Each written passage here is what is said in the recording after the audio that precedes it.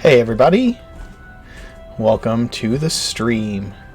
We are playing The Road to Nowhere tonight, our D&D Saturday night live game. Before we get started, just a couple of announcements. We have a sponsor called FarboCo. They are a local to me gaming company that is willing to send out some prizes to those who participate in our contests. One that we have going on right now is there's a link in the panels. It is keyed to your Twitch account. If you share it with social media and get people to click on the link and get people to view the stream, then you will get points towards the leaderboard. At the end of this week, a week from tomorrow, we will see who's at the top of the leaderboard, and that person will get a mystery box of minis, care of FarboCo, from us. In addition to that, we have a ridiculous challenge going on. My players want me to dab, and I refuse, because I hate dabbing. However, they're all obsessed with it. And so I agreed that if they could get us to 100 subscribers by the end of the month, which is in 2 days, I will dab on camera. I have also told them that since that's a ridiculous goal, that if they can get us to 200 subscribers by the end of June, I will still dab on camera. I absolutely hate dabbing, and that is why I set that bar so high. They are adamant that it will happen, and they keep throwing in bounties to sweeten the pot. Whoever gifts the most subs is going to get some prizes from the players. I believe one player has promised an Explorer's Guide to Wildermount. And Justin, you have some things that you've thrown out there, don't you? Yeah, I got a couple things. I'll make it short and sweet. First prize, I will give up my prize copy of Castlevania Symphony of the Night. It's an original. There is no case, however. Sorry, but that's long gone. Second place, I have a drinking horn with the Skyrim logo. That will go out too. And for third place, I will find a mini that's close to your character, and I will personally hand paint it. So yeah, that's amazing. There's some awesome opportunities there for you viewers to get in on that.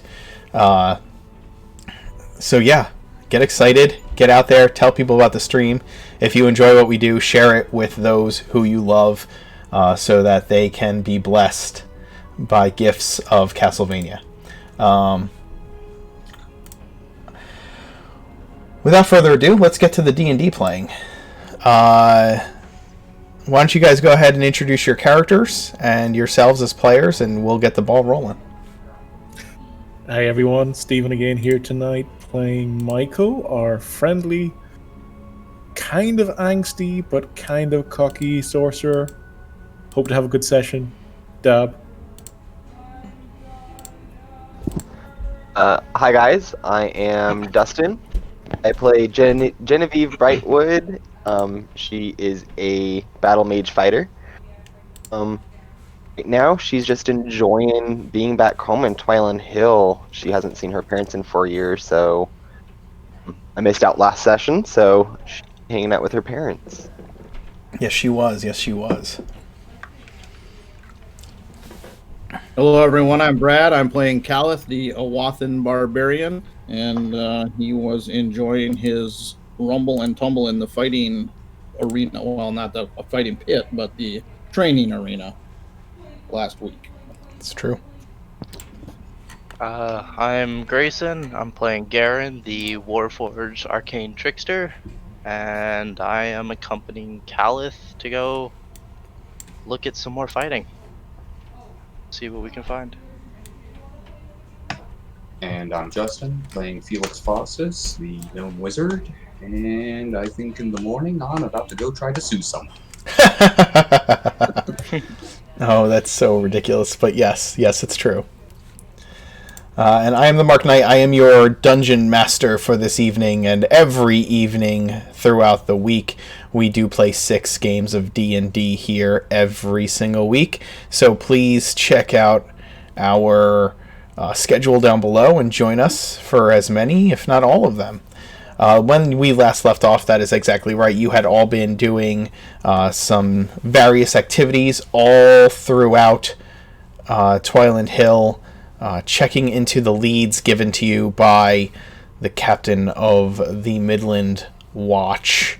And some of you had been looking into things of your own interests.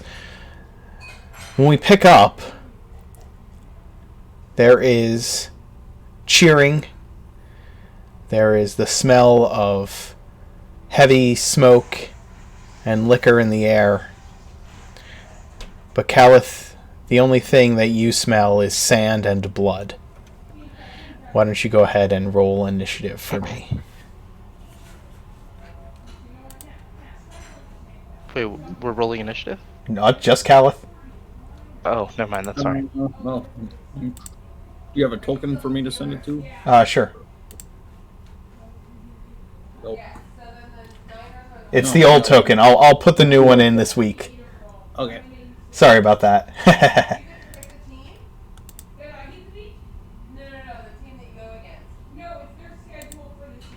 Ooh, there you go. You were right, Steven. Nice. That's what happens when you roll 4 criticals in a row the session beforehand. I can't believe I missed it. That was so crazy.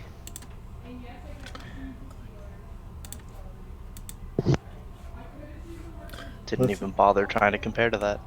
Oof. Let's just move us off to the side. Well, that's what YouTube is for, catching up.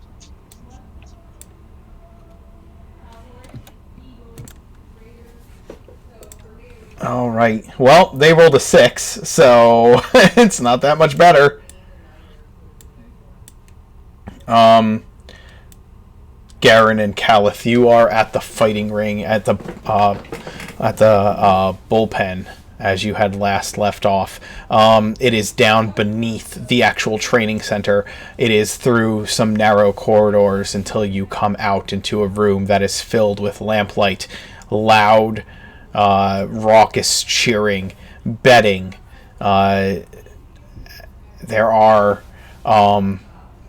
There are gnomes and halflings up next to a chalkboard keeping track of bets. And Calith, you stand in the midst of this wood-ringed dirt and sand pit, face to face with a gentleman who matches you in size at the very least. You're squared up. The prize money for the fight is a fairly good amount. Losing gets you 5 gold, but winning gets you 50.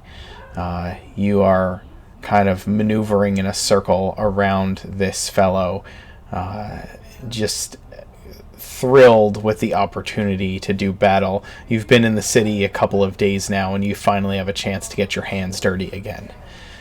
The crowd cheers. Oh, I'm sorry, go ahead. I'll just make a quick point of clarification. The way I remembered last week was the guy said that we could come tonight, but I couldn't fight till next week. And if he would have asked me to fight, Cal would obviously agree. I just don't remember how I got in the actual. That yeah, I know that. There's a bit of a time jump. It's a little TV episode opener-ish. So Okay. Yeah. So what are like the rules of the fight? Rules of the fight are there are several fights. Would you have agreed to a fight with weapons or a fight with hand-to-hand? Probably weapons. Okay. So it's a non-lethal fight. Weapons are fine. Injuries come as they may. No trying to maim someone. First one to tap out or go unconscious loses. It's just you and this other guy. He's a bit bigger, and people are cheering his name throughout the arena. It's hard to tell what it actually is because it's just a blur of sound. Garen, you're standing in the stands. it is the same night that you went there for the first time, and you hung out for a little while, just kind of placing bets before there was an opportunity for amateurs to jump in the ring and try their hand. The trainer kind of offered you, Calith, an opportunity to get in there, and as you said, you wouldn't turn that down. Did I get to make any money off placing those bets? I will allow you to make a roll of chance to see if you won or lost some cash. D100? You can. What's that? Yes. D100, right? Yeah, and let me ask you this: what is your range of money you're willing to bet? 20 gold, and I have 25 for Felix as well. Okay, so the most you could lose is 55 gold, right? If things go real bad, correct? 45, yeah. 45. That's I'm sorry. 45 gold if things go real bad. Wow, math is hard. I need to drink more of this coffee. Okay, yeah, give me a chuck a D100 roll up there, and we'll see what the outcome is. 79. Okay. You double your money. Hell yeah. Nice. Felix doesn't need to know that.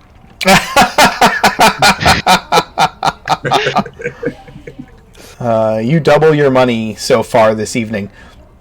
So in the match, it's an amateur match, like I said. Loser gets 5 gold. Winner gets 50. Bets are placed on amateurs because it's an amateur bout. There's not a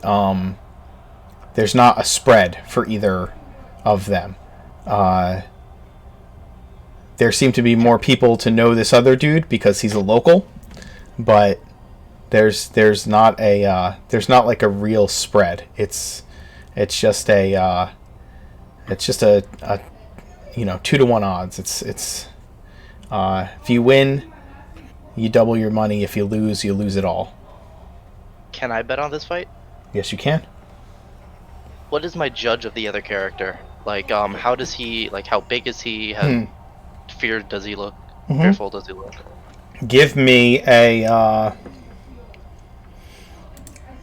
you're gonna look him over. Give me an insight check. Oh, damn. For being bad at it, you rolled pretty good. All right, let me pull up his character sheet and I'll let you know what you know about him. All right.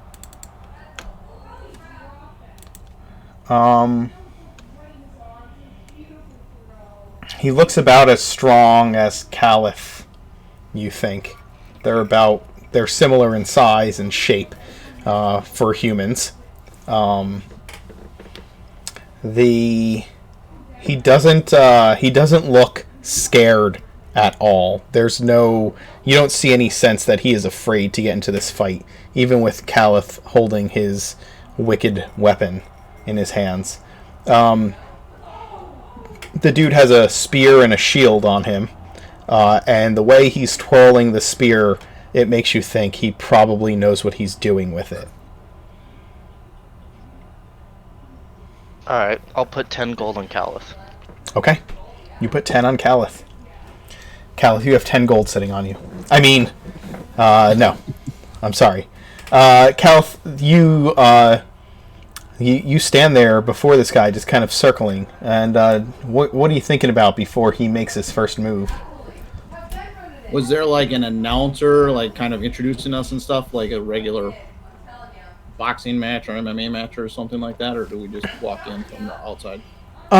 You walk in from either side, and yeah, there's kind of a wiry dude in the middle, long.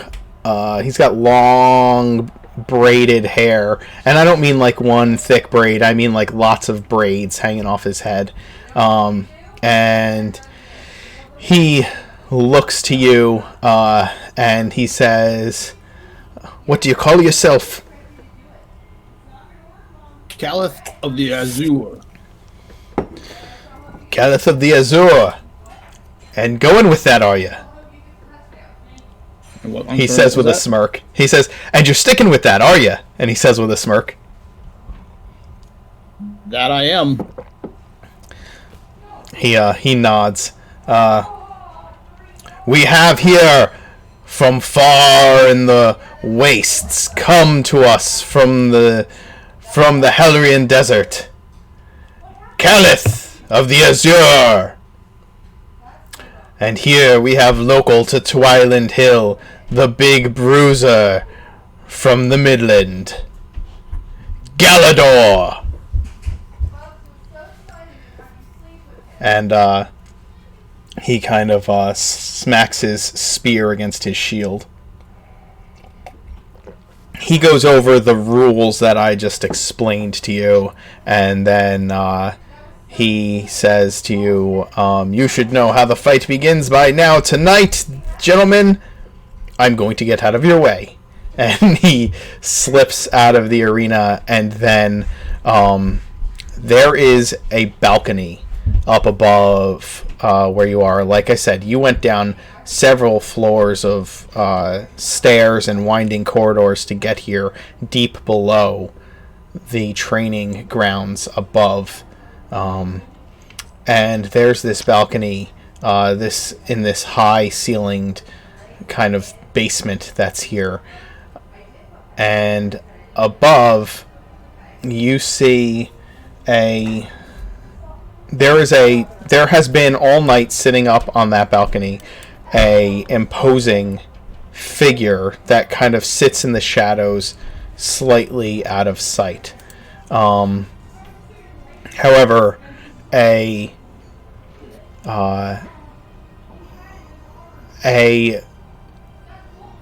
beautiful, slender, Argonauty female steps up to the edge of the balcony, and as she has at the start of every fight, she tosses a copper through the air, and when it lands in the center of the arena, it means that the match has begun. It flips through the air, making that exaggerated ringing noise that it does, and though the crowd is truly continuing to cheer, from your perspective, Caliph, there's kind of a sucking in of air and a moment of silence until the slowly turning coin hits the ground with a dramatic thud, and then the man in front of you charges. The very first thing he does is attempt to smash his shield into you to try and disorient you. He swings forward with it, and you jump back out of the way of the weapon, seeing it coming with with an obvious thrust. And then he slashes out at you with his spear. But once again, you know that it is coming, and you make a deft maneuver out of the way of his weapon. What do you do on your action? Alright, Caliph will let out an Awathan battle cry. Nice. And enter a rage. And then I will attack twice with my great axe. Nice. I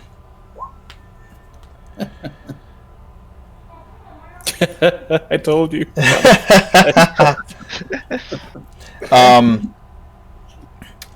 Oh man, Caliph, you come at him and you swing your first strike with the great axe. Now he's smashed at you with his shield and then stabbed forward with his spear, and you dodged out of the way both times. So you make an exaggerated strike at him with your axe, and he is slightly out of reach. You misjudge your step just a minute, but then you regain your footing, step up, and slam into him with the second strike, dealing that 13 slashing damage heartily into his heartily into his chest. Now your weapons are wrapped so as not to cause real damage other than bashing.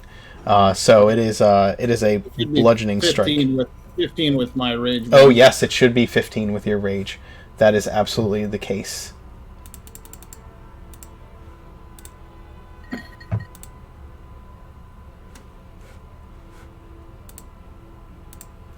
Sorry, my I hit the wrong button on my mouse and it accidentally bumped me out of roll 20. So I have to get back into the game and take away his hit points. Yeah, you cry the ever-present barbarian battle cry of "I rage," and then you strike. And he'll have a little smile on his face after the first exchange. Oh yeah, you're dipping and dodging and ducking out of his way, and he takes that blow, but he seems to take it in stride. You have that little smile on your face, and he shouts to you, "I'm gonna smack that thing off." And he charges at you and attempts to dip sideways and come up under your defenses with his shield. But a 12 is certainly not going to be enough to do that. He brings his spear down at you. That time he hits. 21? That hits. Okay. And he slams his spear into you for 14 piercing damage. As it's bludgeoning. It's all going to be bludgeoning. Yep. So 7, correct? Mm-hmm. Yes, 7 for you. Did you get my whisper, Mark? I did. How does the... Are you,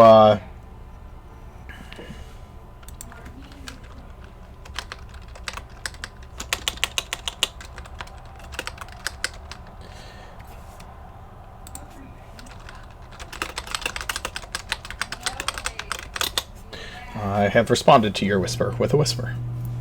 Nope, I just so say- that answers my question. Dark Dramer, thank you very much for Yeah. the gifted subs, man, like always. Dude, you are just throwing them out there, man. That's amazing. David has gifted 12 total subs to the channel since last month. 12. That's amazing.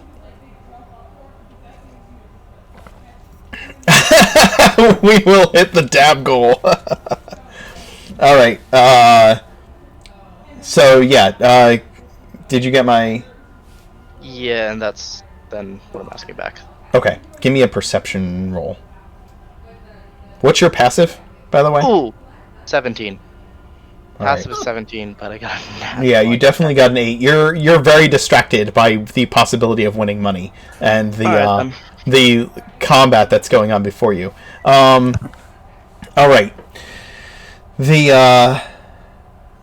So Calith, he misses you the first time, hits you with a spear, and it is your action as you continue to circle him within the ring. Right.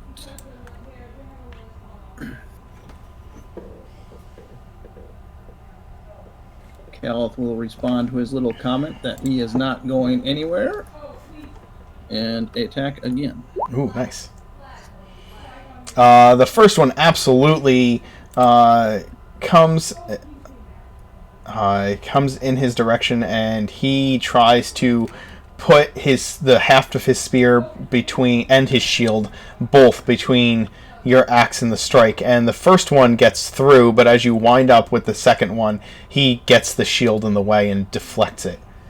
But he is going to take that 12. Because you are... Because you are raging. Alright. This music is far too mellow for me to be describing combat. I'm sorry.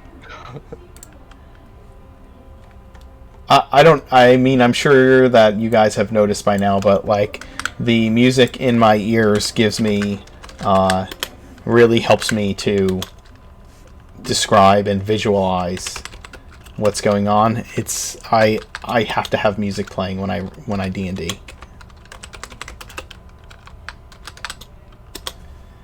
All right. Caliph, he having taken a blow from your great axe and then deflecting the next one, he strikes at you with his spear first, kind of trying to brace your axe out of the way with his shield. But you force through it and dodge around the haft of his spear. So he tries to bring in his shield for a bash. He does get you this time, 24 to hit. It's going to be 9 bludgeoning damage, and you will have to make a strength save or be knocked prone.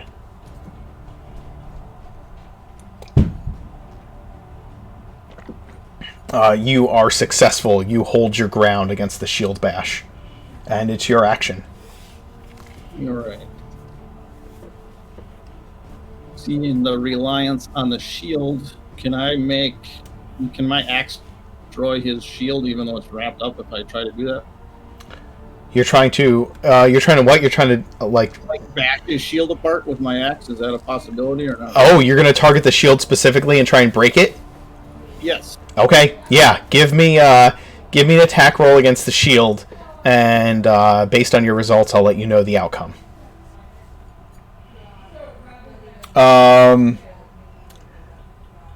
You hit the shield and smack it for 13 points of bludgeoning damage to the shield itself, and it begins to splinter. It is not yet broken, though.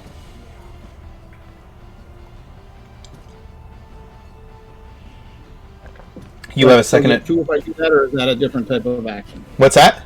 Oh yeah, it's still an attack. It's still an attack. You're just attacking the object instead of the person. You hit the shield again, and it shatters to pieces. His armor class is now 2 lower. So Cal gives another battle roar. He steps up and he shakes the shield off of his arm, what pieces remain of it, and he squares up against you. I liked that shield. And he strikes at you twice with his spear this time. First one misses. The second one also misses as he tries to take 2 swipes at you with his spear. You are far too deft at maneuvering around it. It is your action, Caliph. You have him off his footing, I think. I'll just go in for a regular attack this round. And that's a critical. What the hell, man? With his shield out of the way, you have complete access to this dude.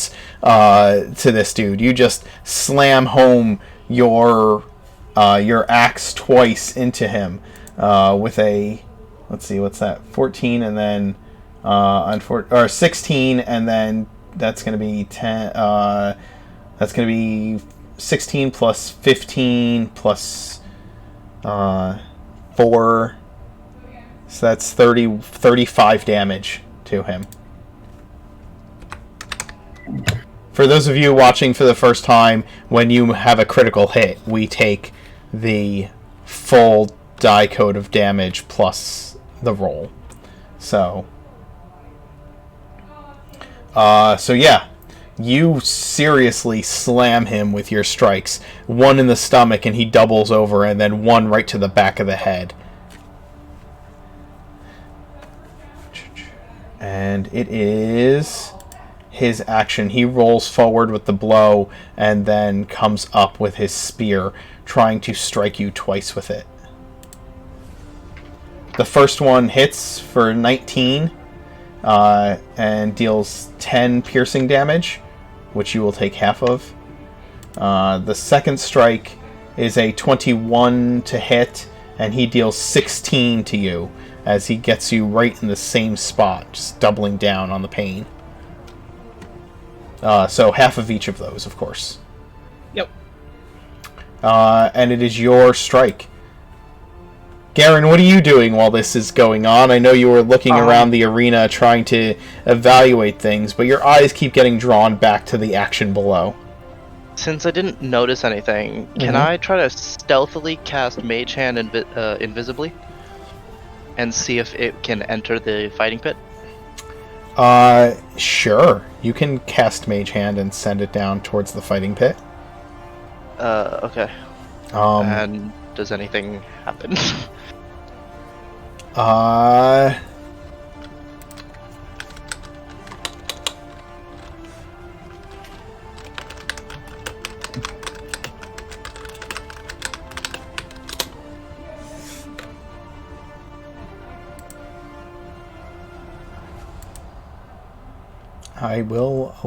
let you know.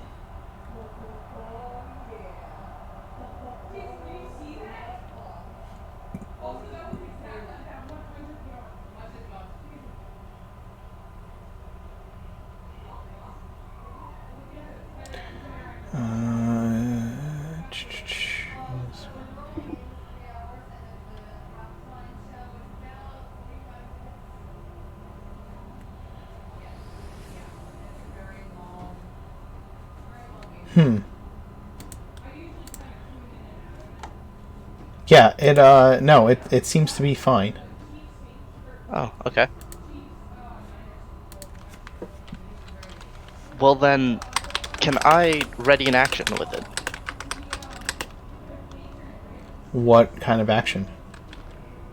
Such as whenever the guy with the spear goes to kind of lunge at Calith, he just kind of lightly taps it enough to try to give him disadvantage on the attack. You're going to try and give him the help action, essentially? I'm trying to help Calith, yeah. Okay, gotcha. With the invisible Mage Hand. Right.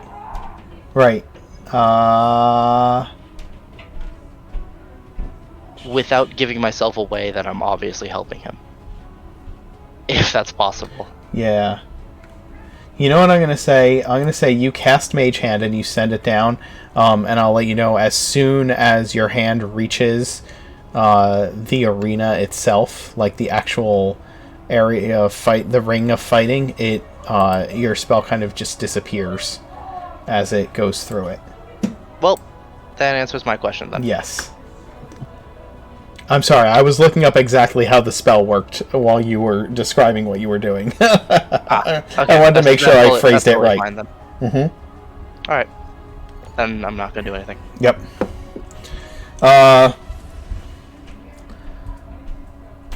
Okay, Caliph. He attacked you last. It's your action.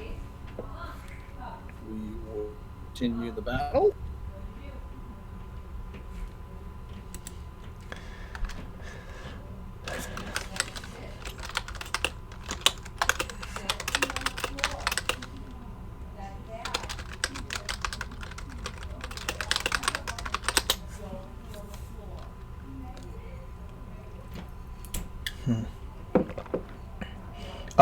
Yeah, you slash twice at this guy, and this time he ducks out of the way both times and brings his spear to bear against you.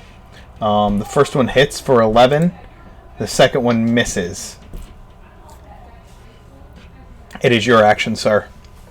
As he slams his spear against you twice. Once with the... it's once. He hits you once. He hits you with the butt of the spear in the gut and goes to make a second attack, and you spin out of the way. Okay.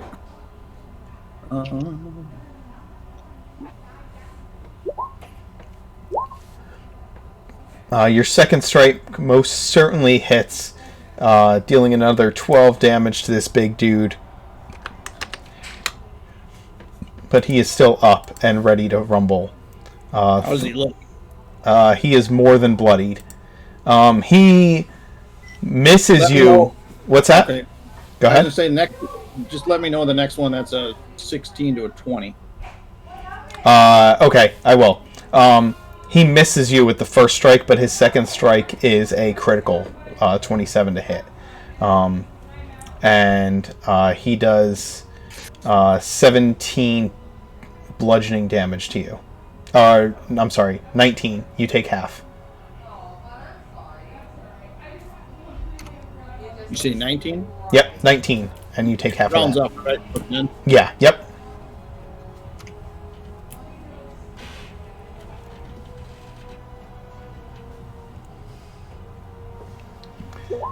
All right. You slam him twice more, taking down, 25 points against him, and he goes down to one knee. What's that? Oh, 29. You are right. 29 points. I didn't add the 2 last time either, so that's 6 more. You slam your axe against him 2 more times, and finally he kind of, out of breath and bruised, throws his spear down and kneels in a yield. You have bested me. Caliph will exit his ray. Well, first he'll give a roar of triumph and exit his rage. Excuse me. There are cheers all about. And then he will tell the guy that was a good fight. Your opponent stands, and he's wearing like a helm on his head, and he takes it off and extends a hand to you. I'll grasp his hand and slap and pat him on the shoulder as well. After that beating, I believe you owe me a drink. And he smirks. Caliph will give a chuckle and agree. That sounds like a good plan. He grabs his spear on the way out. Especially after you broke my shield. I truly did like that shield. You are a good fighter. Where did you learn your skill? I was talked with by my fellow tribesmen of the Awathan. The ones who circled you in battle. Those are my ancestral spirits. They help protect me and those that are my companions. You walk out of the arena, and as you do, the guy with the braided hair is walking towards you, and he tosses each of you a pouch, and chuckles and says, "Try not to spend it all at the bar," and walks out into the arena. I'll just kind of lean towards him and stop him a little bit, and kind of whisper that Caliph of the Azure doesn't sound so funny anymore. I wouldn't disrespect my tribe any further. He smiles as you say that and lean near him, and he kind of like he's one of those tall, lanky guys who always seems to be moving and fidgeting a little bit, and you say that, and he kind of like spins around before heading back out to the arena to get a look at you, and he says, "It's all a part of the show. Nothing meant to hurt your feelings." And he tips his hat. He like makes as if he's tipping a hat towards you and exits out into the arena. Okay. It's all kind of one quick motion. You know what I mean? Yep. And you head out towards. You head out of there, and and Galdor kind of leads you in the direction of one of the bars on the sides of the stands, where people are getting drinks and food. There are also, as I said, scantily clad men and women of varying races moving through the crowds, offering beverages and other things to those who are present. In the meantime, I will... You kind of cut out there for a second. You said that guy tossed me that coin pouch, right? And it has the 50 gold in it, I think? He does. It does have the 50 gold in it. Yep. Okay, I'm good. Okay. How much gold did I get? Just, I guess, 20 out of that? You get... yes, you get 20. You bet 10, so you get your original 10 back plus an additional 10. Alright. Thanks. All right. No worries.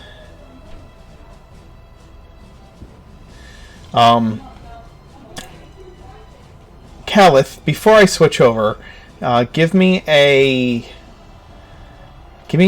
perception roll.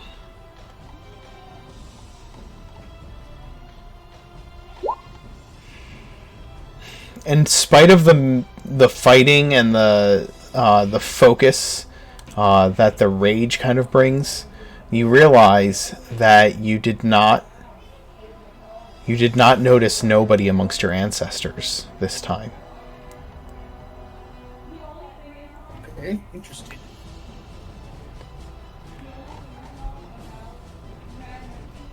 He was no longer present with the rest of your ancestors. Maybe we'll just ponder that for now.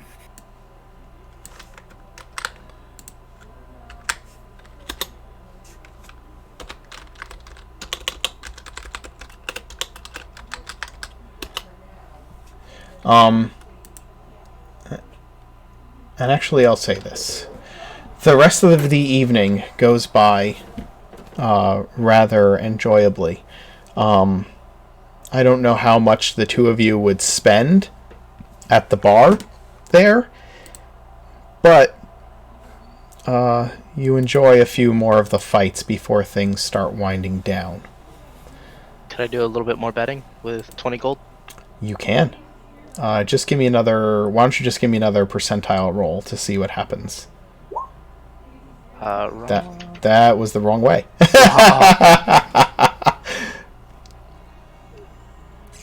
we go. 60. Okay, you bet the 20, and you make another 5 gold this time. Okay. So you are up quite a bit of money.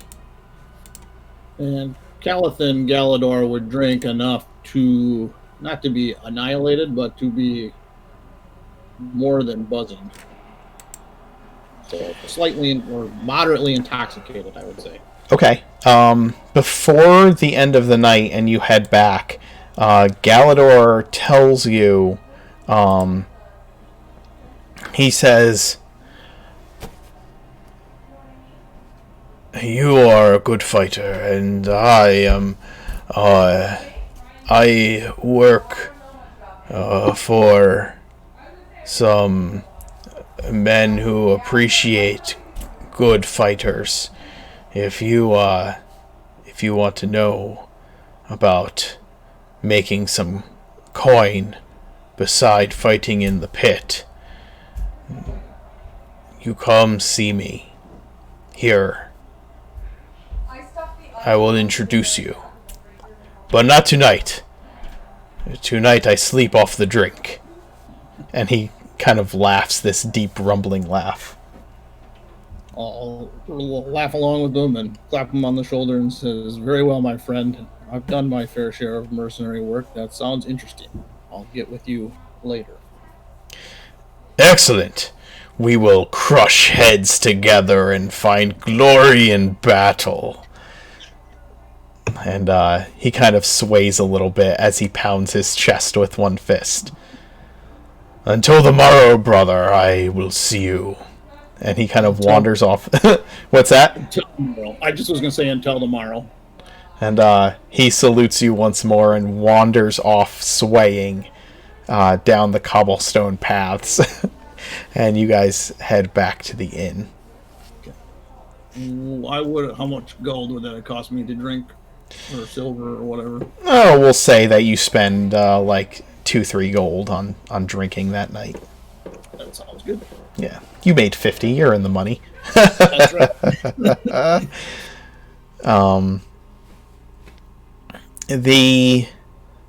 You guys head back to the inn and shut down or pass out for the rest of the night. And the next morning, all of you gather once more in the common room of the Azure Wand. The ever-present halfling bartender is smiling brightly beneath the bangs of her deeply red hair. And as Felix makes his way down from his rooms, she gives him a wink and asks him what she could get him for breakfast. I look slightly down and away. My ears turn a little red. Just a quick drink. I've got things to do today. Thanks. Of course, love. Then I'll go over and... And I turn beet red and shuffle towards the guys. What do you drink, by the way? For breakfast...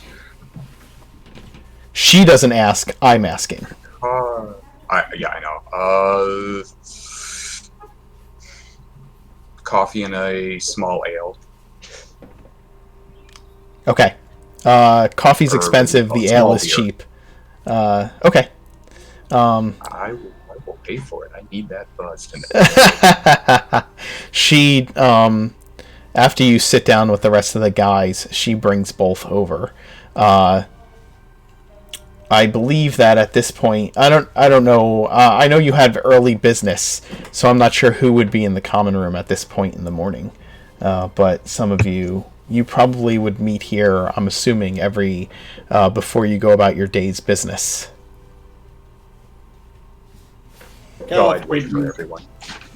When Calith comes down, he's slightly hungover, but not too bad. And he'll have one ale for a hair of the dog, and then switch to water. Okay.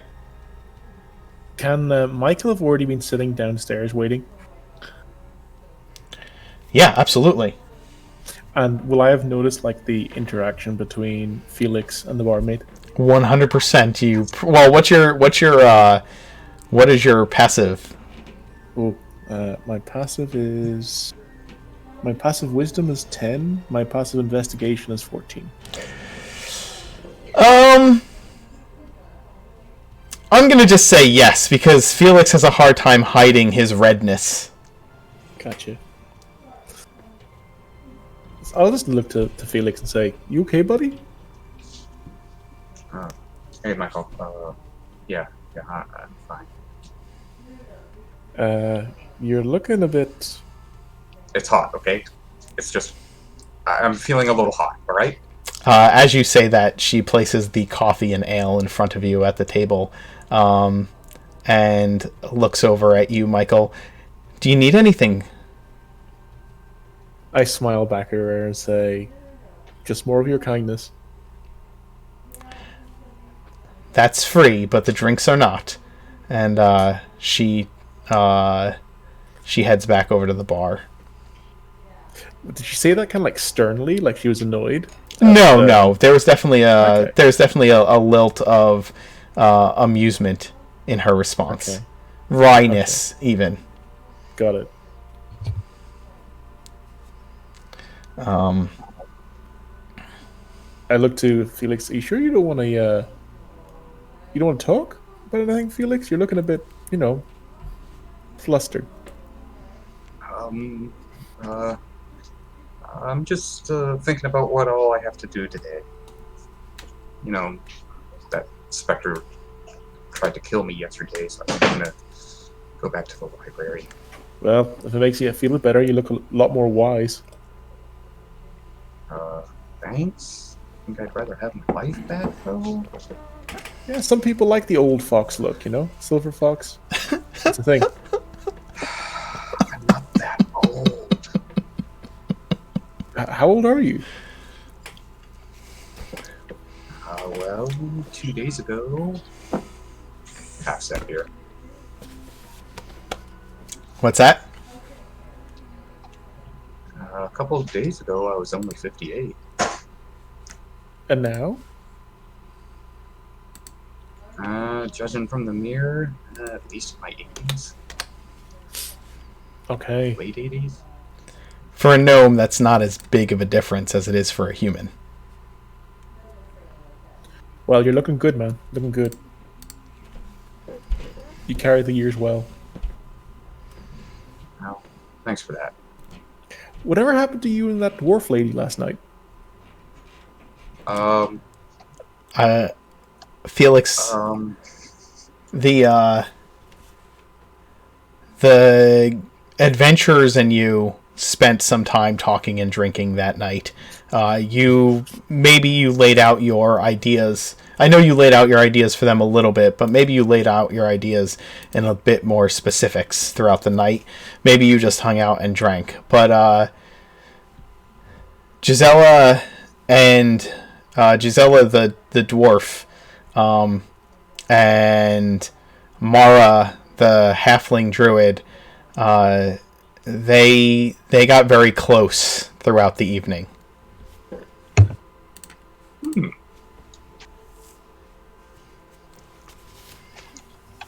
Well, nothing what you're thinking. I think that really wasn't the point of seeing if I could make friends with another adventuring group. Is that what you call it? Connections? Maybe that's a better word. Connections? Okay. Michael, as you say connections, okay, you kind of look up from your conversation with Felix, and Genevieve walks into the bar from outside. Speaking of connections, and I'll immediately stand up as Genevieve enters the room. Oh, thank God. Guys. Jen, hey! Genevieve, the day before you spent the entirety of it with your parents, as it was your father's day off from the watch. And so you have, here you are to reconnect with the gang as planned. I invited Grandpa. Gee, Oof. thanks, Jen. I don't really look all that much older. What happened? What did you guys do while I was gone? Nothing major. Look, Leave it. short of it is went to a library, did some research. Turns out that there was a specter that no one bothered to tell me about in the basement, and they kind of attacked me.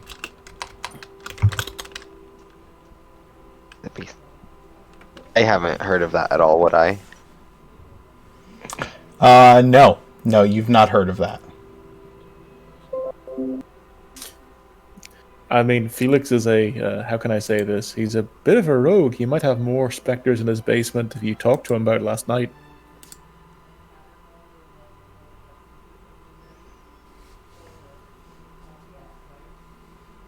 Sorry, what was that? I said, you're a bit of a rogue. You might have more specters in your basement if you talked to him about it last night. I don't want to know what happens times.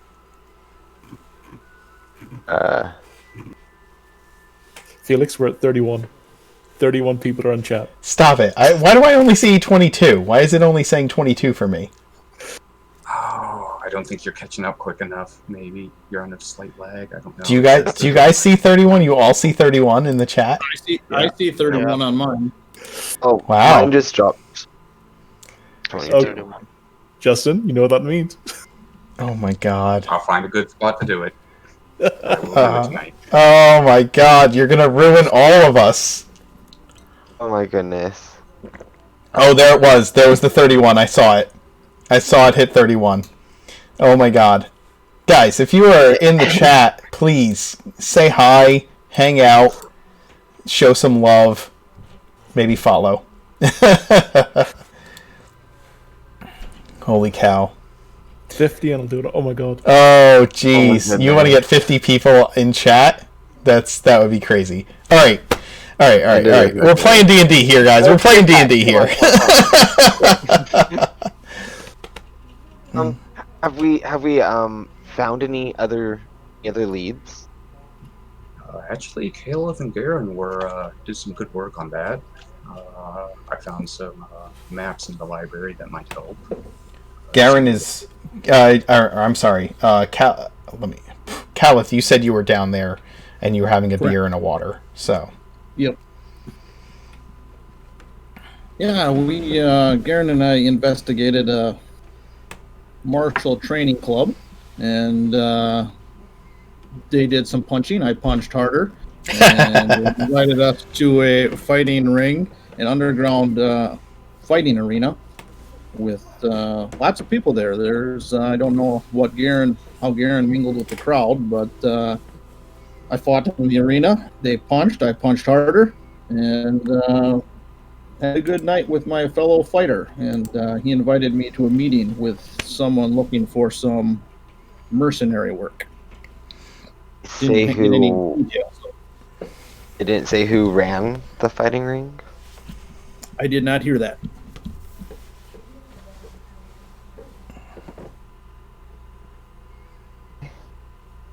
But next time there's a fight, I'll go and meet this Galador.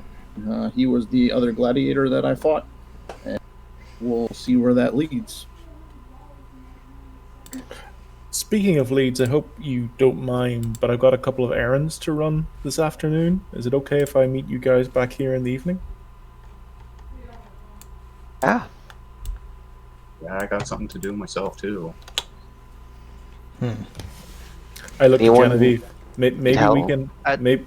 Maybe we can have that dinner later. Paying, right? Always. I like free food, so yep.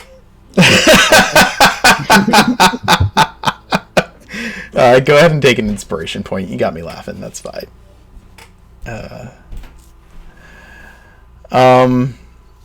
At this point, could I walk in? Oh yeah. What? Whenever you want, man, you walk in. From the front door. Oh, okay. You come in from outside. Yeah.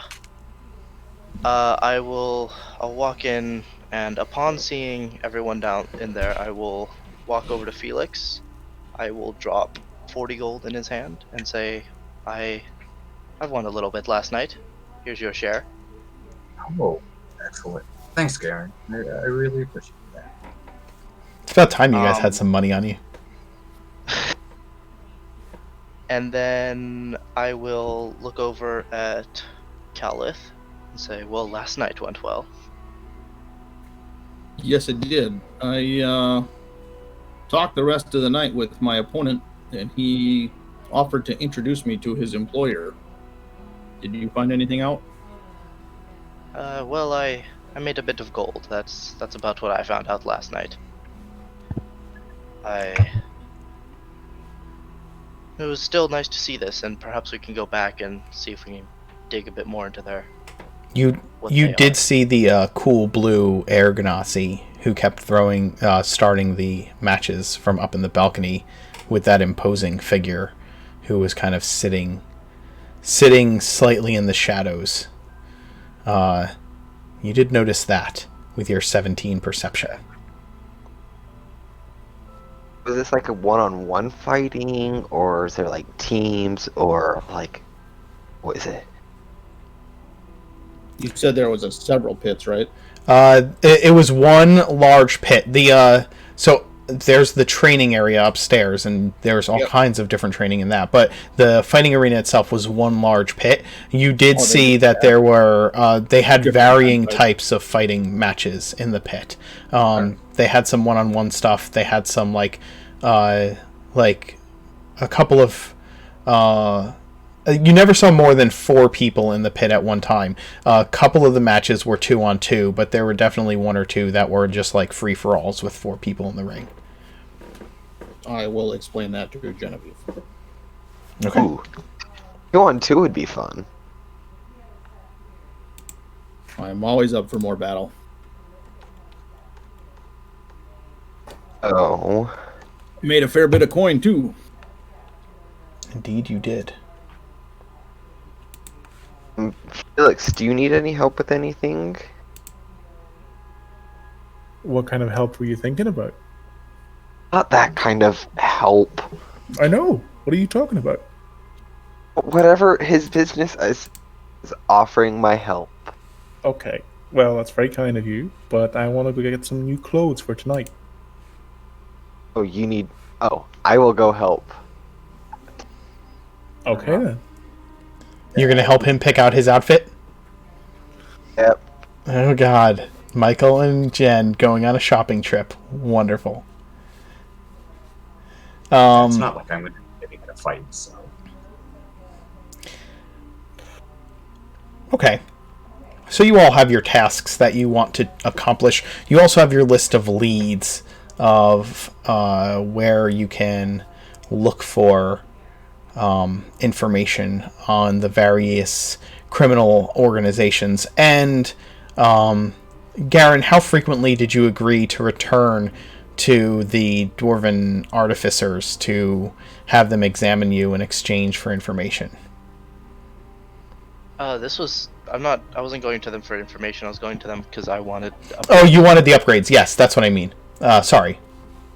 I guess I would go every day because I'm trying to upgrade myself as well as find out a bit more. Okay, and you're gonna have them upgrade you. You want the hidden knife, right? Yes. Did I give you a price for that? I don't believe you did. Okay, I will do that. I will give you a price for that.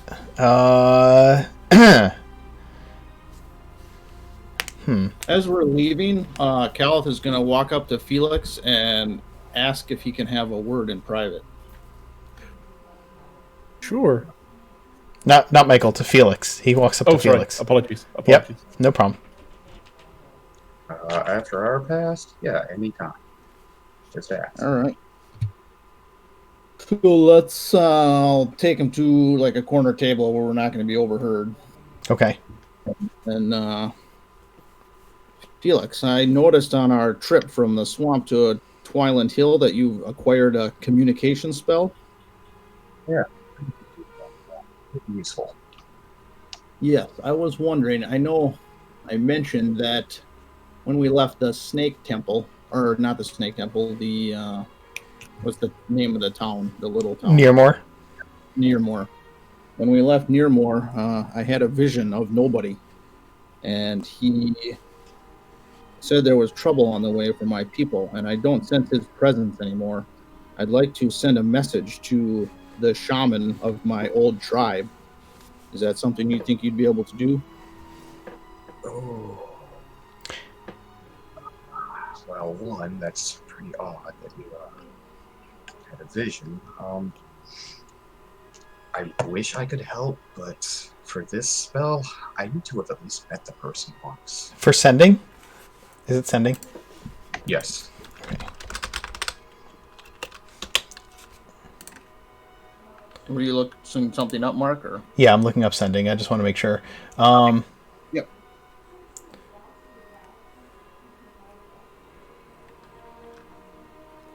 Thank you for throwing that up there. I appreciate it.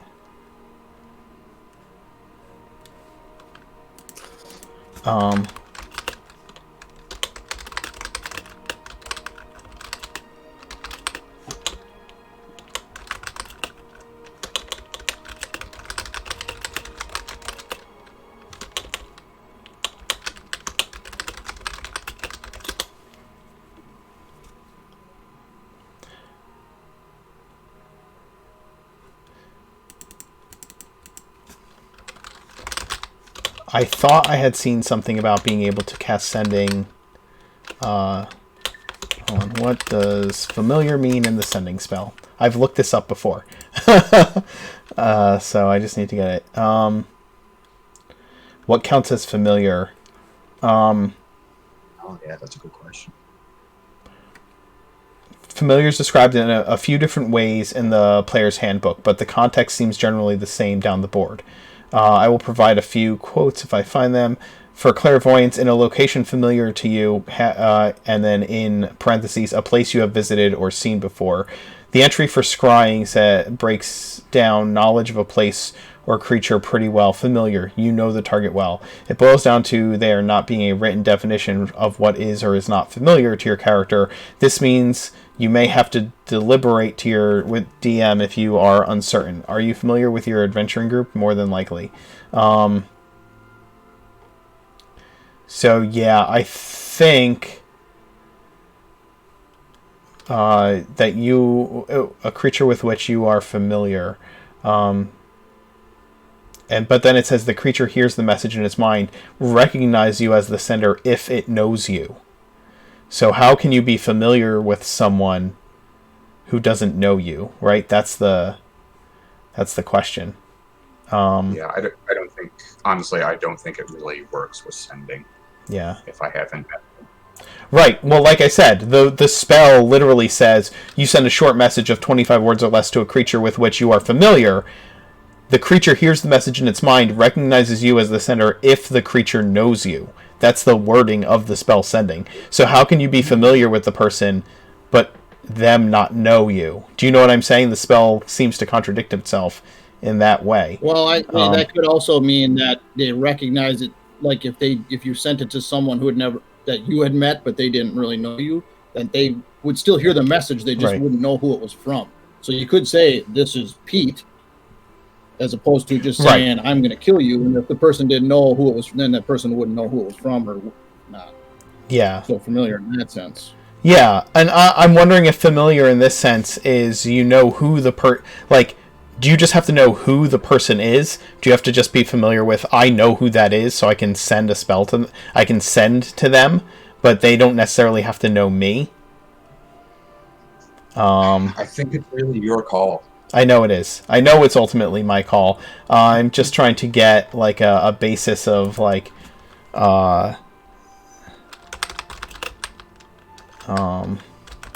This is one of 5E's fuzzy. It is. It's fuzzy. There are places that it's fuzzy on purpose. You know what I mean? Yeah, lots of them.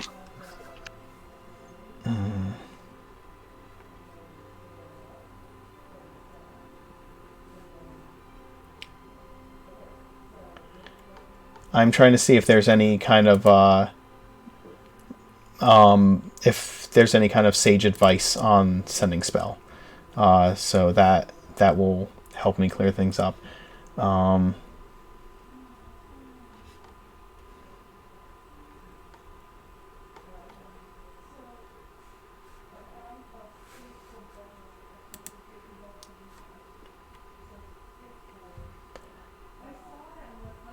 All right.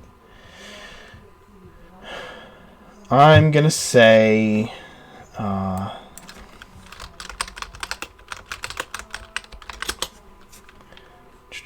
I'm sorry. I like to try and get at least a little bit of I like to stick to what what it's supposed to be as much as possible. Yeah, this is going to affect other groups. Right. It will affect a lot of things. Can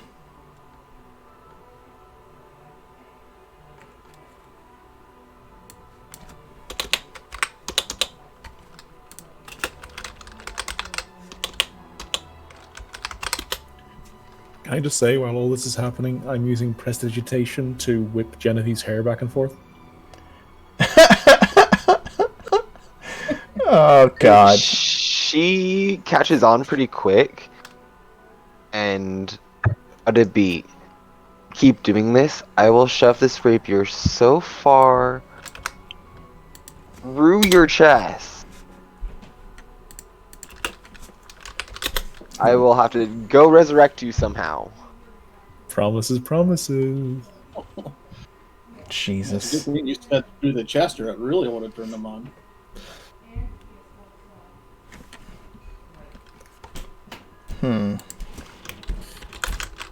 That song stuck in my head now. She whips her hair back and forth. She whips her hair back and forth. Oh my God. Stop.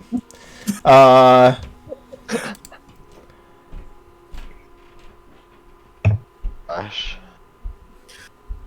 Would Caliph know any tribal spirity ways of contacting him, even if he didn't know how to do it himself?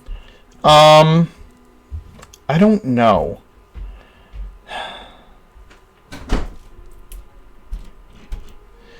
Okay, so I'm gonna say this: if Caliph can describe if you can describe the like if you know the shaman well, I wanna say that as long as he can. Okay, no, the ruling is gonna be this. Felix, you have to be familiar with who the person is. Okay, you don't necessarily have to be like familiar in the sense that you know each other well, but you have to be familiar with who it is, right? Like you would have for to. a minute or 2 or 5. What's like that? Met them for at least like a minute to 5 minutes, something like that. Even not even necessarily having met them for a minute or 5 minutes, but like, oh yeah, I know exactly who that is, kind of a thing. Do you know what I'm saying? Like, you couldn't send it to somebody who you've never seen or heard of before, but if you... Recognize on sight. What's that? But if I can recognize them on sight.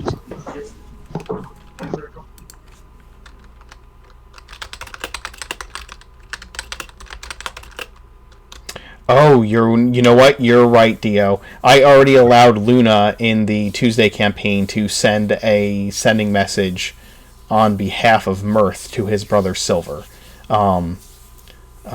So I kind of have to... I guess I'm going to have to stick with my ruling on that. And as long as Calith can describe... This shaman that his mother worked for and that he learned his herbalism from. So I would say, with the exception of his mother and maybe one of the scouting leaders that he would have fought with, he knows the shaman as well as anybody that he knew growing up.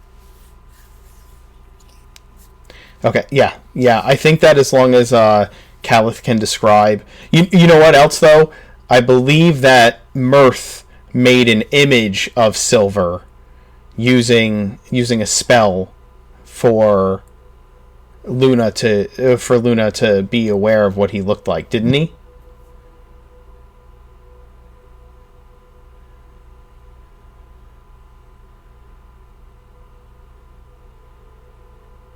I'm asking chat real quick. I want to make sure that I'm being consistent through all my games. So. Oh, I just had an idea. What if he forms I ask him to form an image in his mind, and I use detect thoughts to read his mind? Ooh, that might work. If California.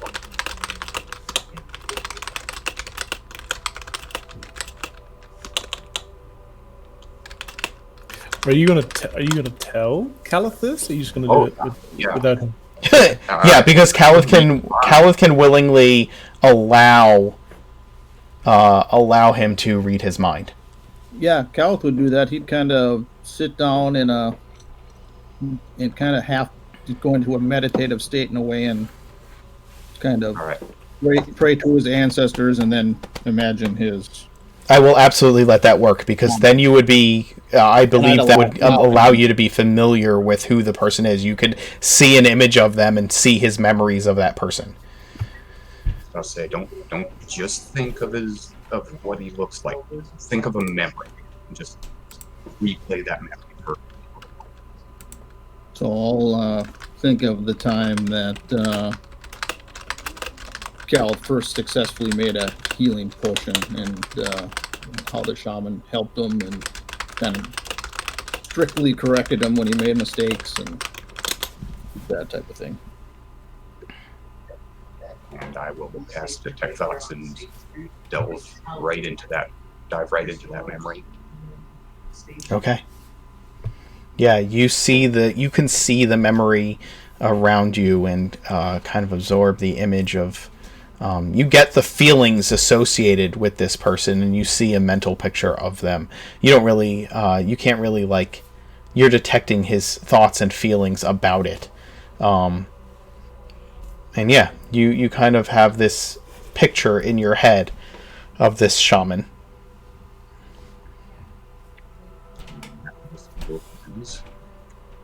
Okay, Calith, that might have worked. I think I might be able to do it now. Excellent, thank you. So how does this work? I talk and you talk and he talks back through your voice? Might want to just jot down the message real quick. Only use up to 20 points. It is a limited spell. 25 pretty much unlimited range. Why don't... I know you have some tasks today, so why don't you go about that and I will work on my message, and then tonight, if that works for you or when you're free, we could send the message. Whenever you're ready. If you want to do it now, I can do it now. But if you want some time to think on it, I'd like some time to think on the message. Hmm. Good call. Always good to jot that down and know exactly what word. Okay. Hey guys, let's take like a 2-minute break here, real quick, and then come right back. Sure. All right. No problem. I'll be right back.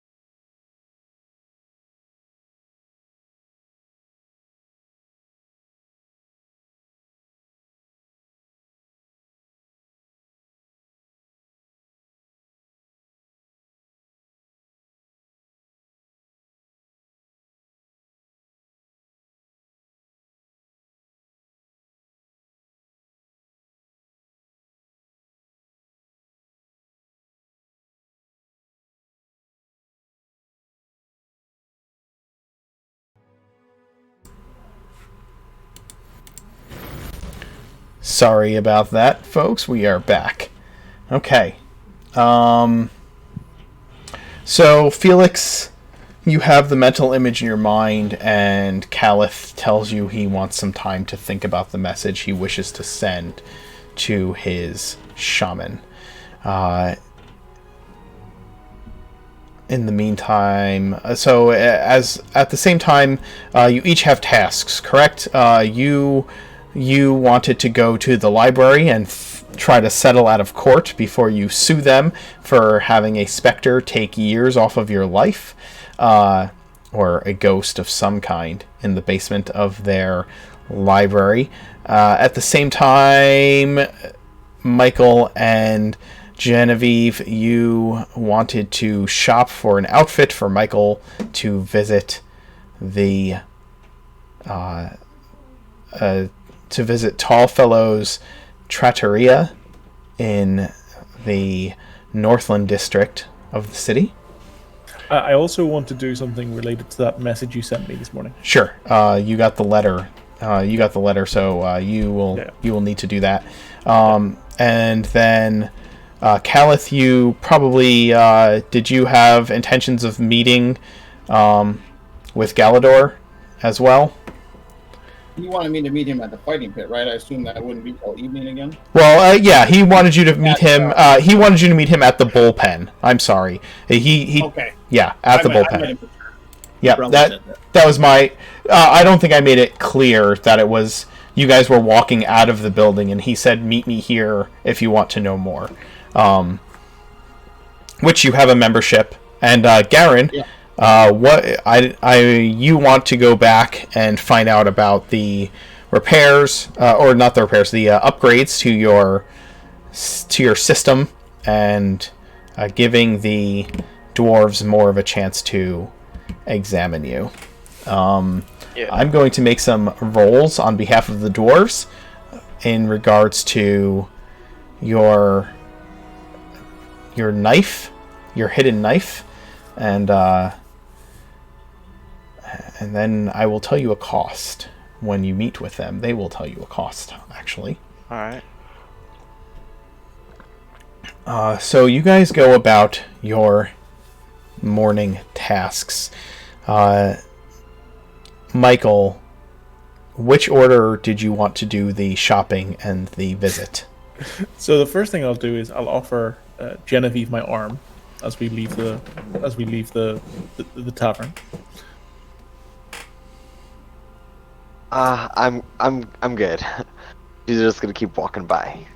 Awkward.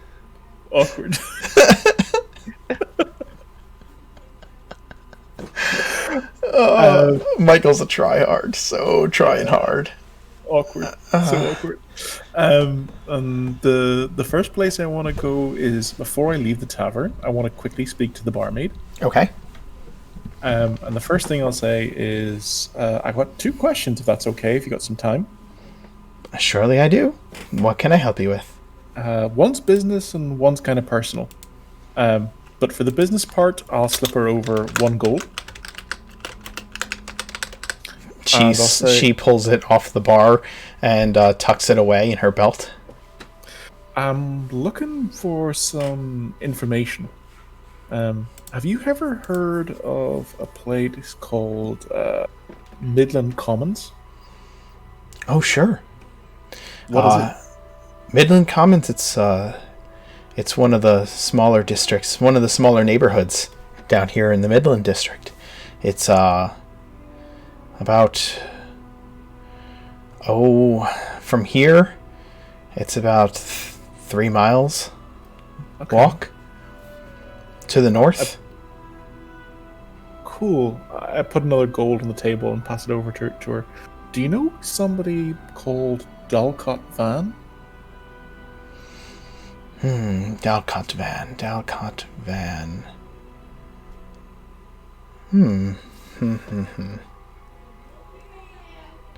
Surely I do. I think that's... Yeah. If I'm not mistaken, that's the name of the silversmith up there.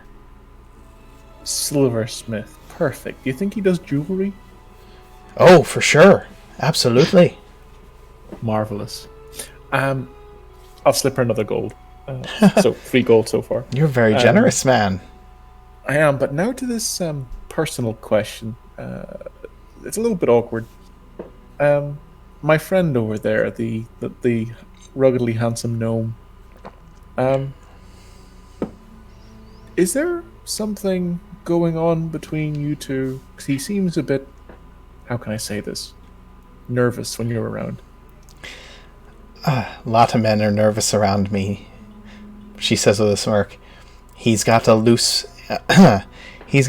purse string and as you said, rugged smile. I like him. He's nice. Hey. Nice. That's interesting. Okay, well, thank you for the information. Anytime. As long as you have more of these. And she puts the gold into her pouch.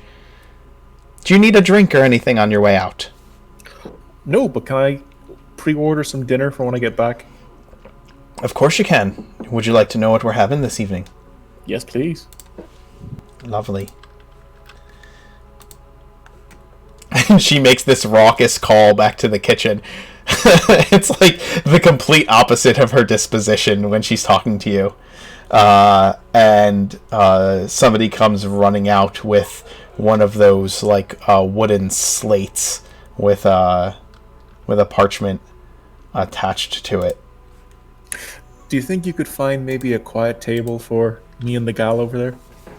Weren't you going to go to the? I thought you were going to go to That's the tonight. Tall Yeah, Fellows. sure. Yeah, I thought you were going. I'll come back. I'll come back here for lunch and have lunch here. Okay. Good info, adventurers.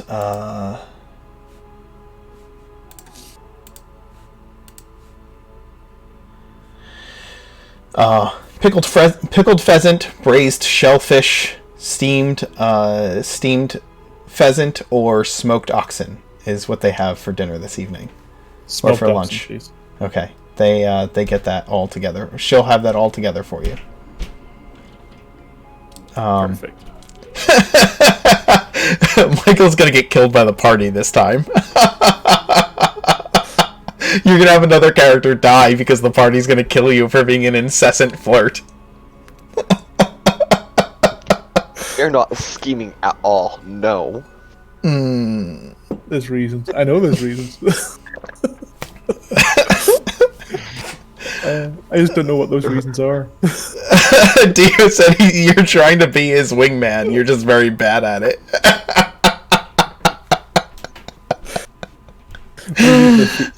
the Felix and Michael buddy cop movie. Oh my god. Okay. Yeah, so I'll walk out awkwardly with Genevieve going to first of all a clothier. So Sure. Just seeing if there's any kind of good tailor stroke dressmakers in town. Sure. The nicest part.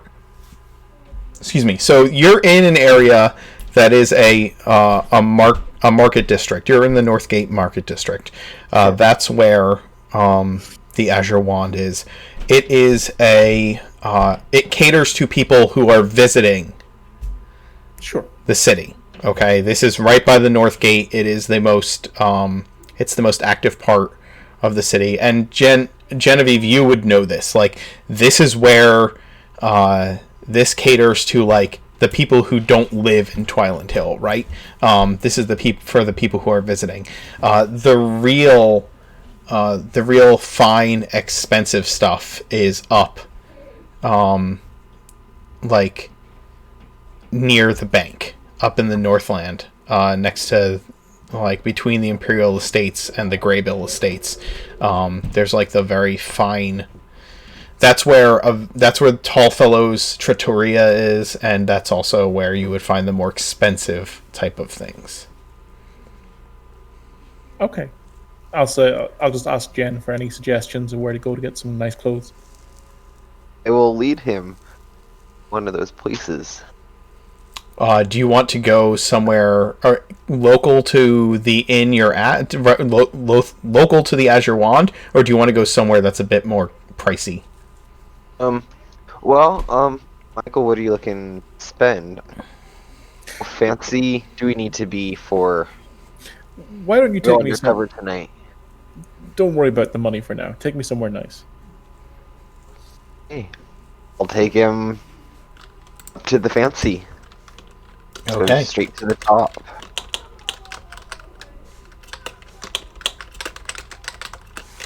This is probably my one and only time I could probably afford something up there. All right. Might have to wink at someone to make it happen. Is that me?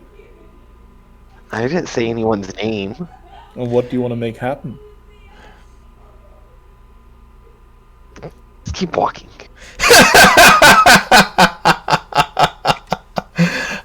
You end up at. Where's my notes? Okay.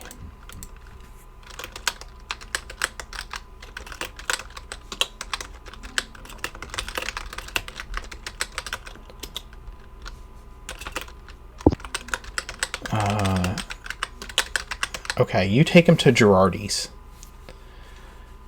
Girardi's is a small tailor in the Northland, just south of the Imperial Bank, in one of those small buildings right there. And I can zoom in on the area that you head to.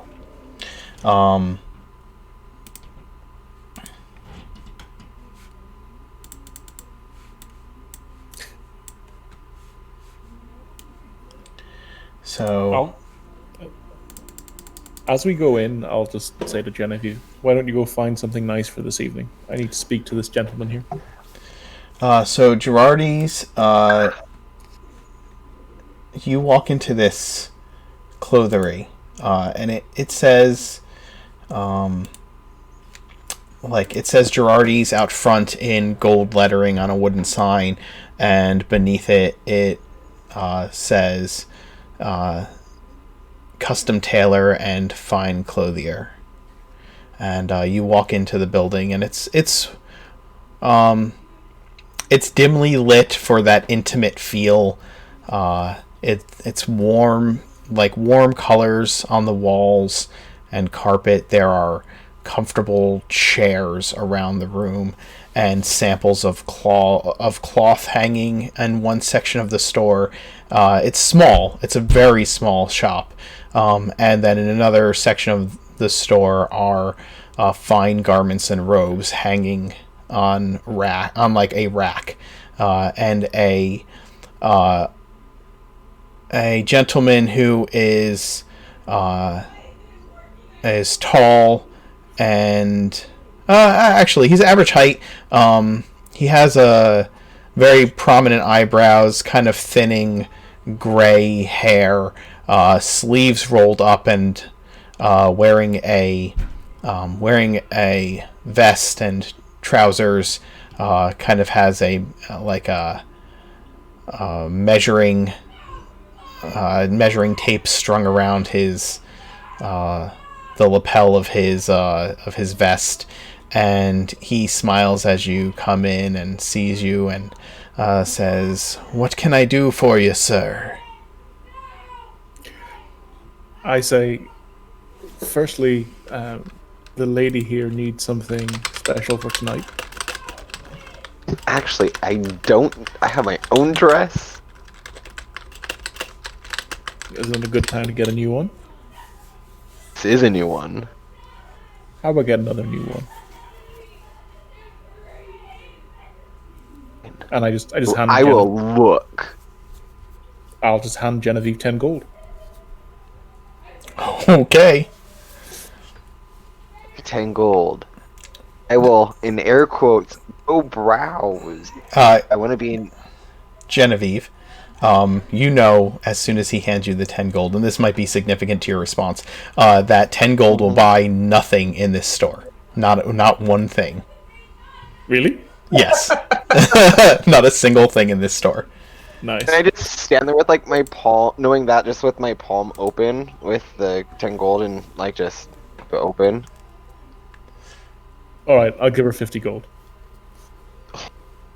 Okay.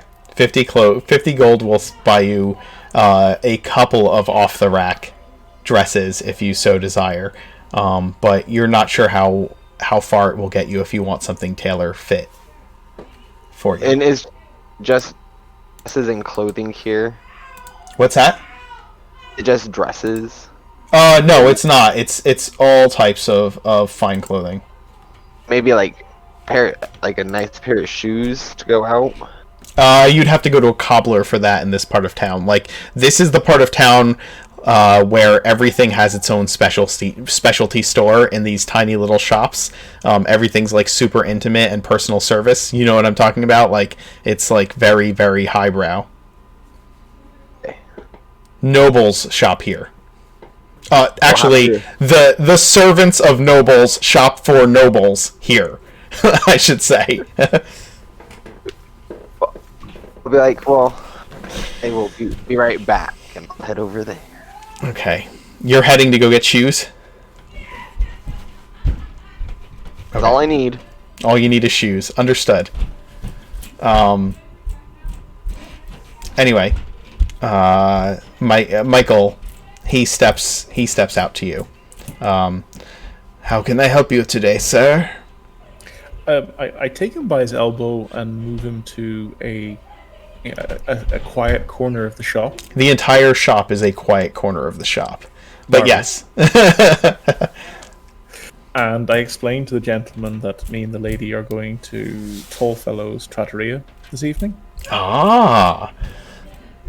And I'd like a little bit of information about the restaurant. What can I expect?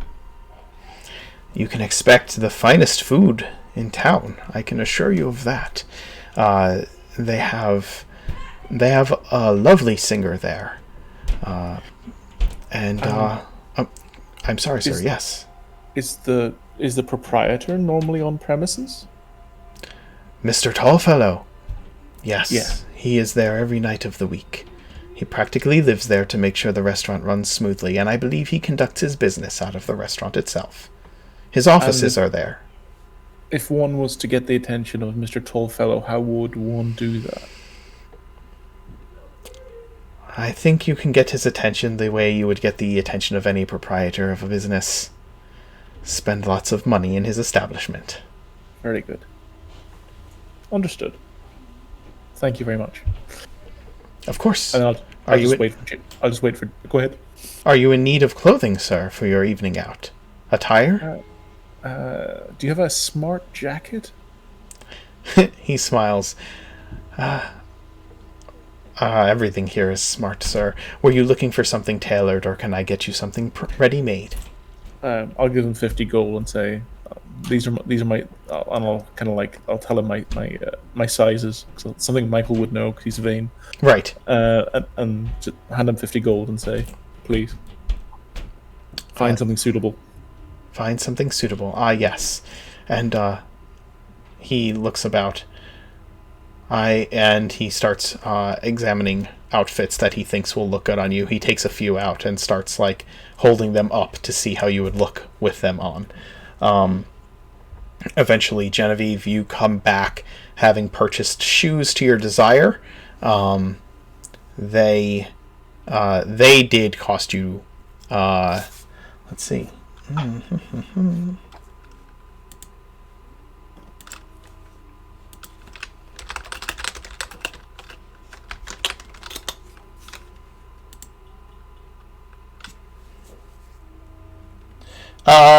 I'm gonna say that a fine pair of shoes cost you five gold for some nice shoes, high end nice shoes.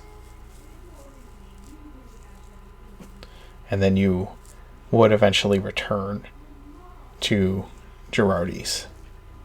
Michael, for 50 gold, the proprietor has told you that he could sell you, that you could purchase 3 of his finest off the rack fine clothes for your evening. Yeah. So tell him I'll take a jacket, a shirt, and trousers. Okay, for one set of fine clothing, it is off the rack. It is 15 gold. Oh, 15. 15. Oh, okay. For 50, he can sell you 3 sets, three outfits, not 3 articles of clothing, but 3 outfits for 15. Now, if you wanted something tailored, it would be more costly. Okay. Tell him I'll take 2 sets for 30 then. Okay. He does so. And you gather the clothing that you need.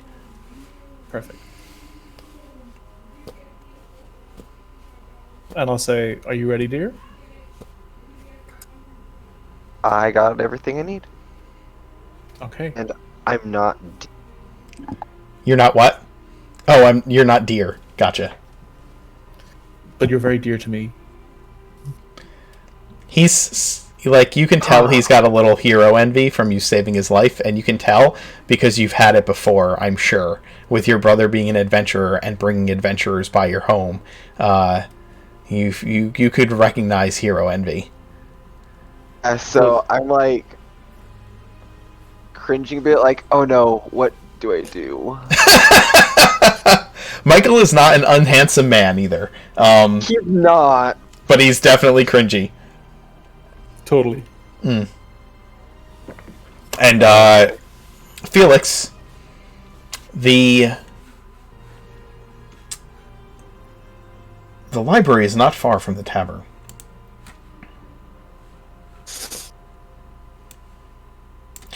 The tavern is here.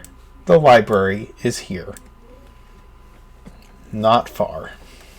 Oh, that's what it is. The library you visited.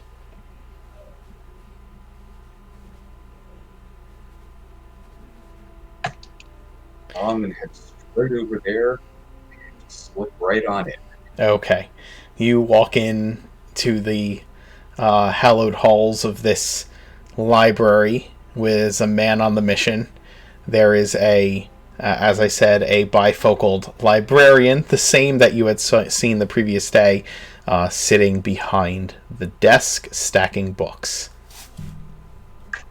I stride right up to her, pull myself up to my full 3'2", just glare at her for a moment. It takes a few moments for her to notice you, and then she peers down over her bifocals at you. Can I help you? Yes. You can get your manager. Sir, this is a library. Who's in charge? I'm one of the librarians. What can I do for you? Do you remember me from yesterday? She adjusts her bifocals. I believe so. Yes, you were here, right? Asked about city plans? No? Yes. Yes, that is correct. She nods. Good. Now that you remember who I am, what you did not tell me was that there was a specter in the basement that nearly killed me. I am here to demand compensation. She blinks her eyes a few times, kind of staring at you, and things are formulating in her brain and connecting dots. Are you saying you saw a ghost in the library? A ghost, specter, something of the sort. And no one ever bothered to warn me, or apparently anyone else, that that thing was down there.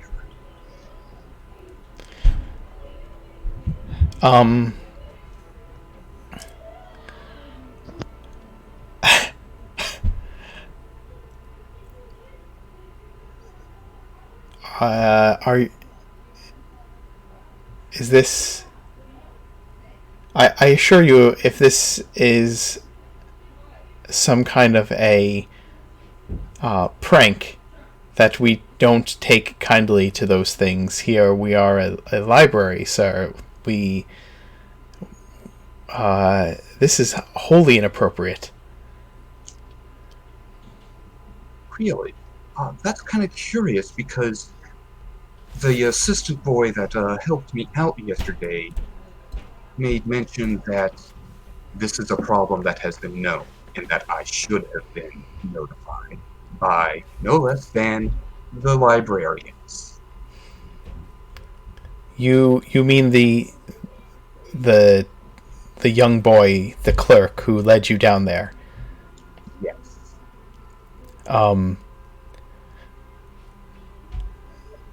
Yes. Children like to tell stories, sir.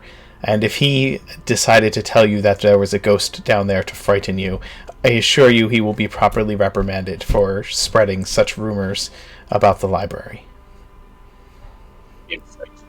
I apologize that you would... What's that? Yeah, give me an insight check.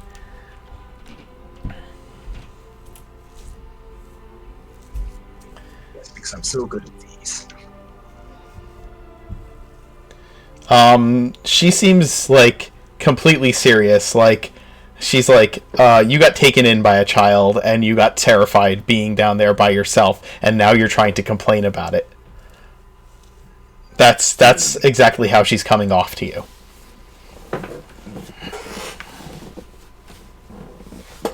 Can I speak to your assistant for a moment, privately then? Surely. Absolutely. Let me call him over. And she gets the boy. And the boy comes out, and she says, "This gentleman is saying that you told him that there is a ghost in the basement of the library." The boy like kind of looks wide-eyed and looks over at you and looks back at the librarian. The truth, boy. What's that? What'd you say? Speak the truth, boy.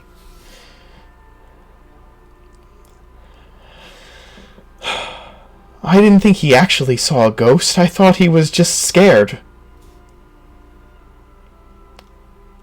You saw me come in younger than I was when I walked out.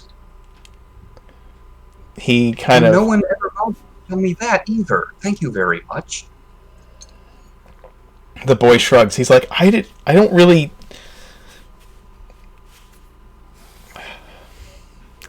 The librarian looks over at you. "Sir, there have been rumors of ghosts in every library in every city in all of Orden for years and years and years. This boy is stirring up your imagination, I am sure." In this case, and trust me, I know these rumors, but they have always been rumors. In this case, it is not a rumor. I saw it myself.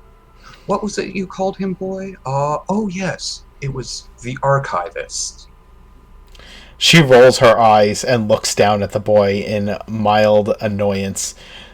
"Seriously, you're spreading that around." Apparently, it's not a rumor, and it nearly killed me. If I had been human, I would have been dead.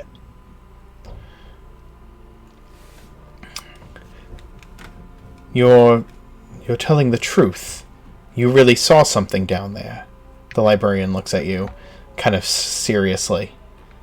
Not only did I see it, it attempted and partially succeeded in draining my life. What were you doing in the basement? Exactly what I told you I was doing. I was looking up plans, and I felt like I was being watched, so I got up, looked around, didn't say anything. So I muttered something to myself and started going back, and boom, there it is.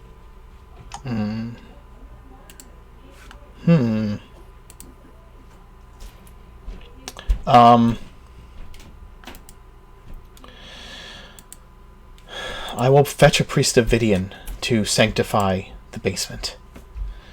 And I will speak with the priest about reparations for your aging.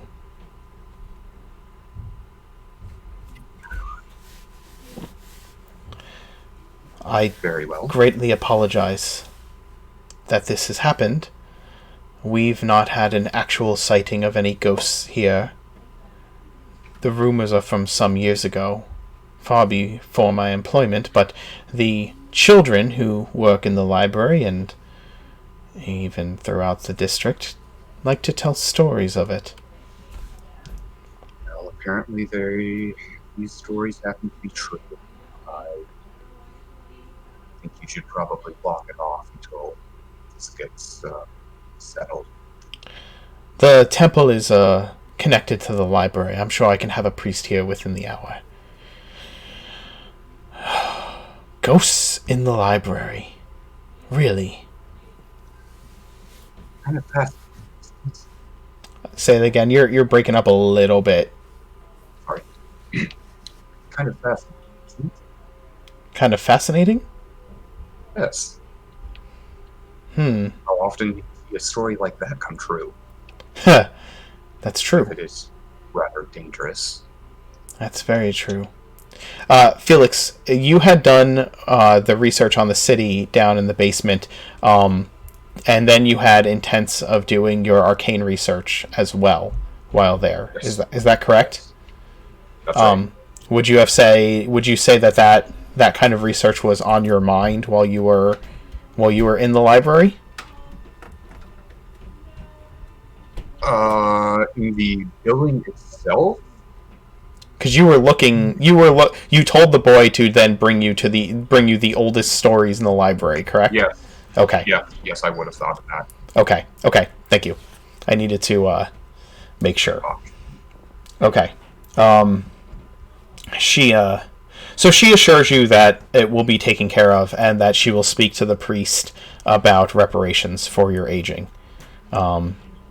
She apologizes profusely several times and is still in shocked disbelief that such a story could be true. I should have followed too. I thought you guys knew about this. Well, you were led to believe that Came we in a did. little bit too angry. I don't blame you. You were led to believe that we did. And she glares at the boy. We'll see if you can continue to work here as a clerk once the priest gets here. And he kind of like looks sheepishly down. The kid can't be more than like 12, right? He's like a young clerk. Well, don't go too far. We were all. I'm sure you pulled out some things too. I know I did. All right. We'll see what the priest has to say about it, but if you're not as upset as that, then perhaps it won't have to go too far. Well, I'm upset, but now seeing the full story, I'm not quite as upset. The archivist. Are you going to wait for the priest to get there, or are you simply going to come back later? Actually, I would like to wait. Okay. You wait. As you're waiting for the priest, she kind of goes on and on about, goes back to work, and then she'll start talking about the rumor of the archivist, how, there's always been stories of the original librarian who had founded the Temple of Vidian, and the library itself was a very old elven scholar, and that people sometimes say they can see him walking the halls at night, or all these different little stories about this, about the founder of the library still being there watching over his books, especially the oldest ones. Huh, that's curious.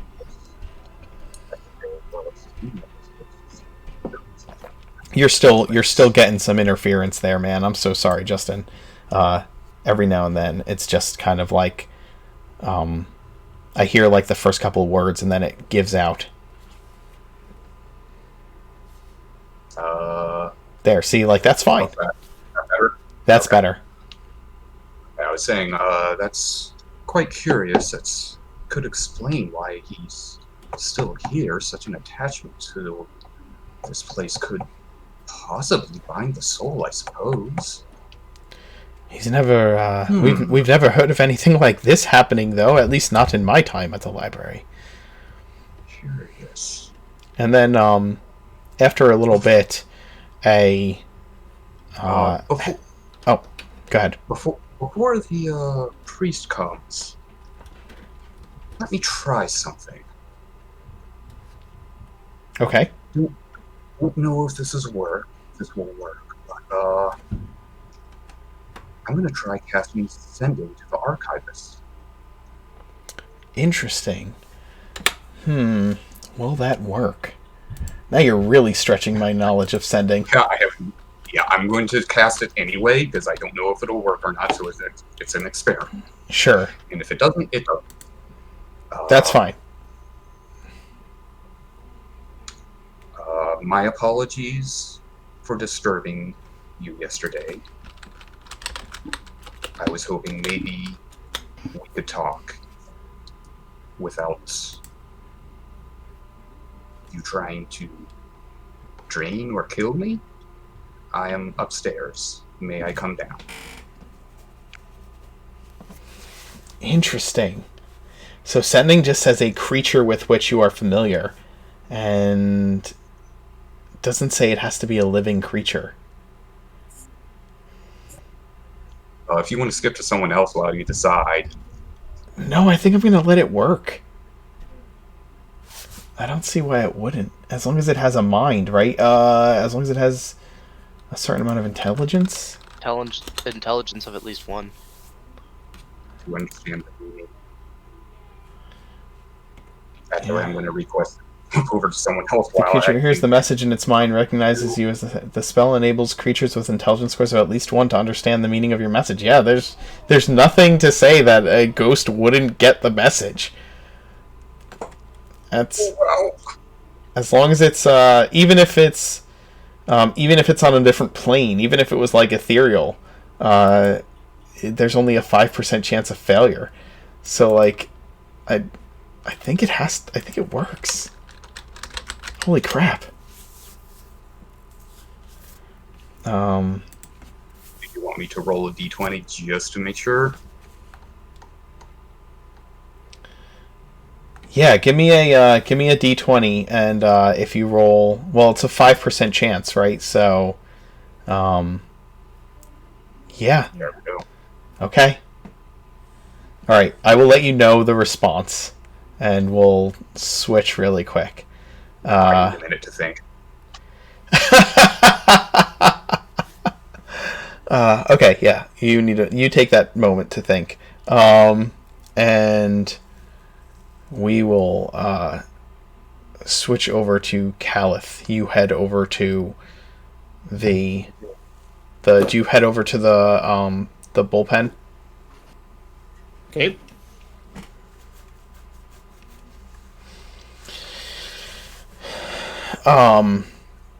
The trainer is happy to see you when you walk in. He comes up to you, and it's the first guy who kind of watched you fight and invited you down to the pit. When you first walk in, he's the first one to see you. And he turns and says, "Calith, good fight last night, man." Thank you. Yes, it was very invigorating. Man, you could, I know you jumped in there for the amateur match, but I think if you trained here with us a little bit, let us get to know you a little more, then you can do some featured matches. The money's there. Good money. Interesting. That, Start making a name for yourself. I might be interested in that. How long are you in town, man? Indefinite, or not indefinite, but I'm not sure. I'm just kind of looking for work, so it would depend on how my prospects go. So these fights could be right up my alley. Sounds good. I like to hear that. Listen, I could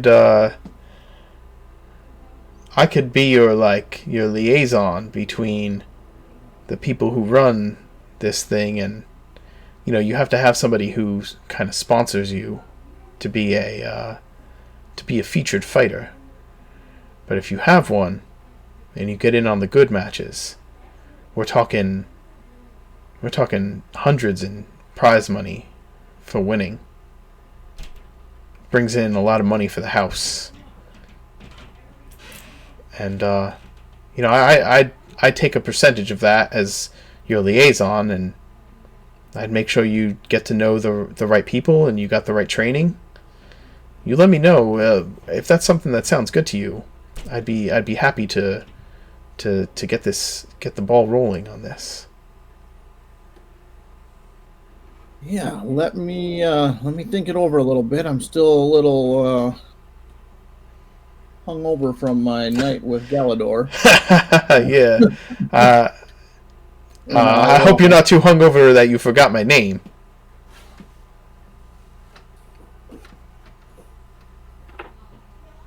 Grim, of course I didn't. He smiles like real broad. Hey, if you want to get into the ring and get some training in later, you let me know. If you need some water, there's a barrel over there. You know, gotta get that hangover cured first. Thank you, I will. He pats you on the shoulder. What are you doing here? Are you here for training? I might do some little training. Galador and I might talked about maybe doing a little training together, so I was wondering if he was here yet. Oh yeah, he's here early every day. Man's down there. Likes to get a workout in first thing in the morning.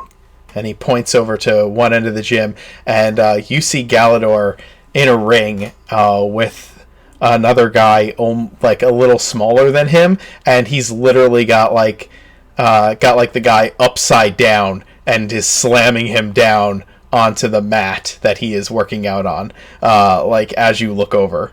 And as soon as he sees you, like, he slams this guy down on the mat, lifts him up like he's going to do it again, and as soon as he sees you, he raises a hand in salute, and the guy slips out of his hand and falls out of his back, onto his back. Galador does not seem like the brightest.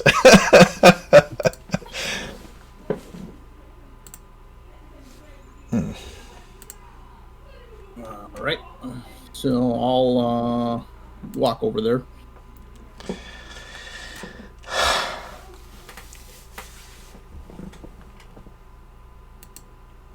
Okay. Galador.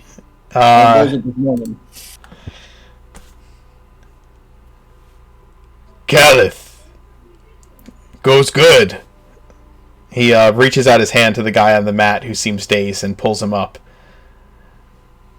You go take break. He pats him on the back hard, and the guy kind of like stumbles forward and like glares at Galador over his shoulder. And Galador walks over to you and kind of leans his arms on the rope that surrounds the wrestling ring. You want to get in? Go a few rounds. He like throws a thumb over his shoulder and points to the arena, or to the wrestling ring behind him. Sure, I could do some training this morning. Good. Cracks his knuckles. Come on! And he holds the rope down for you. I'll climb in and good-naturedly say, it's always fun to give someone another whooping. You think so? I think I get you this time. We'll see. And, yeah, so, as you're kind of sparring, it's a bit of a friendly match, right? And, during the sparring, he, says, so, I have a job right now coming up. Leave soon. In the morning. I work for many people. The ones here, sometimes I do work for them. I am hired. Well, I work for the man downstairs. Did you see the big man? Did I see the big man? The one in the shadows that was watching all the matches. Oh, wasn't that a girl? No, the girl was with him. She was with an imposing figure that sat in the shadows. Oh, okay. Yep. She was the imposing figure. Cool. Yes, who was that? That is the adamantine horn.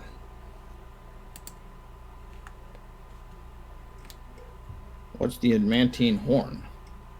He smiles.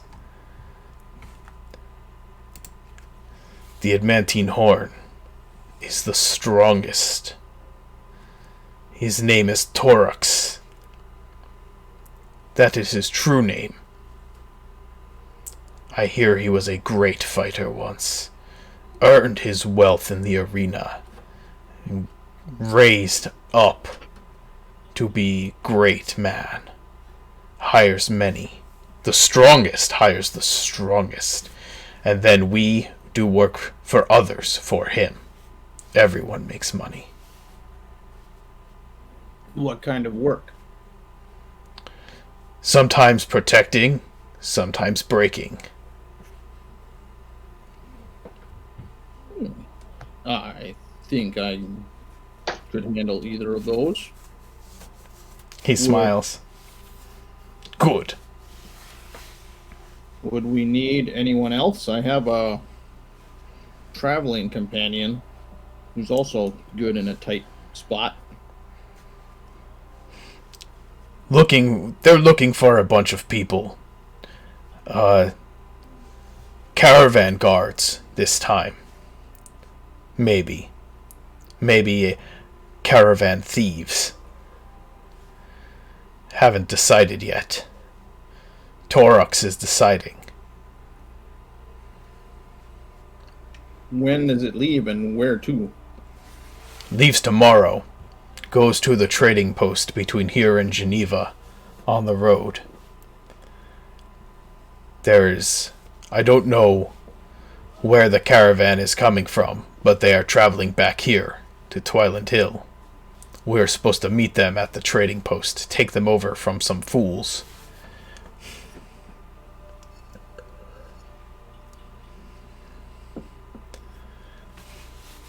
That seems like something I would be able to do. What's the pay?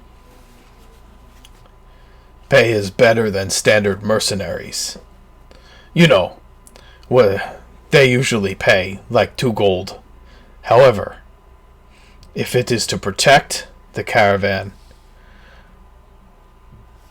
we get paid a little more. If it is to rob the caravan, we get to keep some of what we take. Could be more lucrative.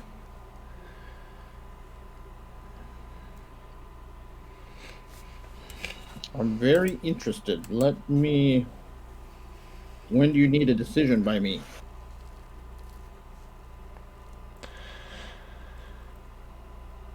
Soon. I would be in, understand, but I did come to town with my companion. I shouldn't leave town without at least consulting him. Soon. Caravan.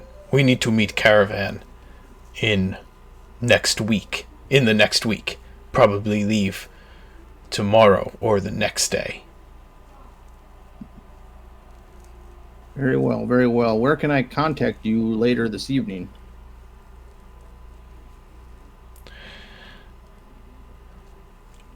I'll be here. Galador is always here. And you guys go through your sparring match. I will know more. I will bring you to people who know more if you decide that it would be good for you and your friend. They are hiring as many as can go. Good, good. As I said, I can't say for sure, but I would say there's a good chance that we'll be here. He nods. I will see you in the pit tonight. Come back and fight more. Who would I be fighting tonight? Random or you again? I need some real competition. Oh, I will give you real competition. And then you guys go at it a little harder. Maybe a little less friendly and a little more challenging. And we'll shift over to Garen. Garen? Yeah. You arrive at the dwarves. And when you get there,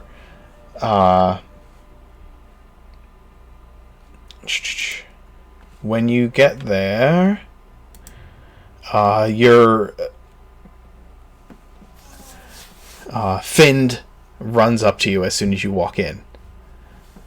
Garen, my brother, he thinks he has an idea of what he can do to install that blade, if you just give him some time to examine your arms today. I have the time. I can do that. Excellent. And he brings you back. And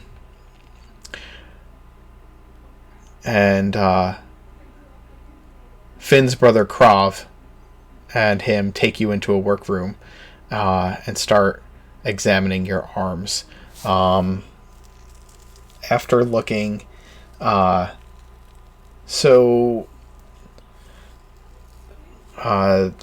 look for a little while. We can definitely install something here. It might be... We'd have to work around what you have so that the knife doesn't cut anything open as it comes out. Like these cords and things that are in here. They examined for a little while. Could be some pretty delicate work. Yeah, but I think we can do it.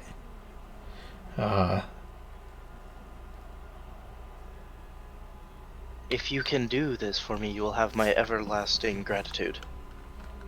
And I shall spread your name wherever I travel.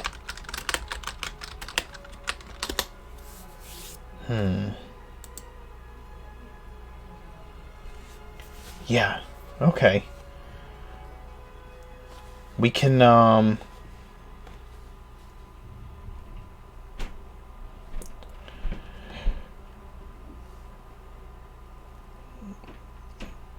we can probably do this for 100 gold. How long would it take? I mean, a few hours to install it. We'd need to take your arm apart. Well, if only a few hours, I believe this can be arranged. And I will reach into my gold pouch and pull out 100 gold. Okay. Alright. They accept the 100 gold. Did you want to do this now? Well, I'm not sure how long I will be staying in town, so the sooner the better. Whenever is available for you. They nod. Might be good for you to shut down. Very well then. And I will enter Sentry's Rest. Okay.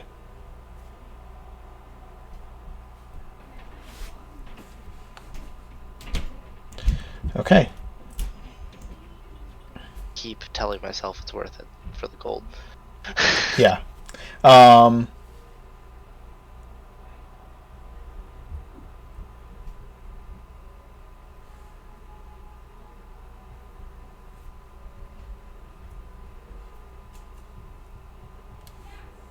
Okay. So, they attach the blade. It takes several hours, but they get it done. The cost to modify your arm is has a lot to do with the delicacy of the work, but it is quite well made when it is finished. The knife can do one of two things. It can pop out in such a way that you can just raise your hand and like stab Assassin's Creed style, right? Oh, okay. Okay. So it can do that, and it is completely hidden. Unless the blade is out, no one can tell you have it. Okay? Which is a part of why it costs 100 gold. Yeah. It is completely sheathed inside of your arm. And again, unless the blade is out, it cannot be seen.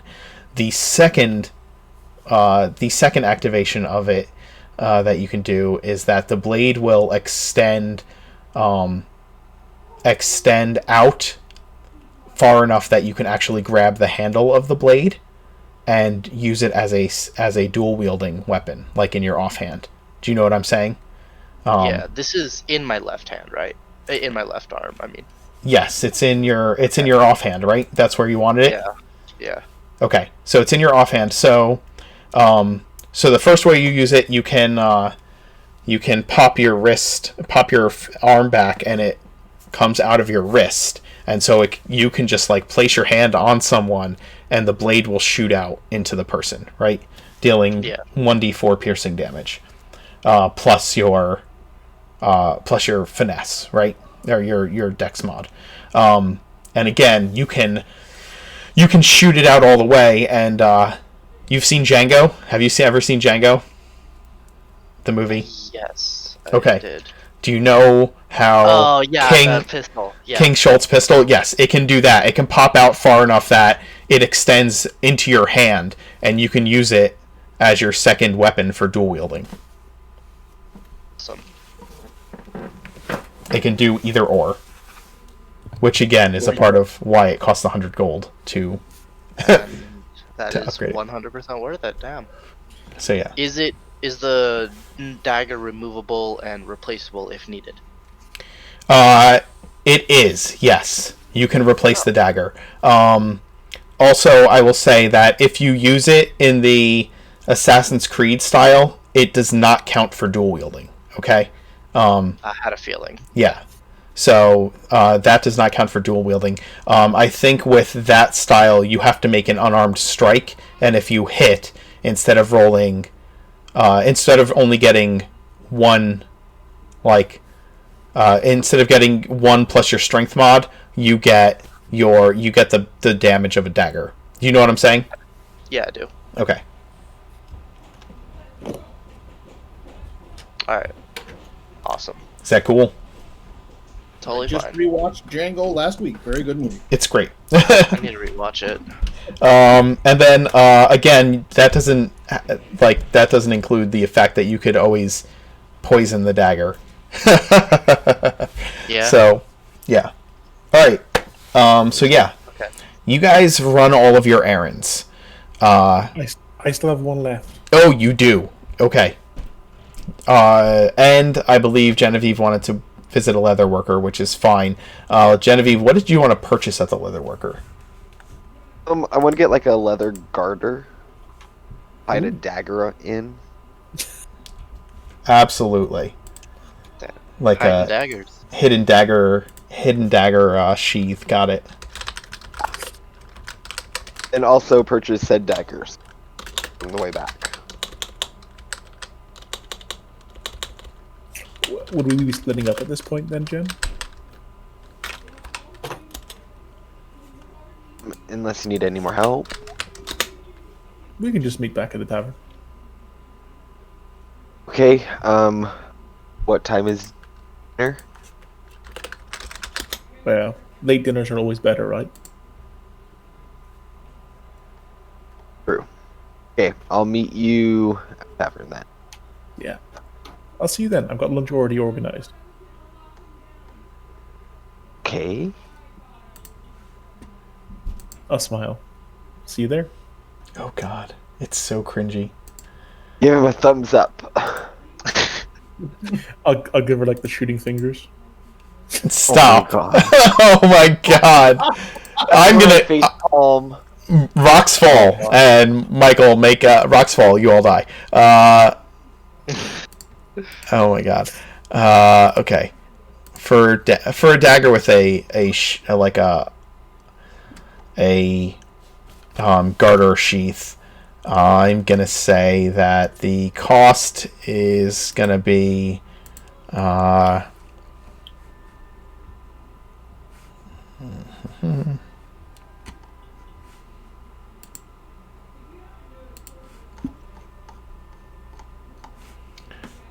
it's just going to be whatever the normal cost of a dagger is, to be honest, for that. Okay. You just, just whatever the normal cost for a dagger is. Right. Okay. And Michael, you head over to the silversmith. Correct. Okay. You, it is on your way back from where you were shopping to the to get to the inn, if you take the long way back. Okay, I'm in no rush.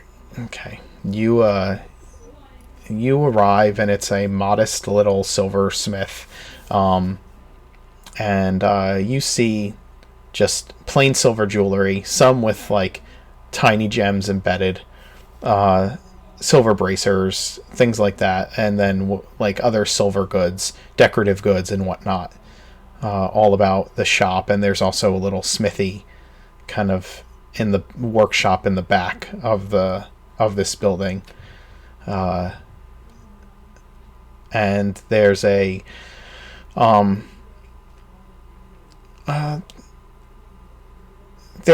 woman in her a half-elf woman who looks about in her 20s standing behind the counter. Okay. Are there any customers in the shop? A couple of people are wandering around looking at the goods. Okay. I'll go to the counter and I'll ask directly, could I speak to Mr. Dalcott Van, please? She smiles broadly. I'm his wife. How can I help you, sir? It's of a somewhat, how can I say, personal nature regarding your dealings with a mutual acquaintance. We might want to have this conversation in private, and I'll smile. Oh, I see. I'm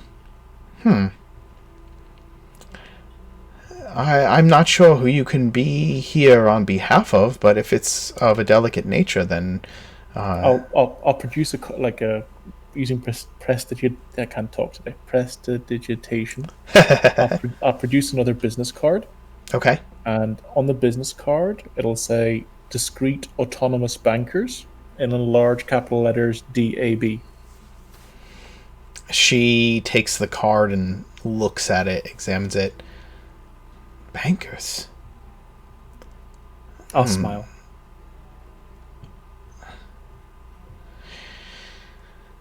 He walks back.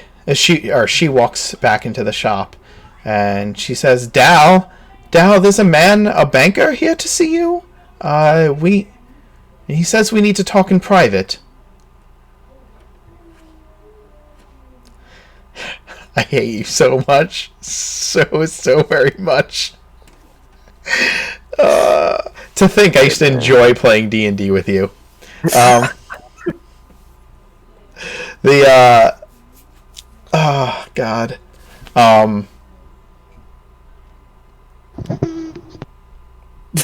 He comes into the shop. Now, what's this about? And he's dusting his hands off. The people have since kind of like done their browsing and walked out. Okay. I look around to make sure we're alone. I'm in the middle of the shop and there's silver all around me. Is that fair? That is correct, yes. Okay. We find ourselves in a somewhat bit of a pickle. We at DAB have certain banking clients, and one of those clients you own a significant amount of coin to. The wife turns to Dal and looks crossly at him and is like, what's he talking about? Dal, what's he talking about? And he's kind of like looking around a little sheepishly. Oh, damn it.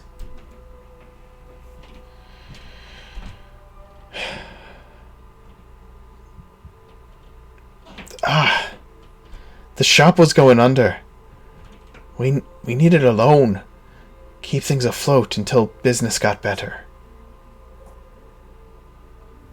Well, as empathetic as I'm feeling, loans need to be paid back.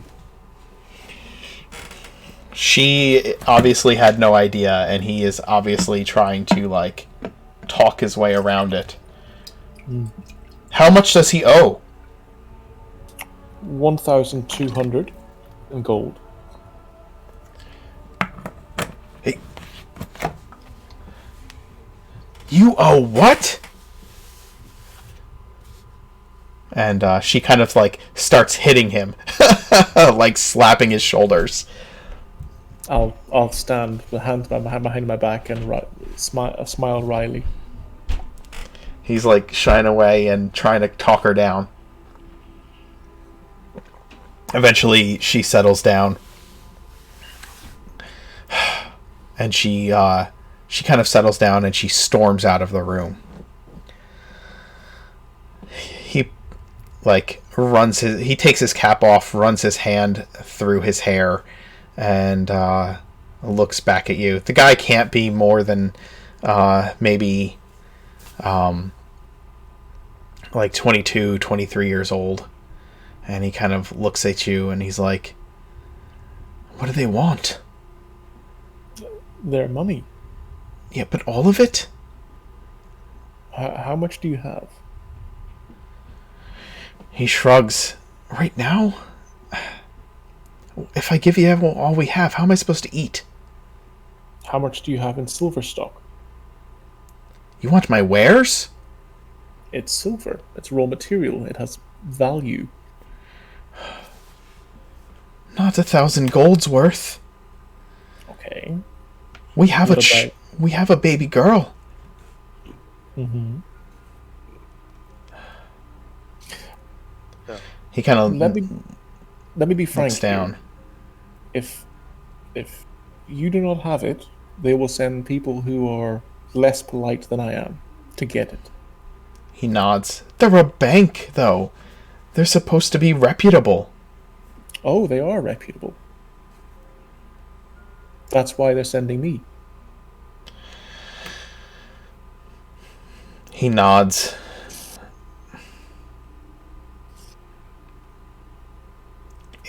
If you take my stock, I have nothing to sell, but I guess I can give you what raw silver I have on hand.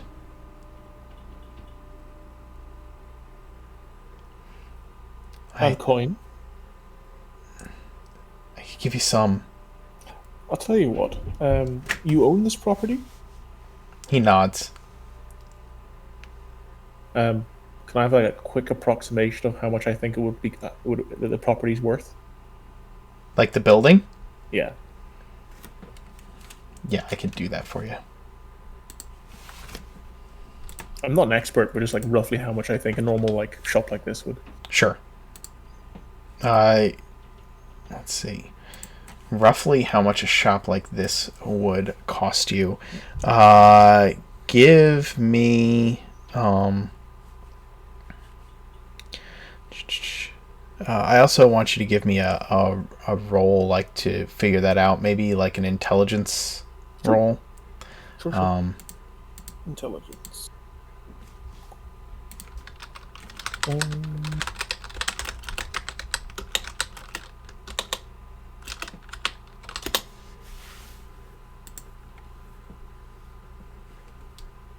13. Okay.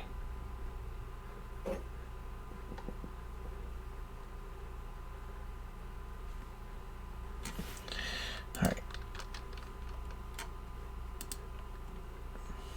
13.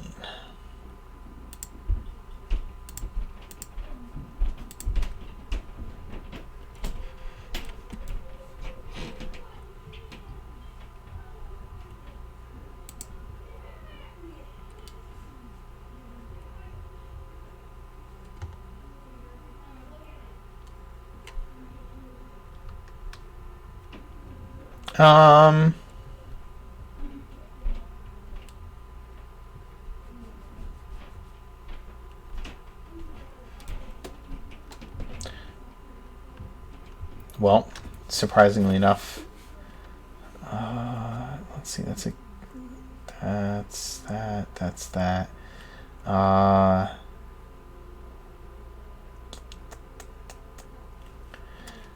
going back and forth between my notes and...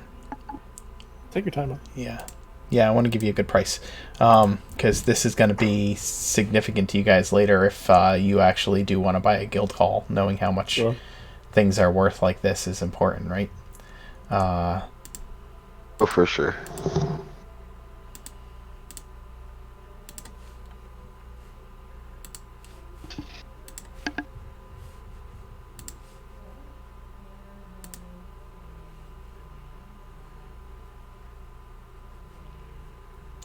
Um.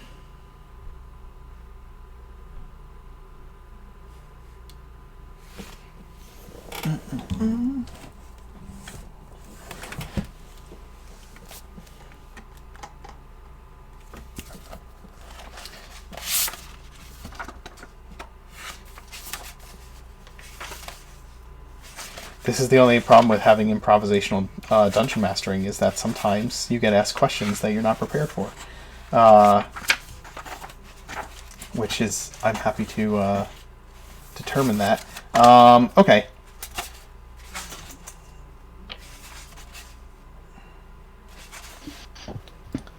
Even while you're thinking of that number, Yeah. I assume it's going to be more than 1,200 gold, right? It may not be. That's why I'm double checking. Okay. Yeah, that's the thing.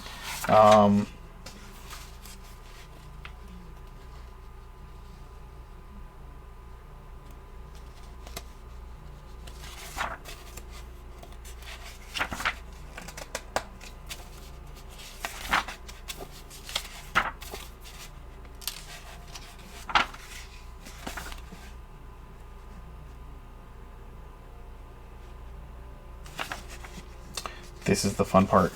Right here.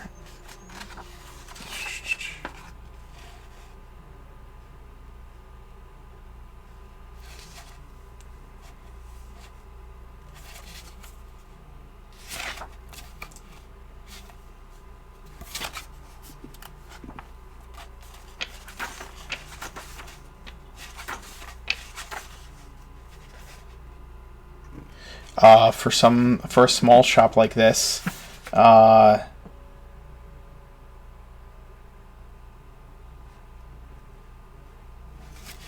cost to purchase it, I'm gonna say that it's the building's worth. Does that make sense?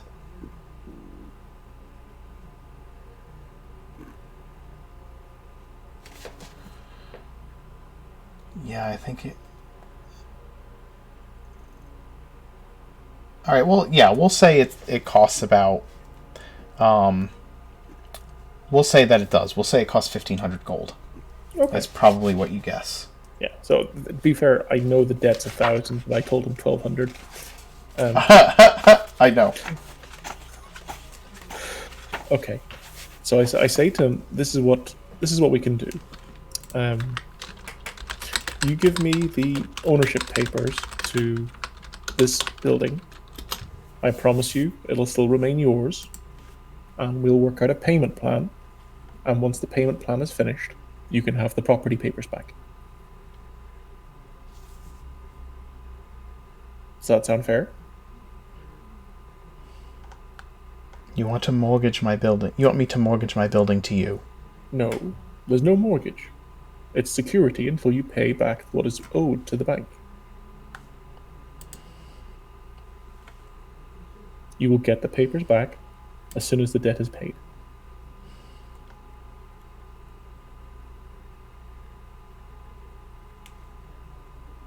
You can either keep your money and keep feeding your family within this lovely building, or you could pay the debt, but you can't walk away not paying anything. The bank won't have that. He nods. All right. Who holds the... You're saying you would hold the deed. I will take it to the bank personally myself. But given that I'm not actually taking any cash, I'll require 2 items of jewelry as down payment. And I'll say I'll need a very fine silver locket and a very fine pair of silver earrings. And I'll smile. He quirks an eyebrow at you. Are you... You're taking the deed to my shop and my home, and you want me to give you free jewelry? No, I'm making sure that you're not kicked out of your home and you're not kicked out onto the street, and your family not being beggars or going to begging jail. I'm giving you the means of survival. All I'm asking, and I'm also giving you a very good payment plan, by the way. Monthly, not costing a lot. But for this to make sure it goes smoothly, I require 2 pieces of jewelry. Or you could have the attention of the bank's other advisors. He shakes his head. Oh, all right, you've made your point. I'll have to find the deed. Will you wait here? I will. All right. Eventually he comes back, brings you the deed, and gives you the jewelry and the deed. And he just keeps running his hands through his hair as he does this. And before I leave the shop, I'll say, next time you might want to tell your wife what's really happening. And I'll leave. And before I go to the tavern, I'll go to the Imperial Bank. Okay. You have a meeting with Mr. Colebrook, and you bring him the deed. What's this? I explained to him that even though the value of the debt was 1,000, he didn't have any cash. Therefore, he's going to pay back the loan on a monthly basis, and this deed is security on his property, which is worth 1,500, which is ample amount security for the bank. He considers this. This is a good deal. I'm impressed. As I said, actions speak louder than words.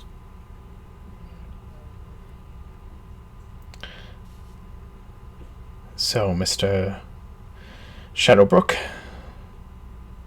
what other business do you wish to do with the bank? Well, I have a date tonight at the Tollbrook, is it? Tollfellows Trattoria? Yes, that's the correct thing. Yes. Wonderful. And given that I was able to secure the bank a large amount of its property back, I was wondering if I could, how can we say, call in a finder's fee? And I smile.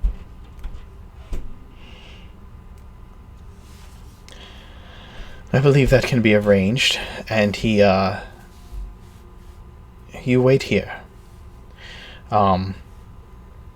He leaves the room, he returns, and he returns with a well, I guess it would be a pouch of coins for you. Okay. This is half the profit that the deed can possibly bring as a finder's fee. And he passes it across to you. So the debt was 1,000. You said that the deed was worth 1,500 by your assessment. Right. So he gives you 250 in gold. Nice.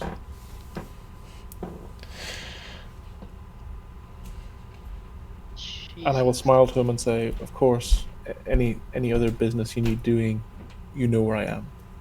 Always a pleasure. It is indeed. And I believe that I will send a missive to Mr. Van, letting him know that since he is paying a monthly fee for a modest price, that he will accrue approximately 250 gold in interest over the course of the remainder of the loan. And I smile and I say, you might want to write to his wife instead. Of course.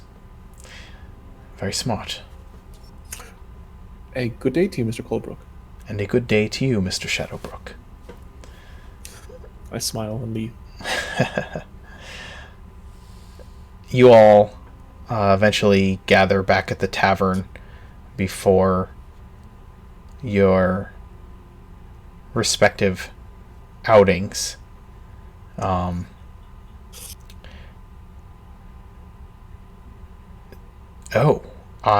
will let you know, Felix, what has happened.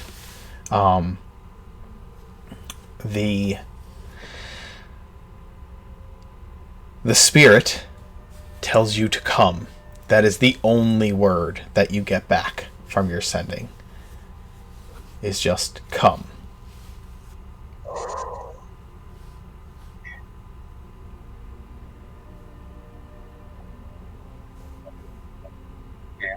I can't hear you at all. How about this? Yes, now I can hear you. Okay. I look at the librarian. Ma'am, by the way, I never did get your name. I'm so sorry about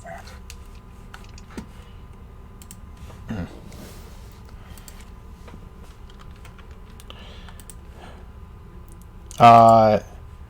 She tells you that that's quite all right, and that her name is Angela. Angela. Felix, by the way. I just managed to contact this archivist. I think I might have a way to solve this without having to exercise it, but I'm not sure. I don't understand why we would want that to happen.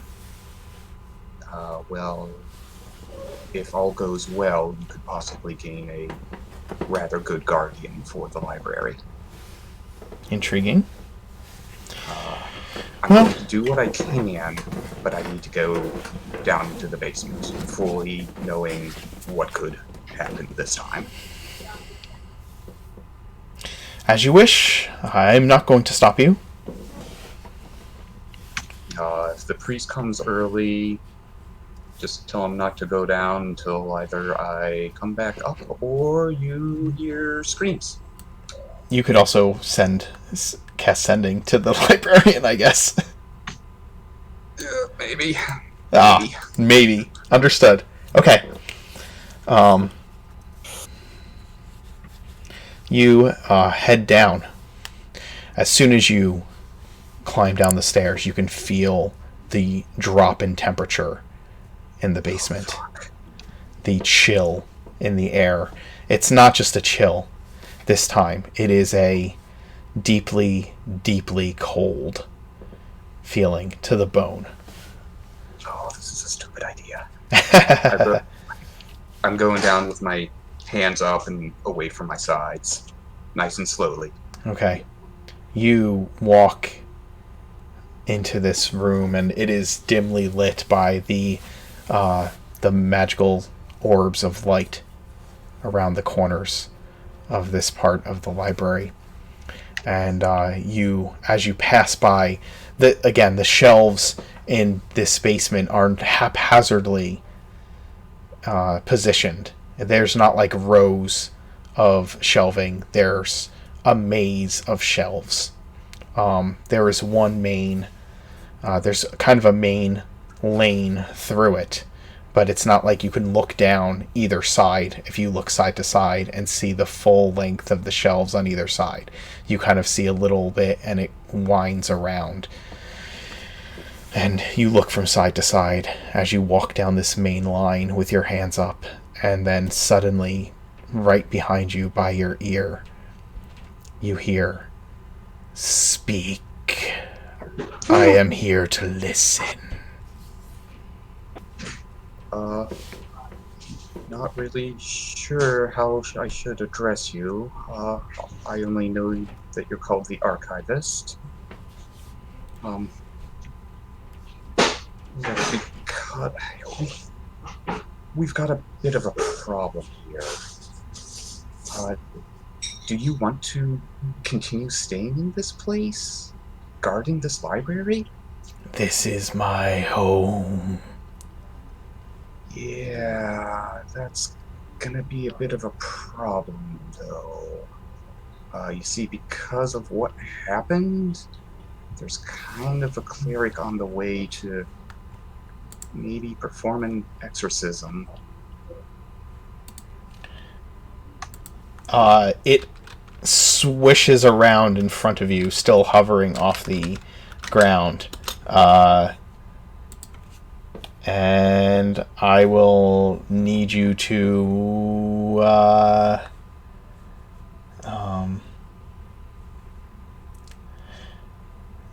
Make a wisdom save.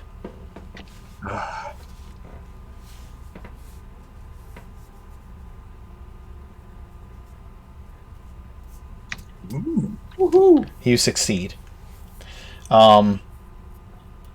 And the creature appears before you in the same horrifying way that it did before, and it says to you, kind of this sudden gust of cold wind that is ethereal in nature and not truly there, slams against you, and in this terrifying tone and appearance, it says, "What have you brought upon my doorstep?" Well, you see, the issue is, if I had been, like an old human researcher, what you did could have killed me. And what you Not sure if seek you is remember. truly worthy of death. The plans to the city? You know of what I speak. I can sense it within you.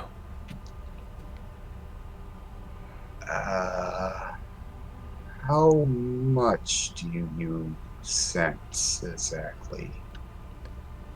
Your intentions.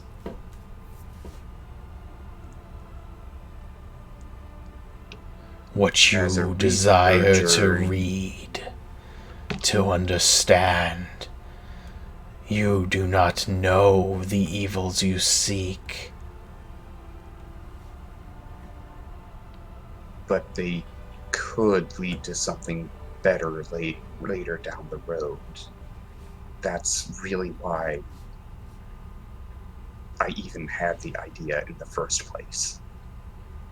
Great good could come out of this.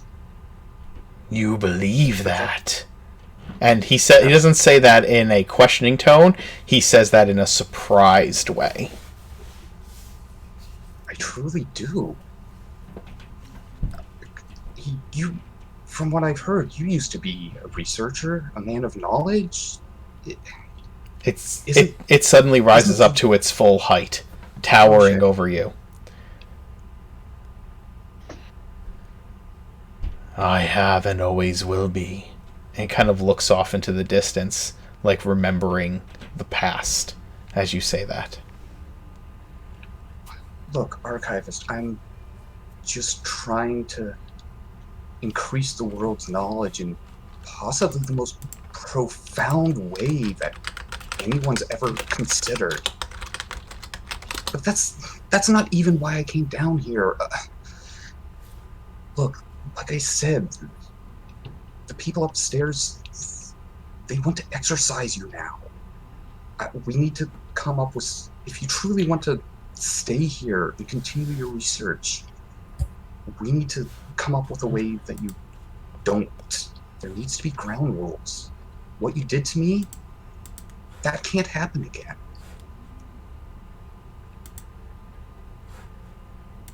And at this point, I'm visibly shaking. It places its hand on it, like it rose itself up to its full height, towering over you. And now, as you speak of ground rules and call it Archivist, it places its hand, it like leans down and places its hand under your chin, drawing your face up to look directly into its visage. And you let's see.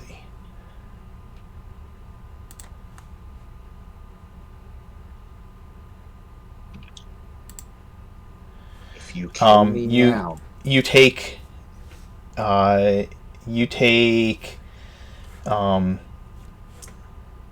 is it? What did I just do? Oh, there it is. You take 13 necrotic damage at its touch. And you just feel the chill of its hands kind of withering and cold. And it looks directly into your eyes and it says,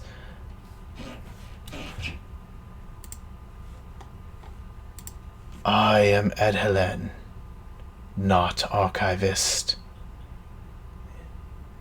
Your rules mean nothing to me. This is my home. I intend not to kill you. Tell your priest to leave me be, and I will guard this place. If others come in search of knowledge such as yours, I will treat them in the same manner that I treated you. But I believe your intentions are pure, though your wisdom is lacking. Leave my home. I will tell the others, and I swear to you, all I have ever wanted was to increase the world's knowledge. I will prevent, or at least I swear I will do what I can to prevent the priest from doing anything. I believe this can be done. Tell him what you must. And he turns and begins floating away and becomes ethereal as he does, vanishing from your sight. Quick out of character question. What's the spelling on his name? Edhellen.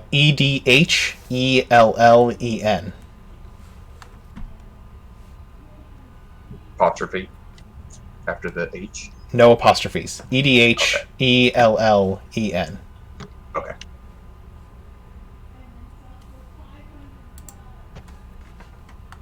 Very well, Helen.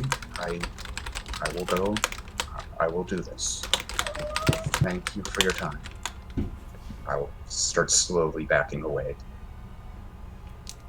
As you start slowly backing away and as you begin to leave the basement, you hear ring through your ears, like kind of behind you somewhere in the distance.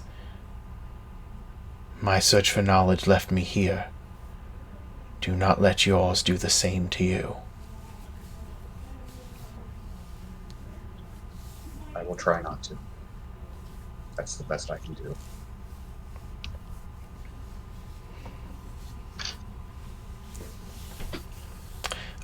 When you come up, you come up the stairs, and the librarian is kind of telling this. It is in the library at the top of the steps, while this priest paces back and forth. He's half elven. He's got a graying beard and short, thinning hair, and he's pacing back and forth, arguing that he should be down there taking care of this. And the librarian is trying to tell him that you asked that he wait there. And finally, you ascend the stairs, and he looks at you. He looks at you. Now, if there is a spirit down there, I should be taking care of it. Wait, no. And at this point, I'm still trembling and now drenched in sweat. Actually, I managed to have somewhat of a conversation with it. Or him, rather. It turns out that this archivist, this Ed Helen, he just wants to protect the place. That's all. I don't think there's going to be any more problems at all. You don't need to do anything to him. And actually, I would suggest you don't even try. Because if you do, he will violently defend himself. I think this is best just left alone. And who are you to say such things? The priest says. I am Felix Faustus. And like Eld Helen, I am a researcher. I have been for decades now. Trust me, I know how this kind of person thinks. This will not be a problem. In fact, the library has now gained a rather strong defender. This is actually a good thing. The priest looks like unsure if this is true, but, well, Vidian is a god of knowledge, not a god of light, not a god of death. If you say this Edhelin is a researcher and protective spirit over this place, perhaps we have something to learn from it. Well, if you're The- respectful, he might be willing to talk, but I really wouldn't suggest it. I think you should probably just leave it alone. Him, it. I'm not sure how to even describe it. The priest nods and looks down at you. You seem frightened. And the librarian said that you claimed that the spirit aged you. Is this true? Yes. Did this happen? Yes. Did this happen within the last day? Out of character, because I don't remember what time yesterday did that happen. Not more than 24 hours ago. I'm pretty sure it was less than that. He nods.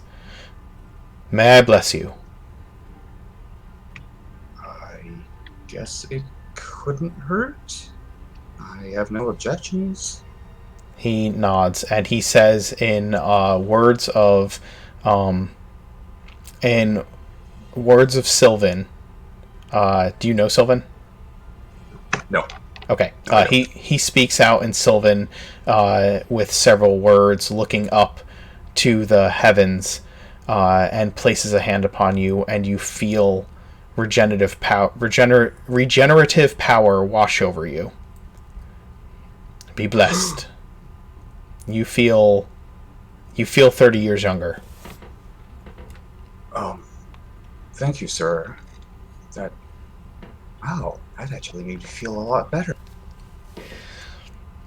Go with the blessing of the God of knowledge, and may he open many doors to understanding and truth to you, child. I give him a wry smile. Yes, let's hope that. And yeah, let's pause here for a moment and take a quick break. We'll be right back. Yeah, I need a bio break.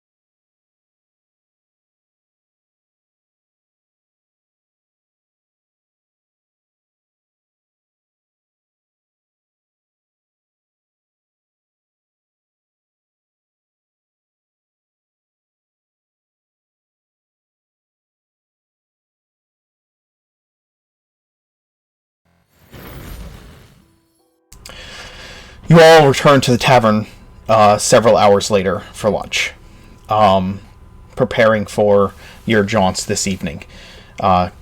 Caliph, you have information that you gathered from the fighting pit, or from the bullpen, and various other things. So you gather for the lunch there to report back to one another, I guess. Not quite yet for me. Oh, where are you going next? Not going anywhere. After that whole conversation, I'm gonna look at the head librarian and say, well, I think things turned out a lot better than they could have. She nods. Everything's fixed, and you now have a guardian for your library. I hate to be crude, but I believe there was mention of compensation. Ah, yes. Well, besides the priest undoing what had been done, you look quite youthful again. I have a small pittance in apology. And she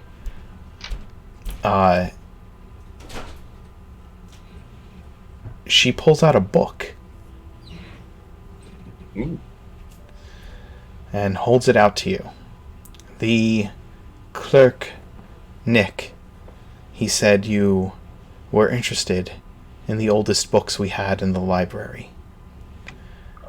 Oldest books everywhere, honestly. Yes. She smiles. We have 2 copies of these. They are handwritten. We can part with one. And she passes you a book that says, the title of it is Lore and Legends of the First Emperor.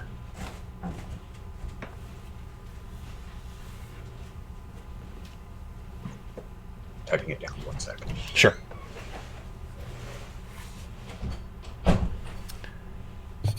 At the bottom of it, it says, or not at the bottom, but if you open the cover and you see the signature inside it on the title page of the book, it says,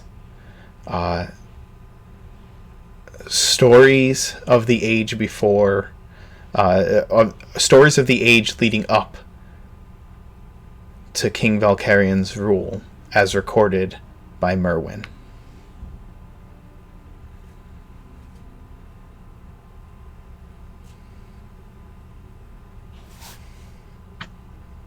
Wow, this is fascinating. Thank you. Consider it a personal gift. I will treasure this. She nods. You've been through an ordeal, and you've sustained what you say, a guardian to the library, and will be aware not to send people down into the basements without foreknowledge of this.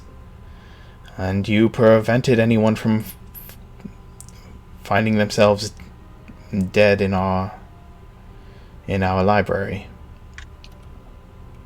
Just to be safe, do forewarn them of the possible danger. She nods. And as I said, this is one of twin copies that we have. I think we can part with one. Maybe once I'm done with it, maybe I'll simply return it. Shouldn't be hoarded by one person. She smiles. You are a scholar. Since I was a young boy. Well, younger than I am now. Thank you for the experience. Unfortunately, I have some other things to deal with today, so I must take my leave. But I will be back. She nods. I stride out to the doors and heavily swing both of them open so that the sunlight streams in and outlines my body. Nice. And I dab. Amazing. Oh my god. That's for the 30. That's for the 30 viewers, isn't it? Yes, it is. Oh God. Okay. Amazing. Justin, I keep my word. I'm here. I have a question for you, Justin. Uh, Was it good for you? Was it good for No, you? no, it wasn't. It was humiliating. I But I will made a promise. I will give you a inspiration point for being humiliated, and also for not wanting to do that, and also for excellent role playing. To be honest. All right. So yes, you all return to the inn to report on that which you need to report, if anything, but also to have a midday meal before continuing with the events of the day.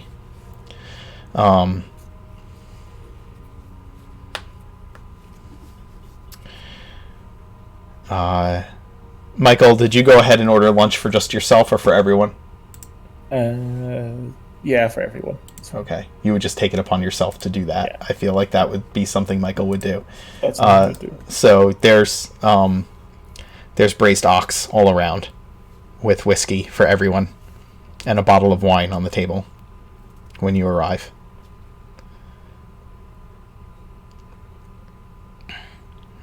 Go ahead. No, I was just gonna say I'll sit down and take a plate. Okay. Oh, guys, how'd your day go? I smile at him and I say, "Fantastic." Felix, when you walk in, the bartender, she brings a pint of the beer that you often order and place it in front of you next to the whiskey, and she very obviously places her hand on your shoulder as she leans across the table to put it down in front of you, and She can feel the panic tense. she says, "My, you're looking quite spry."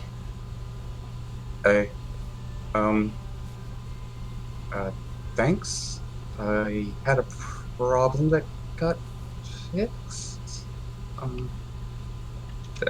I look down into my lap and just start blushing a little bit. She smiles and says, "This one's on me. If you need anything else, love, let me know." Oh, Can I get anything for the rest of you? Oh, I'm good. She's thoroughly enjoying Felix's awkwardness. She sighs and places her hands on her hips and says, "Well, all right. If you need anything, I'll be at the bar." Do I notice anything different about her? Yeah, she's wearing a silver locket.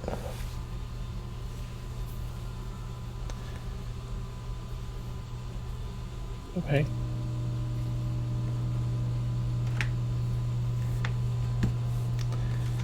And, yeah, she goes back behind the bar. Felix, why are you looking so nervous? not really something I'd like to go into. Well, you know, Sharon's caring. I'm just not good with most women. Yeah, I know. Oh my god. I was gonna say you're fine around me. Yeah, I don't know. It's different with you, Genevieve. You're not trying to. I mean, never mind. Just forget it, okay? Well, speaking of sharing's caring, I looked at Genevieve and said, "I got you something." Oh my god. What would that be? And I handed her the box with the very pretty earrings for tonight. At this point, Garen's gonna walk in. Oh, Garen, Garen, there you walk you in. are. You walk in as Genevieve is handed a box by Michael. It's ring-sized. Oh gosh, and I'm gonna kind of walk over to the table. And hey, buddy.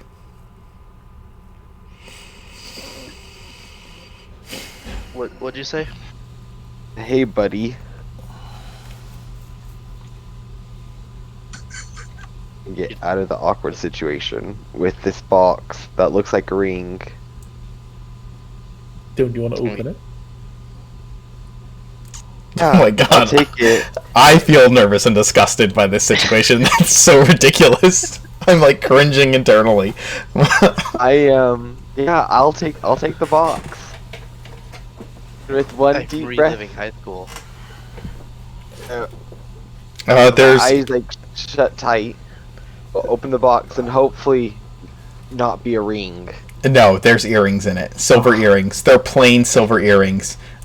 Nicely made, pure silver, but unadorned. A diamond ring. I mean, you already stole 45 gold from the guy. He doesn't know that. I know that. I mean, I do know that, but That's works. that's like the least altruistic thing Genevieve has ever done. Caliph will walk in at this point, and as he's walking to the table, he sees the earrings and says, "Oh, those are kind of shiny. Hope you didn't pay too much. I could have got you some bone ones for way less." Ah, meal! And then he'll sit down and start to eat. Oh my god, you get an inspiration point. That is the best role playing ever. That was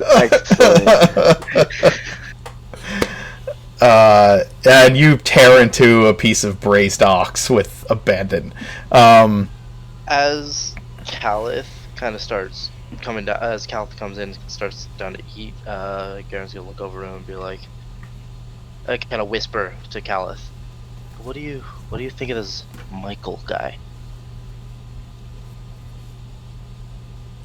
Caliph will look over, kind of glance at Michael, shrug, and say, "He seems okay to me.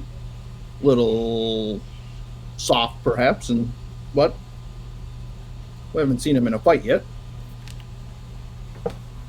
True. Speaking of which, are you going to tell them about the job offer you got? Who did you ask that to? You. Oh, absolutely, yep. Okay. Go for it. All right, guys. I made a contact today. I met with Galador, the pit fighter that I fought against, and he offered me a job, which was to either protect or possibly rob a caravan.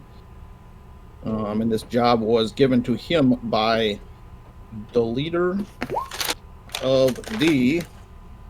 Oh, sorry, I was eating milk and cookies and spilled milk all over my nose, so they're a little...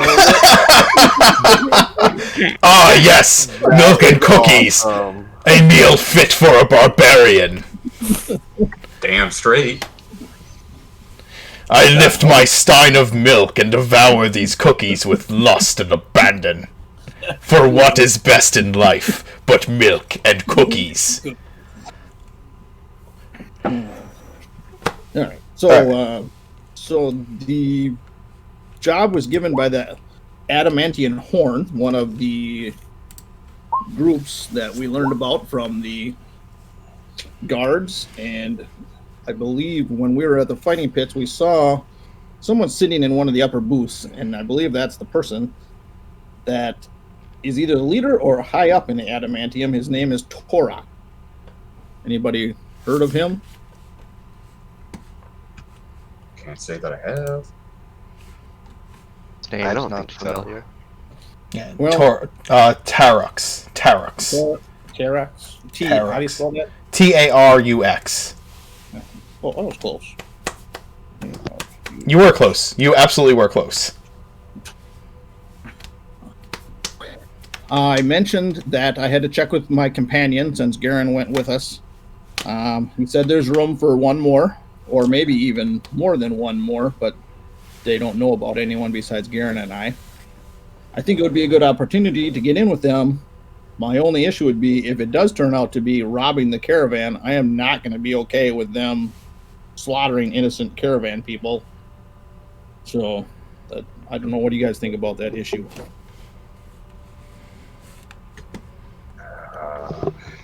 Ooh. Yeah, I'm I not don't know if we really. want to warn the guard and maybe get a few other people. I know where the meeting is supposed to take place, and we could set an ambush for us if it is there. If we set an ambush, they will not let us back. Yeah, will we lose need any to get lead we have. information from them. Depends We on need how. to get close. Depends on How how we come about back. if we must not kill civilians, then perhaps we should go and try to spare them if it ends up being a robbery. We try to spare them and try to convince our compatriots that maybe we just rob, we don't kill this time. If it turns out bad. That could work. When is this supposed to happen? The robbery. We meet back tomorrow, right? Sometime in the next week. It's at a post on the way to Geneva. I wasn't sure exactly how far it was, but I kind of got the impression it'll take us a day or two to get there. So we're gonna leave tomorrow. I'm sorry, you're an Outlander, right? Yep. You know exactly the one trading post they're talking about. Yep, it's the trading post that you stopped at between on your way here from Anchor. Okay. Or the one between Nearmore and here. Yep. It's that trading post at the crossroads. Okay. All right. So we're supposed to meet at the crossroads trading post on the way to Geneva in a couple. By the end of the week. They plan on leaving tomorrow or the day after. I need to let Galador know either tonight or first thing tomorrow morning whether I'm in. Well, that gives us a little bit of time. Why don't we get what information we can about this, whoever's taking over the gangs, or at least get what we can from them, and then we can decide, finally. I mean, we can just tell them that we're in, no matter what. But we need that information. And he might know something.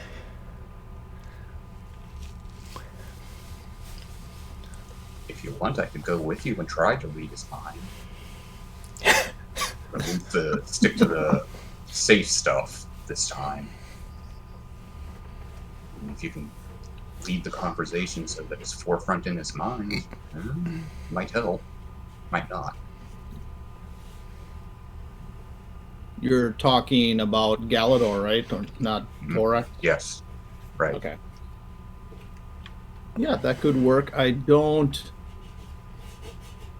Garen and I kind of came off as just being the two of us in town, so I don't know how we could get you into the fighting pits. I suppose we could just say you're someone we met at the bar that wanted to gamble.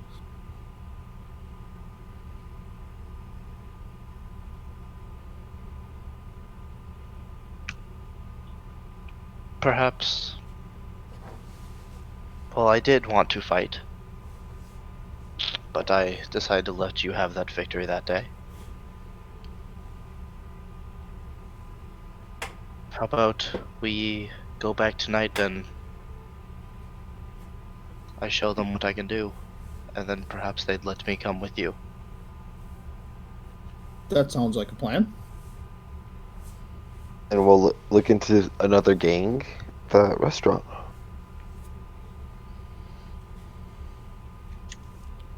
This sounds like a plan. So, Felix, you're going to come with us to the pits as just a common acquaintance we met today? Maybe you overheard me talking about my fight in the ring, and you thought you wanted to see what it was like? Or part of your gang, magical backup.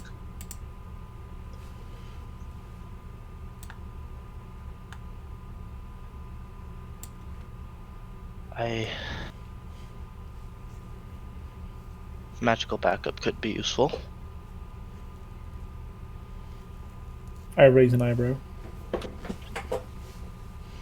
Well, how could a Thieves Guild say no to that?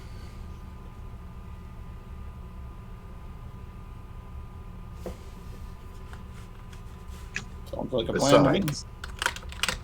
Besides, you know, every now and then I can twist fate a little. Maybe we can cheat a little with Garen's fight. Make us some extra money. Do you Don't think get I'm caught. strong enough?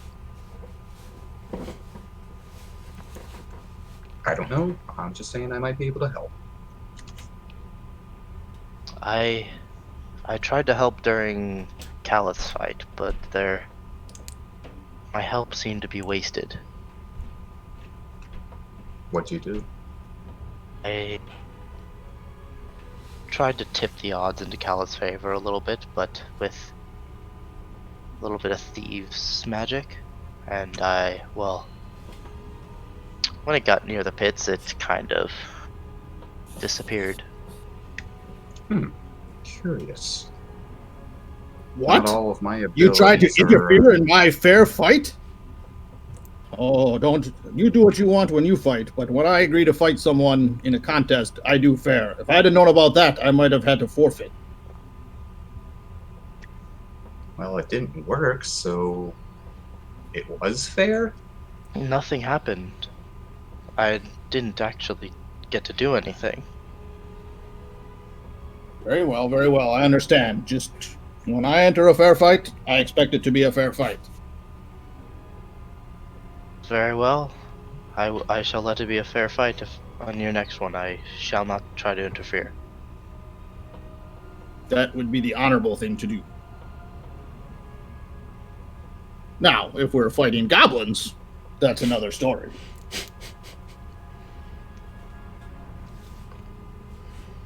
So Go ahead. No, continue.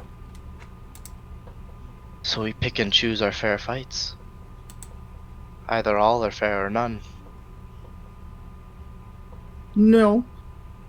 If I enter into agreement, it's no different than any contract or agreement. If I agree to fight someone in a certain conditions, and I give my word that I will do so, then I will do so. Yeah, life isn't quite so black and white.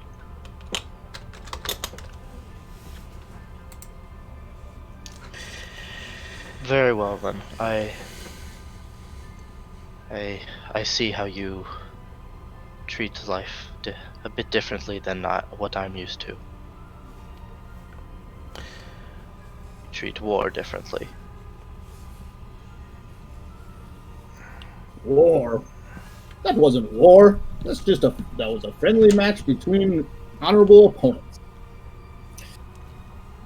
I look to the guys and I say, war. What is it good for? Absolutely nothing. At this moment, Garrett is going. Unless you're an arms dealer.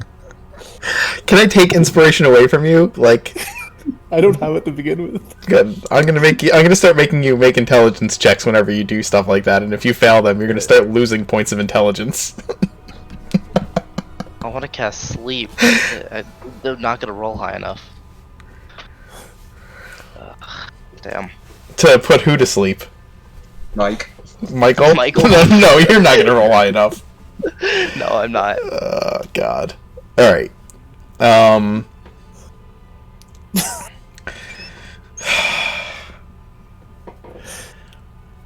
Okay, so your plan is to have Calith, Garen, and Felix go to the fighting pit, while Michael and Genevieve go to Tallfellows, to Tallfellows for dinner.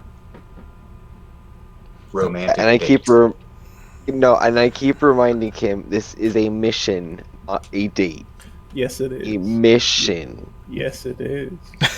He is on a mission. Oh. Oh my. Oh, Jesus. What am I getting myself into? Gosh. Cringe. I get another shot. Actually, make it 10 shots. You're on a mission. You can't go there sloppy. Oh, that's true. Never mind. I'll take 5. Oh God. Okay. You finish your afternoon meal. If there's any other downtime activities you want before the evening comes, you can let me know in chat, and we can handle that later. But to kind of for time's sake, I do have my message ready for Felix if there would be time. please give that to him to send, and then we will. I will move on to what happens later that evening, as you guys again spend the rest of the day doing whatever it is you need to do to prepare yourselves for tonight. Go ahead and give Felix his message, the message you are going to send. Oh, I thought you wanted me to whisper it the way you said it. However you want to do it. You do it however you want. That's fine. I'll just tell him. Okay. Calith, when he said 25 words, Calith took them very literally. So this message is couched in that way. It is literally 25 words. That is literally the spell. 25.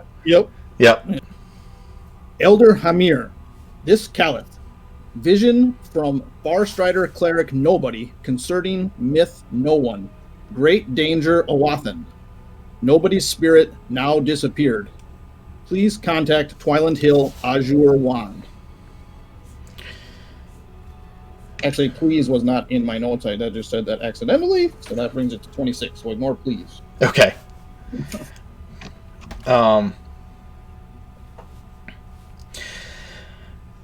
You immediately, of course, receive a message back from the elder. Can you send me the name of that elder in chat so that I have it?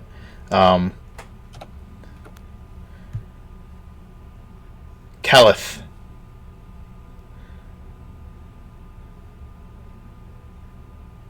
No one threatens all tribes at all times.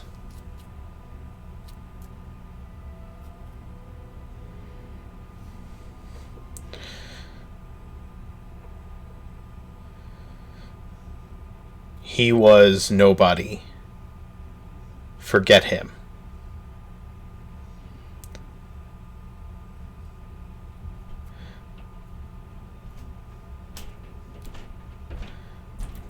We'll send word. If you forget the will send word. If you wish to know more of no one, return to me.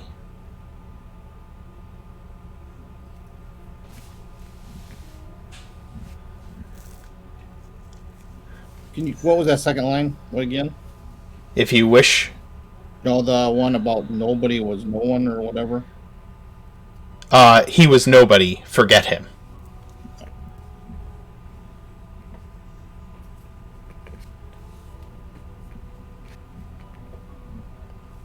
I was literally sitting here counting words while I was saying it. Yeah, that's why when Felix gave his little message to the ghost, I'm pretty sure that was 125, but that's okay. Yeah, it might have been.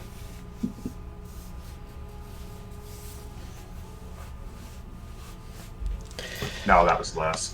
Oh, was it? Was it? Nice. Yeah, I kept that real short. Okay.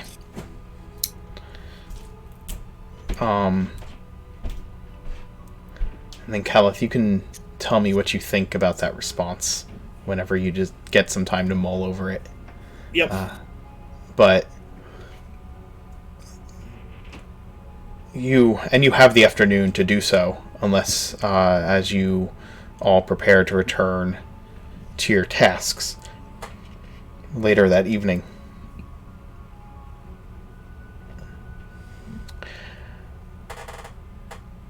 And evening comes.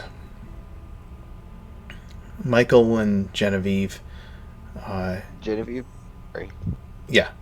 I was going to say Genevieve would have returned back to her parents' house Okay. already and then meet back up, yeah. No problem. So you would meet... Would you meet at the front, at the restaurant? Is that the plan? I think I would have picked her up at her parents' house. Have you been to her parents' house? No. Then... not give you my parents' house. Really?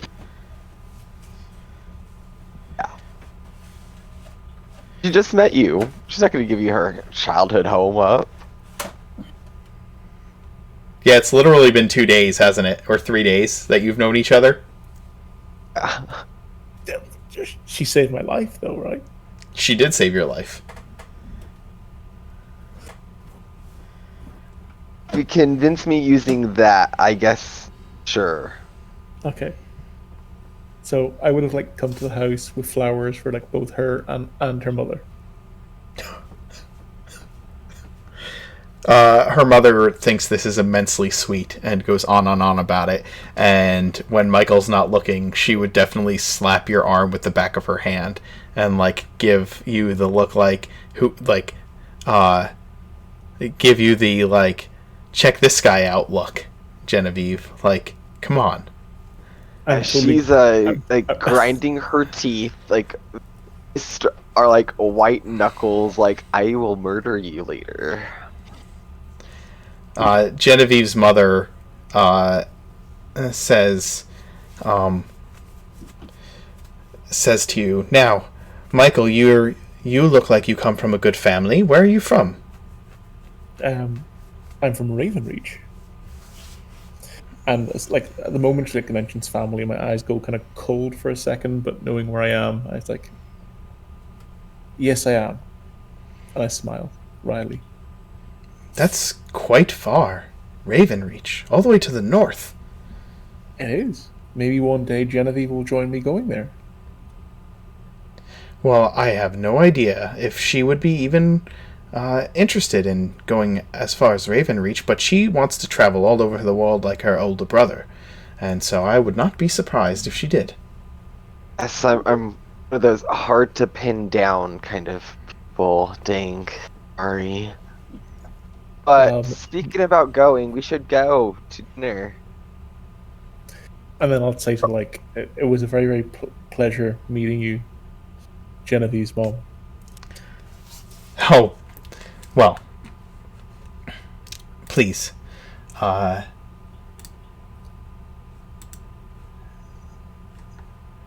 you can call me Kendra. Thank you, Kendra. I look forward to meeting you again soon, I hope. It would be a pleasure. Such a proper young man. And like now while her mother's watching, I'll offer Genevieve my arm. Hey, Jen, you haven't even introduced the rest of the party to your mother yet. I haven't, and now like I just look at my mother and I just say through gritted teeth, "This is a mission, nothing more." I walk past him out the door. Like, so I offer my arm to you. You walk past Yeah, you do.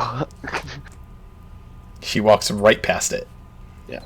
I'll turn to her mother and I'll say, give me a little bit of time. Her mother sighs and says she's always been a tough one, and she always will be. She shrugs. I'll smile. She said, she saved my life, you know. Did she now? You should be very proud of her. Well, she takes after her brother. I'd like to meet him. Many people would. He's quite busy. Is he in the town? I think we're running Not late. today. Dinner. Not You've today. left. I'll write down on a piece of paper my name and where I'm staying, and saying, if any time you and your son and your husband want to have dinner with me, just contact me here. She takes it and smiles and says, well, that's such a delight. Thank you. And you guys head off to Avelli's restaurant. You arrive at the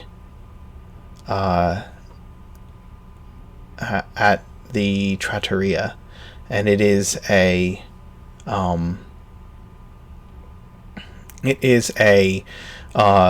the nicest looking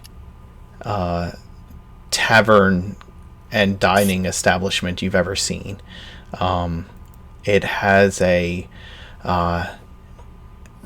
it just has a very like welcoming appeal out front. And you walk in, and it's a round room, like a large round room, and at the far end of this room is a stage. All around the stage in tiers are circular tables for 2 to 4 people. On like, as I said, on like tiered platforms so that everyone can see the stage. You enter, and as you look directly to your left or to your right, there is a bar on either side, and the bartenders are wearing like perfect whites, with black vests, and everything is perfect and gleaming. There is a group of instrumentalists playing at the front on the stage, and people are being ushered to their seats by a maitre d', and you also get ushered to a table by your maitre d'. Real quick, can I describe what Genevieve is wearing? I meant to do that. Absolutely, you can. Oh, Genevieve has been working on this dress. In Phil first arrives, it is a navy blue knee length, above the knee length dress. There is a slight cut on the right leg, right above the knee, and she has this wrap that is clasped right above, like right at the clavicle. And as soon as we walk into this building, she undoes the clasps. Her dress then falls into the shimmering golden gown. Nice. Michael's jaw will drop. Many eyes turn towards Genevieve. You will have advantage on charisma rolls while you are in the restaurant after that display. Any kind of persuasion rolls, you have advantage. This is also the one and only time you see Genevieve with her hair done, and it's like all down out of her ponytail. Nice. Slightly braided up on one side. Yeah, she dolled all out for this. Is she wearing the earrings and the shoes? Yes. The maitre d' takes you to your seats, and he automatically holds the chair out for Genevieve and pushes it in when she sits, and then offers like on wooden boards similar paper menus to each of you. Pick the most expensive drink and the most expensive food. Okay. Only the best. What do you think the guys are up to? And as you ask that, we'll switch over. Yeah.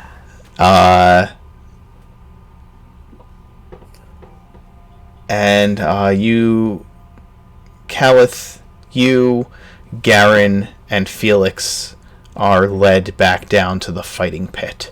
You re-enter the smoky haze of this lower, high-ceilinged basement arena, and once again the cheers and the roar of the crowd fills your ears, and Calith, you immediately get that buzz of excitement from the battle that you did last night. It's palpable. When you arrive, you see 2 people immediately wave to you. One, the trainer, and the other, the gladiator. From different directions. Different directions. I will wave to Rem.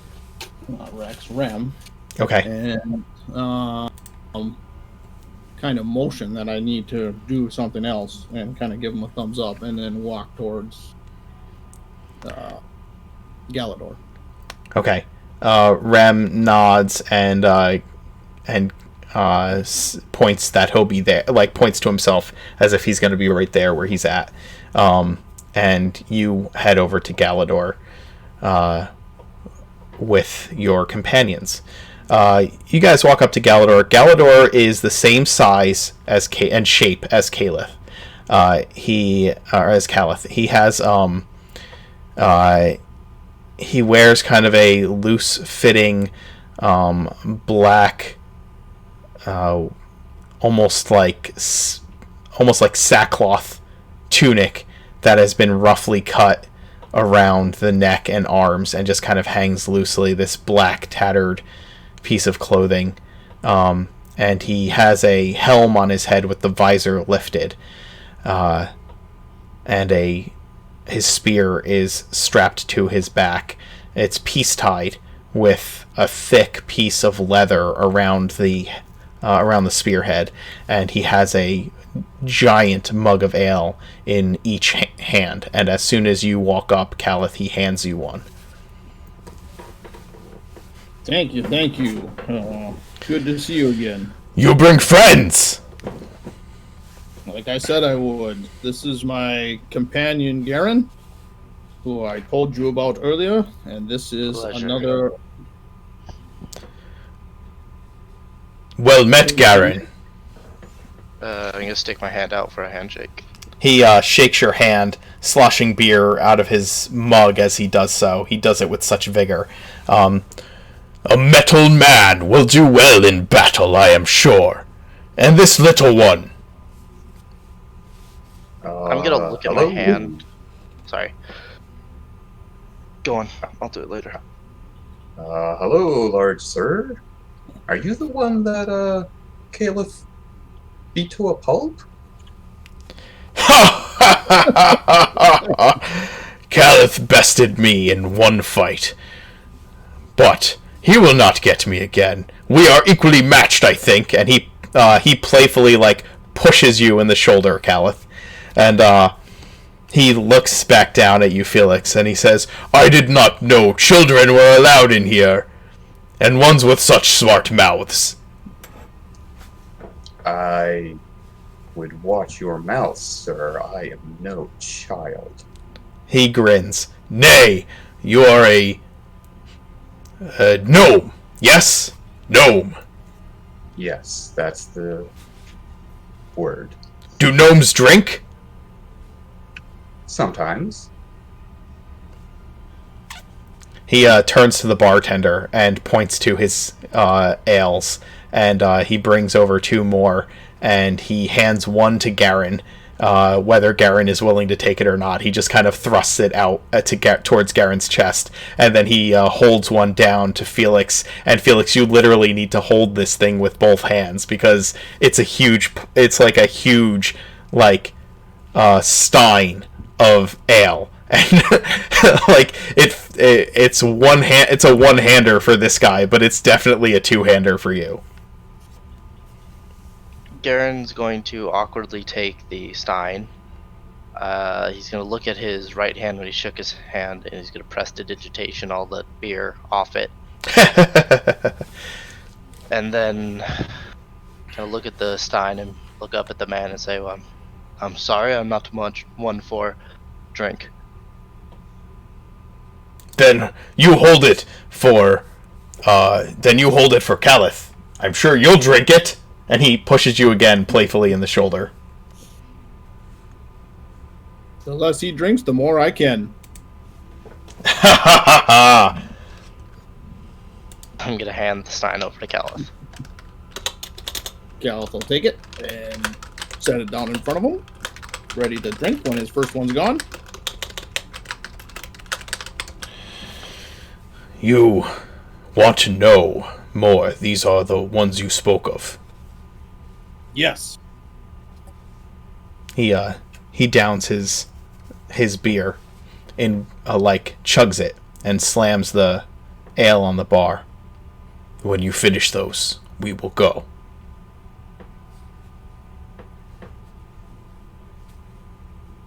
Very well. Does that? I'll look at Garen and Felix and say, "Does that sound all right to you guys?"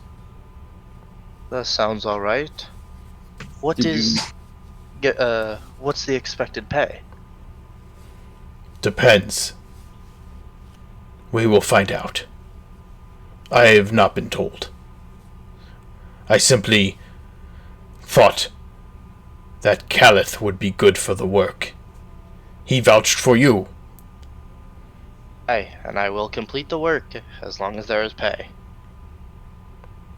And if you say pay will come, and if Calith trusts you, then I guess I will come. He grins broadly. Yes. Yes.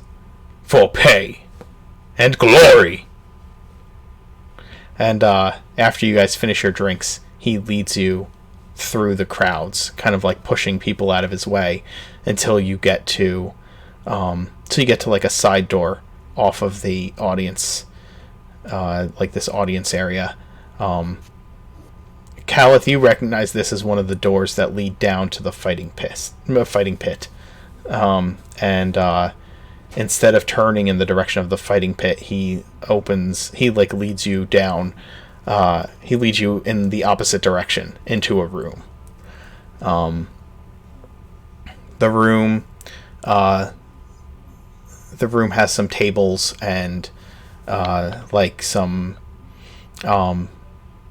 it looks like a readying area for the regular fighters, right? The ones that participate in the professional matches in the pit. Fighters who have a name for themselves. This is like a readying area for them, and he takes you through a door that leads up these stairs, back up to this balcony. And he takes you up to the balcony area, and when you get to the top, there's a pair of half-ogres standing at the top with their arms crossed.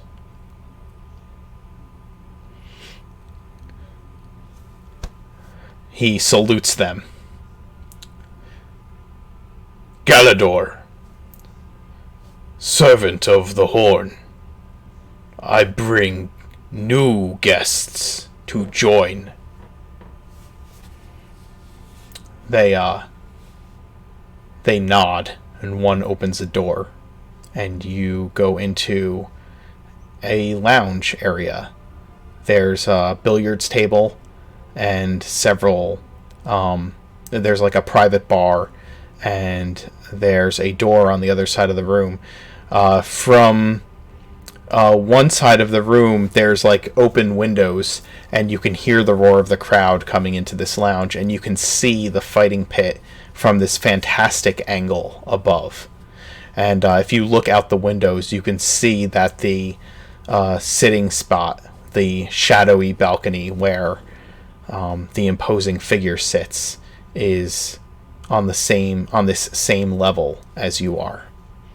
As soon as you're let in, Galador takes a big, heavy seat on this really comfortable looking couch, and you hear it strain slightly under his weight as he plops down into it, and he smiles broadly. Luxury!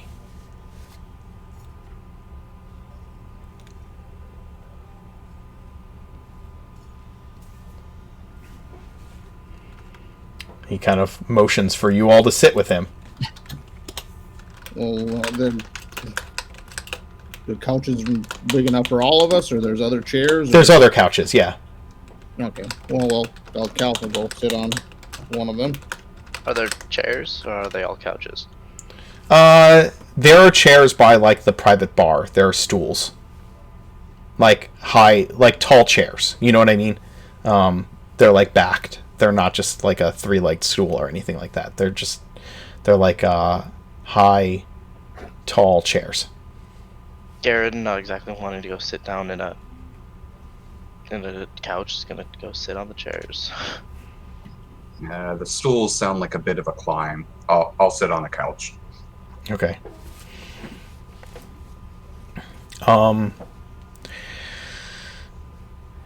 The bartender nods to all of you and kind of whispers something behind his hand to no one to no one in the room.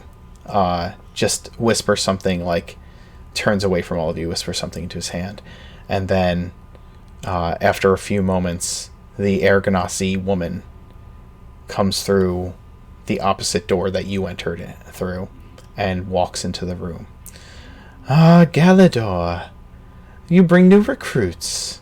How lovely. And she holds both hands out to him as she walks sinuously up to him. And he stands and takes her hands and like almost bows almost to one knee as he places his forehead against her hand and stands up. My lady, I do. I believe they are strong. Well, I believe this one is strong. And he waves over to Calith. And this man seems to be living armor. And he waves to you, Garen. They bring this one with them. I am sure he has some talent or skill. And he waves over to you, Felix. She turns to all of you. Calith will stand up and say, well met, and give a little bow of the head. Garen will stand up, walk over, and stick his hand out for a handshake. Say, pleasure to meet you. She holds her hand in a, like, she doesn't shake your hand, she holds her hand out so that the back of her hand is facing up and her fingers are kind of facing down at a 90-degree angle, expecting you to take it and greet her like a lady. Never having really dealing with someone who thinks they're royalty, Garen's not exactly gonna know what to do. And awkwardly shake her hand and go sit back down. She turns to Galador. Now, this one is unfamiliar with proper customs, I see. And she turns to you, Felix. I stand up. Actually, milady, you're a little bit mistaken. I walk up to her and give a little half bow and offer my hand. Oh, she was talking about Garen when she said that, and then she turns to you. Yeah. I'm still walking up to her and giving a half bow. Very good. My name is Vespa. You may call me Lady Long. I'm known as Faustus. That's good enough for now, I suppose. And the rest of you. My name is Calith. And I'm Garen.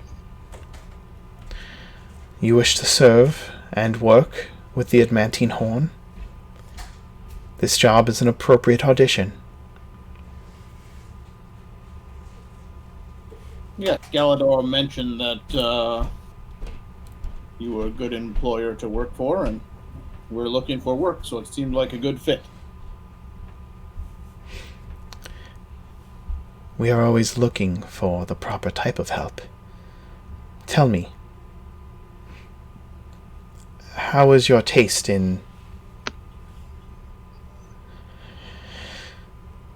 deceit or violence?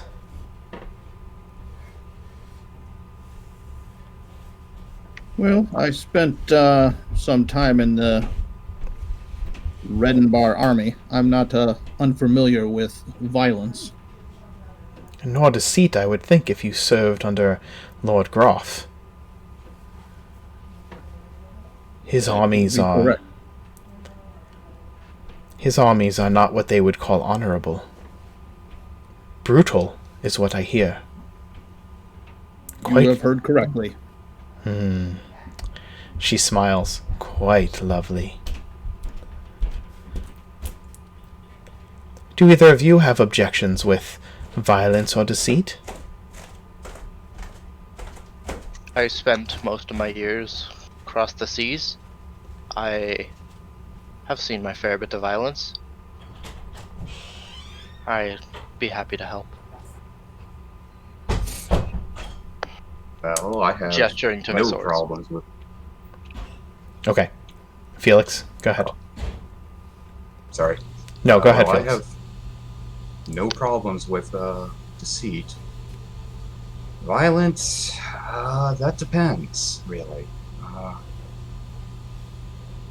I can honestly say I've never killed anyone innocent, and I have no plans to.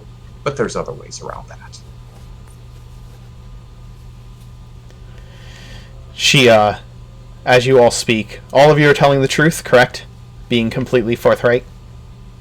This isn't her asking, this is me asking out of character. I mean, I was lying by omission, but I mean, everything I said was 100% true. Okay. She I turns... I didn't tell her the whole truth, but what I said was true. Okay. I was telling the truth. Okay.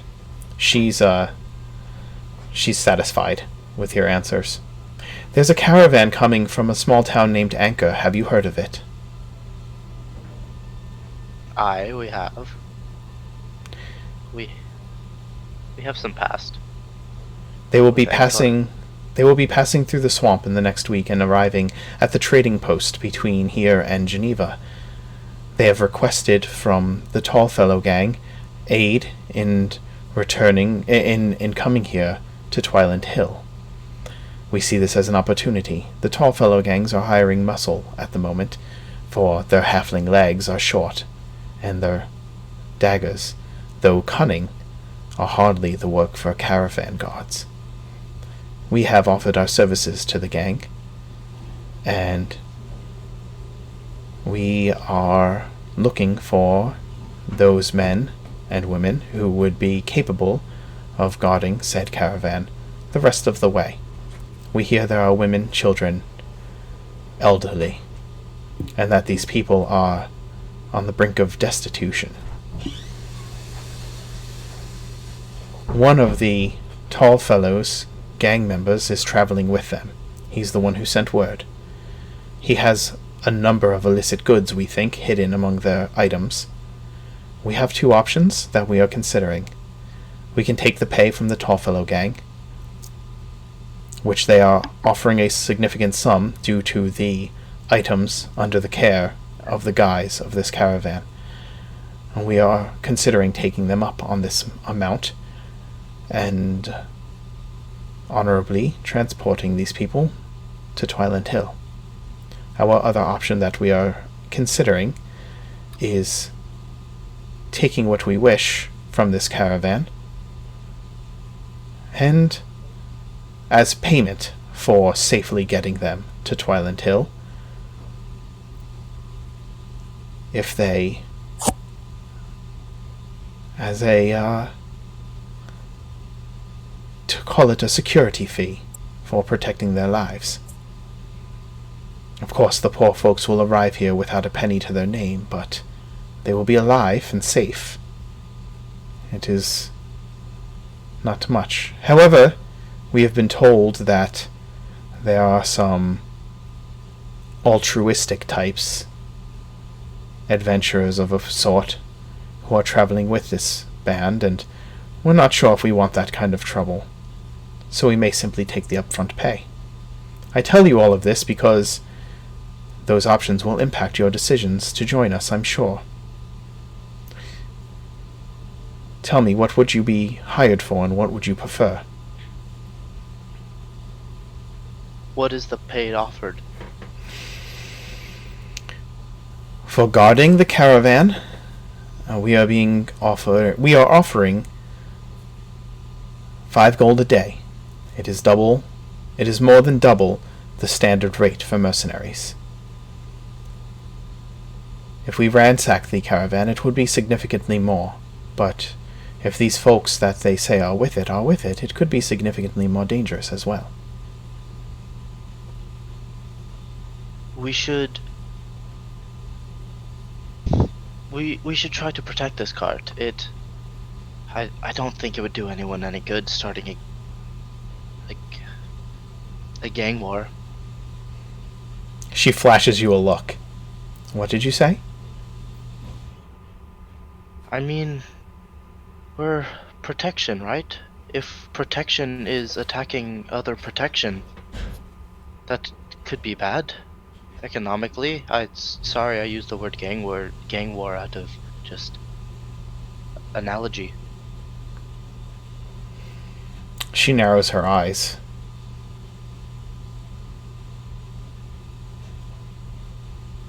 What do the rest of you say? Calith will shrug and say, I fight. Garen's the money man. I'll go along with his decision. Either way. She nods. And you? Well, lady, I think that you shouldn't provoke adventurers. It can be quite dangerous. I will take your words into consideration. I will say that there is wisdom in them, and I do not think you are wrong. Our intention was never to rob them. We have good relationships with the Tallfellow gang, and I would not want to ruin that by taking what is theirs. They hire us out quite often. I appreciate your forthrightness with a stranger, and your ability to be thoughtful in your decisions. Though we hire muscle and those who have strength, we do not want those who are fools. The caravan will leave.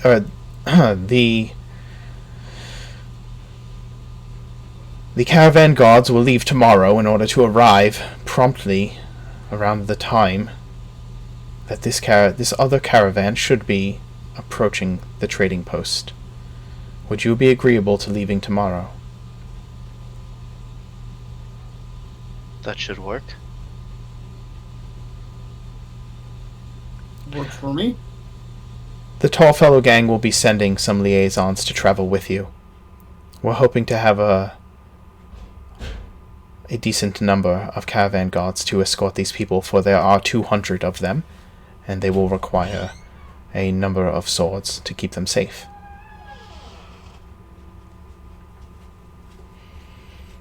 We might be able to bring in 2 more people to help out if you'd be willing to offer them the same deal as you did us. You Interesting. can vouch for them. They're quite good in the fight, if it comes to that. We can vouch for one of them. Oh, come on. The angsty die is all right. I would much rather send people you know into danger than people I know into danger. And as I said, if you are successful in this, it would be a good audition for further jobs.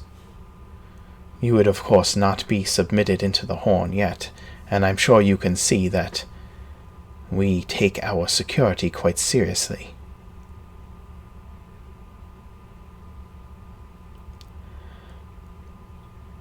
Well, I would hope so. That's As anyone understandable. should. All right. If you have other companions here in the city, then it will be the 5 of you. And of course, I will send you my strong and powerful gladiator to watch over these hirelings and make sure they do right by the Diamantine Horn. Tarux would be quite upset if they were to cross him, now wouldn't he? And he kind of grins. Galador kind of grins and nods and says, "Yes, I will make sure their honor is strong."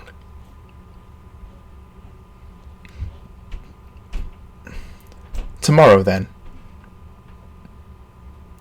Tomorrow. Aaron will get back up and stick his hand out for a handshake again. She smiles at you, and perhaps I will let the others go first, and you can see their example. And Galador comes over and practically kneeling once again, rests his forehead against the back of her hand and gets up. And then she looks to Felix and Calith, holding out one hand to each of them.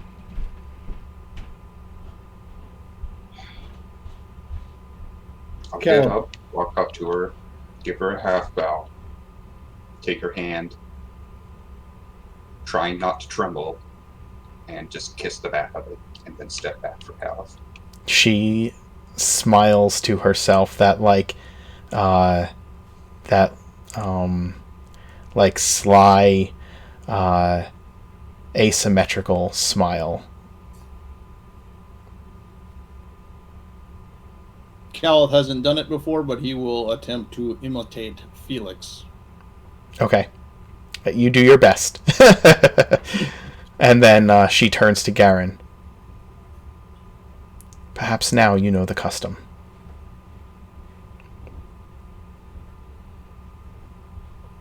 Garen is gonna keep his hand out and say, I'm sorry, but this is what I know. For it to be a deal for me, we must shake.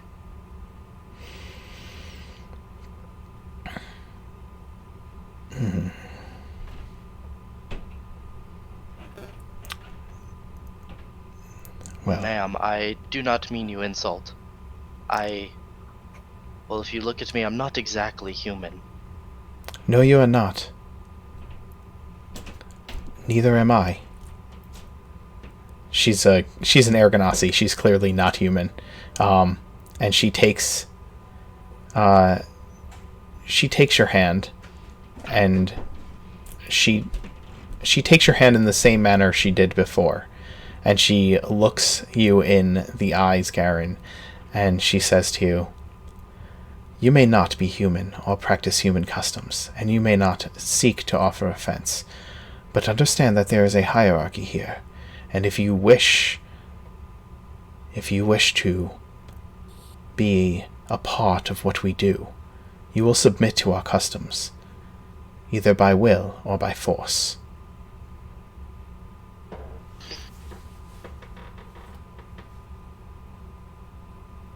And then she turns without waiting for you to respond, and she walks out of the room. "You may go," she says over her shoulders, and returns to the imposing figure on the other side of the door.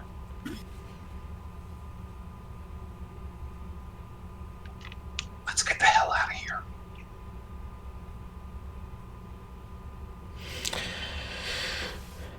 Genevieve, Michael, you are enjoying a very, very expensive meal. The wine on the table alone costs more than your attire, Michael. Never mind the food. And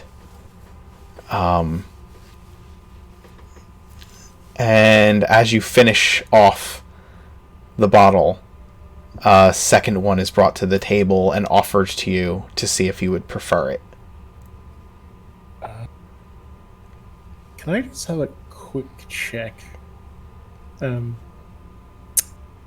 probably used to good wines, so I'll just check to see if it's corked. The bottle? It has not. It has not yet been opened. It is. Okay. Yeah, I mean, it's hand corked. You know what I mean? Like it's but it is full, and it is sealed with wax. Okay. I'll nod to the waiter at the label, but I'll wait to taste the wine. Okay. The waiters here perform proper wine service. Okay. Could I use prestidigitation very kind of like under the table, the semantic part, and just slightly increase the temperature of the wine so it sours? I don't know if you... I don't know how long it would take. I don't know how long it would take to sour the wine that way. You can warm the bottle. Yes, you can absolutely do that. I don't know how long it would take to sour wine like that, but you could warm it to above room temperature. That's for sure. Yeah. Okay, that's fine. You can warm the wine. Sure. And then once the wine service has been performed, I'll take a sip and I will create an absolute strop and demand to speak to management, because how dare you serve a wine at this temperature? It ruins the taste. Don't look, you've embarrassed me in front of my guests here. Shame on you. Like, I've done a full kind of like... Sure. The waitress gets the maitre d' who comes to the table and is trying to smooth things over with you. I demand that he taste the wine. He does, and he apologizes profusely for it several times, repeatedly, and speaks of how embarrassed he is. How much, like, you guys both order the most expensive food? Sure. So far, right? Or I know Genevieve said she was. Absolutely. Okay. And you continue to make the stink, even as the maitre d' is apologizing and, like, offering you a new bottle and all of that. Okay. Yeah, being a dick. Yeah. All right. Oh, I want to step in. So as Michael is going off, Genevieve will just calmly put her hand on the maitre d's shoulder, and in one of her she's like, I am so sorry about this, but it would just really help out if we could just with your boss. Well, you notice, Michael, that a halfling in perfectly tailored clothing is speaking with the waitress, who has moved away from the table and finding out what's going on, and sees the maitre d' over there, and he eventually walks over and waves the maitre d' off, and he comes up. Hey folks, how's it going? What's going on here?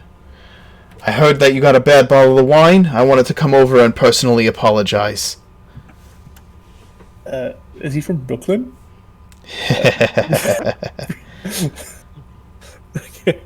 My name is Avelli Tallfellow. I am the proprietor of this place. Ah, Mr. Tallfellow, and I'll shake my hand. My name is Michael. Michael. He shakes your hand and places his other hand on top of your hand as he shakes it. It is certainly a pleasure to meet such a fine gentleman who comes and patronizes my establishment. And the young lady. He turns to you. Name's Genevieve. I'll give him a little wink. My hand. He takes your hand and he kisses it gentlemanly, and he pats it with his other hand for a moment.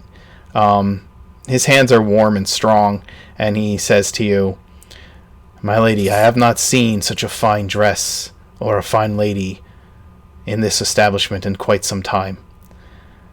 If you would please allow me to buy not only your replacement bottle of wine, but also your meals for the evening, it would be my utmost pleasure. Perhaps you can both join me at my table. I would be delighted. What do you say, sweetheart? I'll tilt my head slightly and say, most gracious.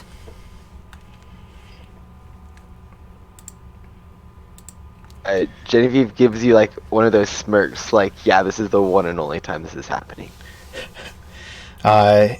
His table is right in the center of the bottommost tier of the restaurant, and he waves his people over to start gathering your items on a food trolley to take down to the table, and he leads you both down. If you let him, Genevieve, he will lead you by hand to his table in a gentlemanly-like manner. Very, very suave and gentlemanly. She definitely does. And Okay. she comments, oh, just loud enough to Michael to hear, like, "Oh, your hand, such a gentle and firm grip on my hand." It comes from taking care of such fine things as my restaurant and my other businesses. As you learn to do that, you need to be able to keep them both secure and yet handle them with care. And he pulls the chair out for you and sits you at the table. Thank you. She sits down.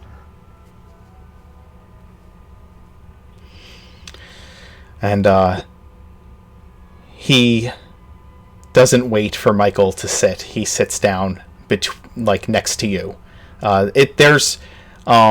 It's kind of like a half moon booth, and so there's like space for all three of you on his side so that you can see the stage. His people bring over your meals and a brand new bottle of wine, and he turns to you, Michael. Being the connoisseur that you are, would you care to taste the wine? As instead of me being the host, I'm offering this to you. Again, I'll hand gesture him for him to continue. Okay, they perform the wine service at the table.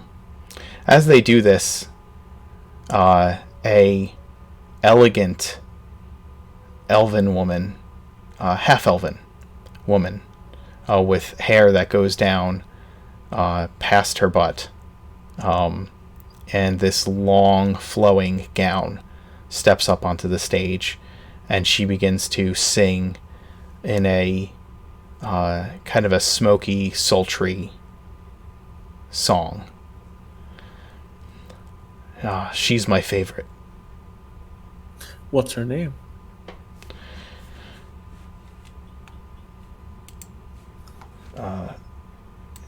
You ask, and he kind of takes a moment, like listening to the music. Her name is Rosalind. Her voice is magic. He turns. Beautiful. Yes, well, things of beauty often recognize each other. And he pours wine. He pours the glass of wine for you. Tell me, what brings you to my establishment this evening? It's our anniversary. We're celebrating. Oh, my heart breaks.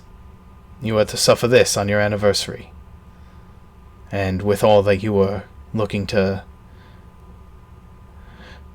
It seems that you went all out for this evening, and to have it ruined in such a way is...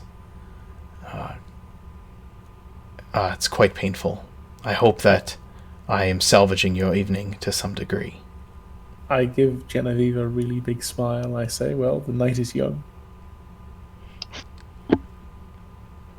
Oh, night is so young. How long have you two been married? You know, Year. but it feels like a couple of days. It sure has, that honeymoon phase never ends. Okay. He is eyeing you both up, so I'm going to need deception checks from both of you as he's watching.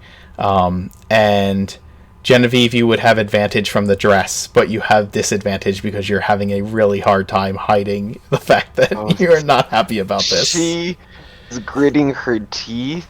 Yes, so you don't have disadvantage. You have a regular roll. It just negates your advantage. And she crits. I crit. You do. You crit. Jeez. Michael, your deception roll? Okay. Hey. Nicely done. Good.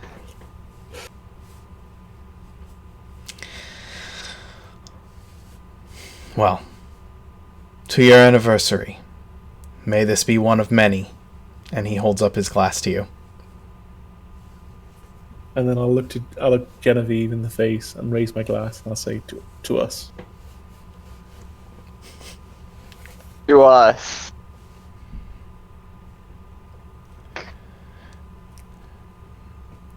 And he drinks to you too. Michael. I down mine. In one gulp. I need more. Whatever a lady wants, of course. And he pours you more wine. Tell me, Michael, what business do you have in the city? You seem to be affluent. I'll also prestidigitate another banking card with the the discrete autonomous bankers symbol, and say I'm what you might call an independent banker, looking for financing opportunities. He looks this over. I've not heard of you. I know everybody in the city. I'm not from the city. And I smile. I see. Looking to drum up new business, then? Let's drum up and let's say, and he smiles, make a killing. He smiles. There are opportunities for that here, I can assure you.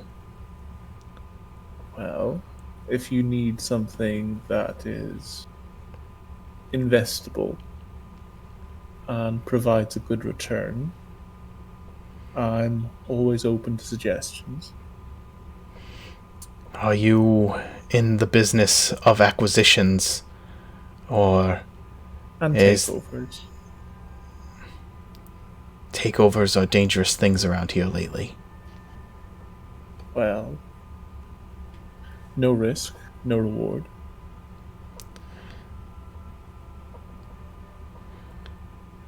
I'll have one of my associates contact you. I think that there can be arrangements made for good business. Very well. And I smile and I raise my glass to him. To new business. Indeed. Did you pull that fit to come speak with me? Was that a ploy? I smile. But of course. You're a clever man. That can be dangerous.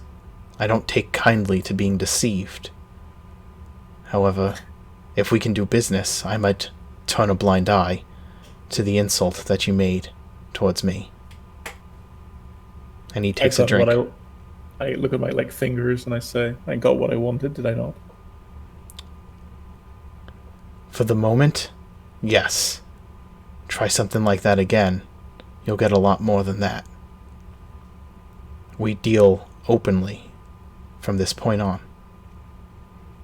I smile and bow, but of course.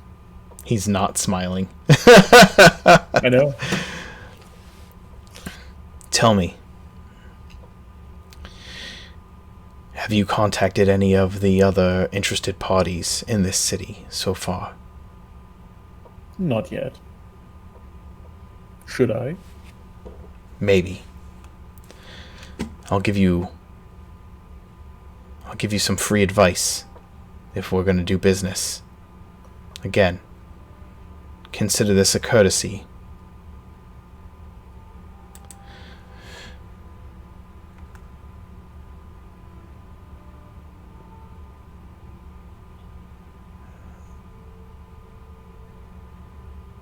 There is another organization in the city that is looking for someone in your line of work. Many someones. They supposedly have a very big deal happening very soon. I would advise you to stay as far away from this job as you possibly can. And if I was to persuade these people to not do this big job, what kind of return would I see? I don't care if they do this big job or not.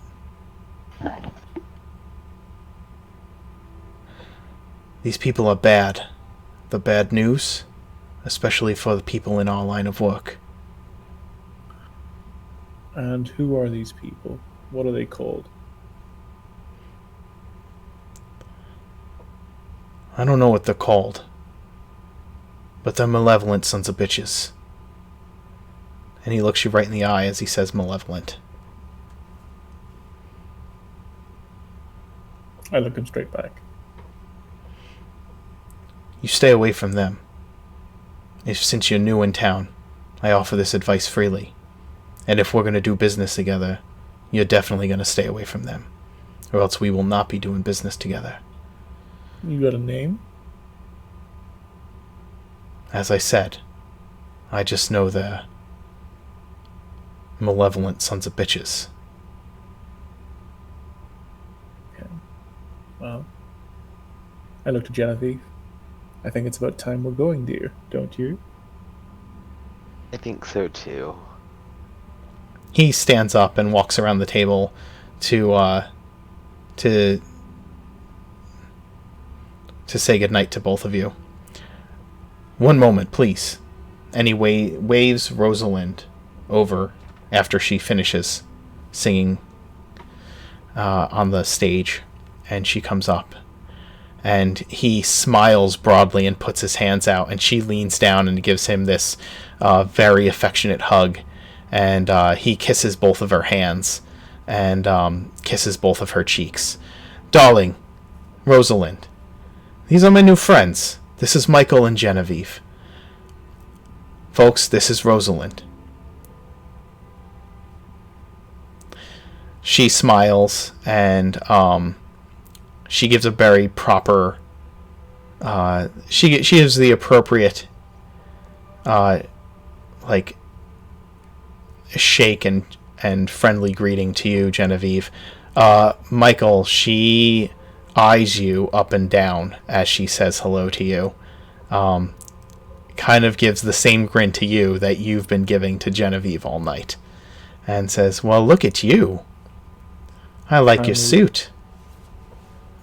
And I like your style. And I smile back.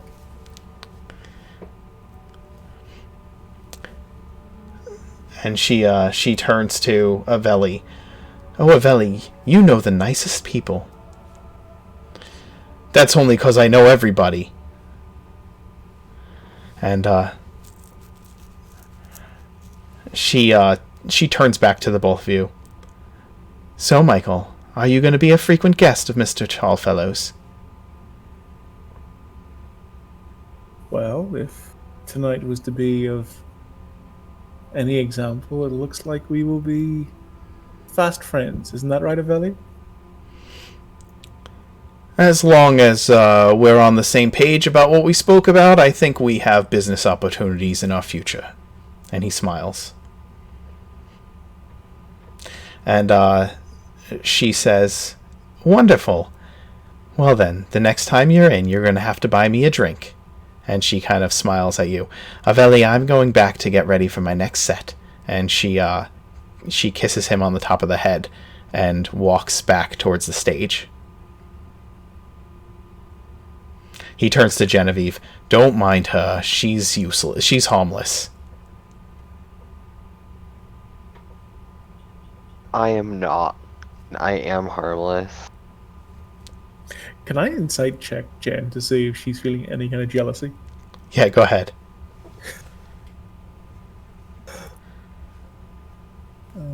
Roll insight, and then Genevieve, you can tell him exactly what you are feeling in response to that whole interaction. Nope. That's a 1. Regardless of what you're feeling, you are absolutely convinced that Genevieve is jealous. 100%.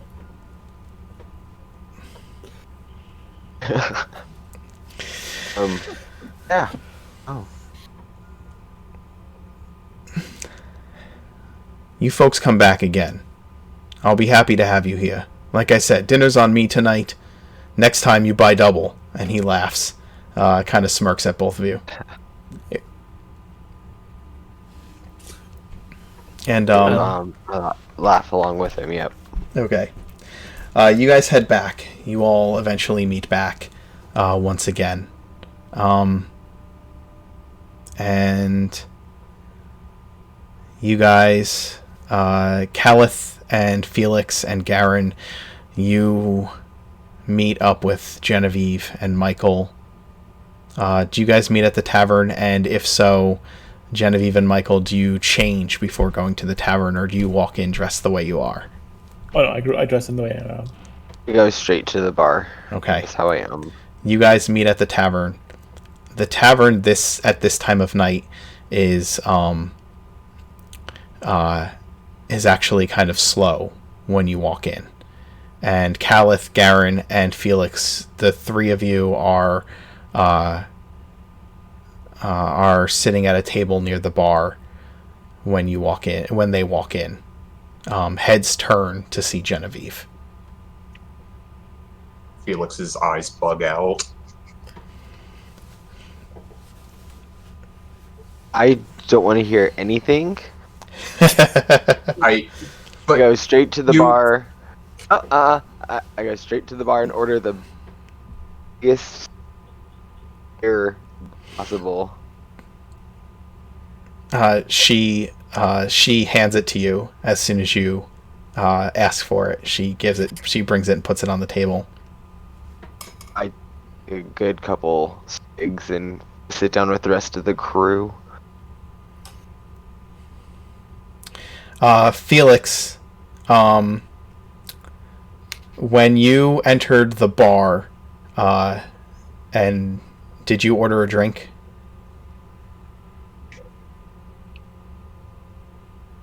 It's been a good day. Yeah. Okay. I'll have another one. Did you go up to the bar and order the drink, or did you go to the table and wait for a barmaid to come over? Honestly, Vitri's kind of creeping me out. I think I'd sit down. Okay. And wait for a waitress. Okay. A waitress serves your table.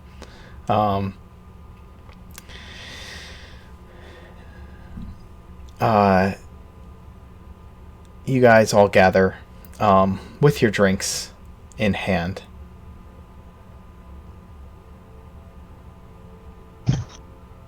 So, How frazzled? you guys have a good time?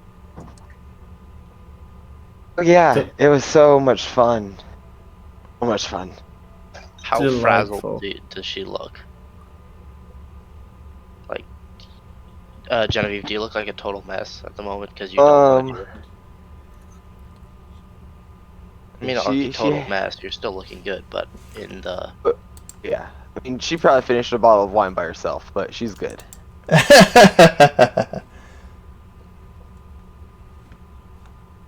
Garen's gonna still look suspiciously at Michael, kind of still not exactly trusting him.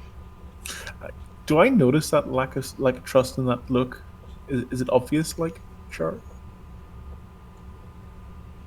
How much emotion can actually play over a warforged face like that? I can't show much emotion. I'm just more kind of staring at you a bit. Okay. Do I notice him staring?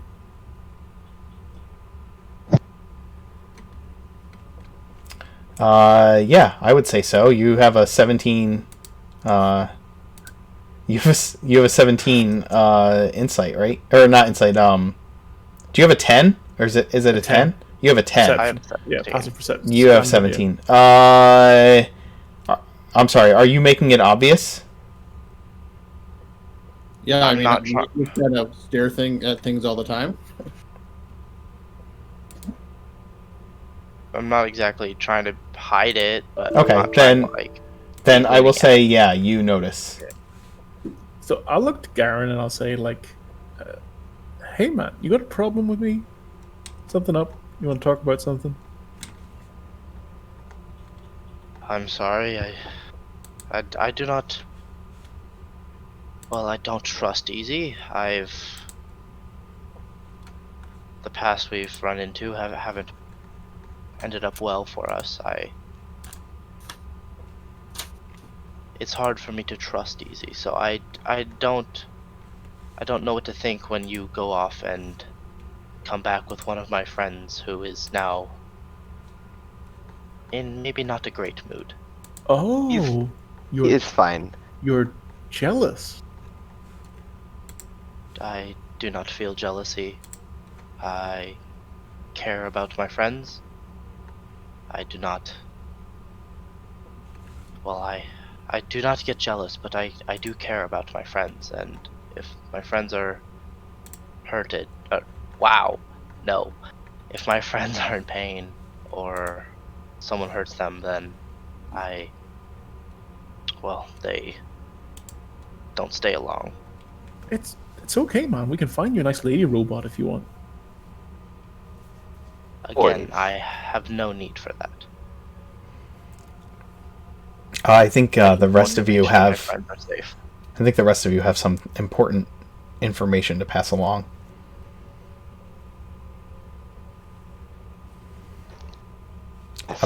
About the job. I was gonna.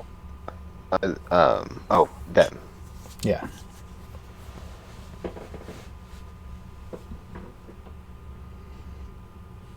Well, Aaron, Felix, Okay. who wants to tell them what happened?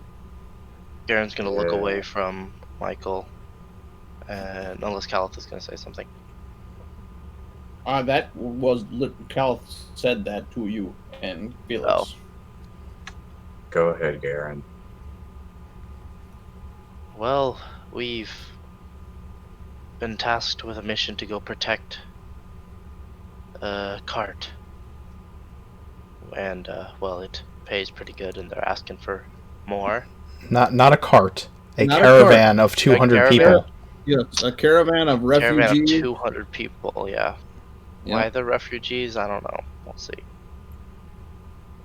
It was a job that turns out the job we were offered by the adamant horn, is contracted by the Tall Fellows.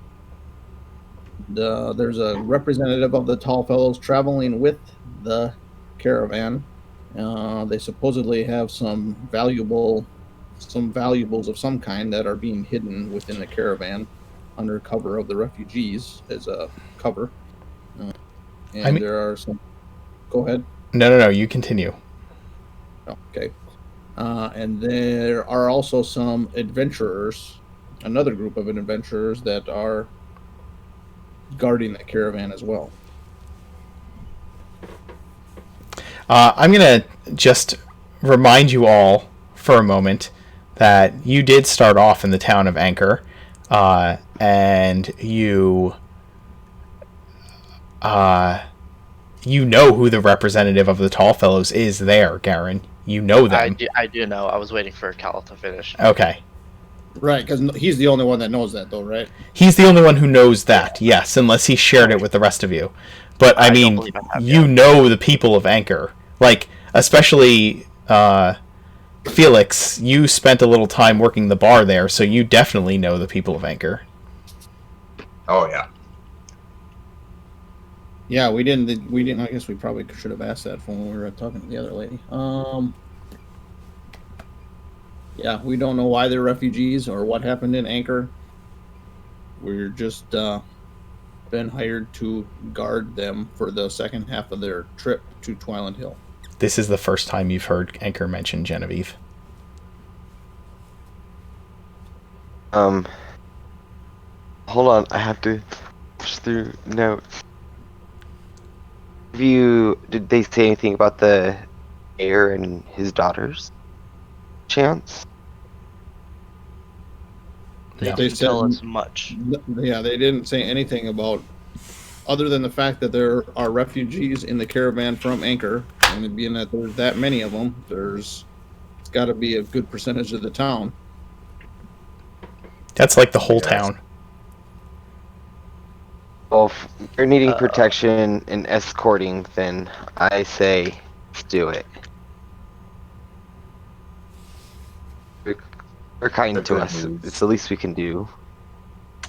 the good news is that we talked her out of attempting to take something. Yeah, she kind of gave us the option of filling the tall fellow request to guard them on the second leg of the journey, or looting the caravan for the goods that are being hidden. Somebody, any of you who are in that meeting, roll an insight check for me.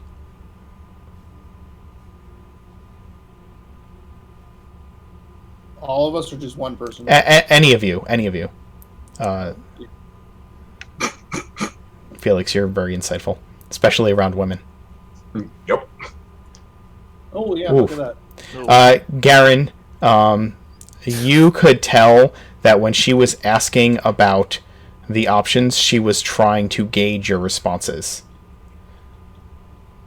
Okay. She was trying to see.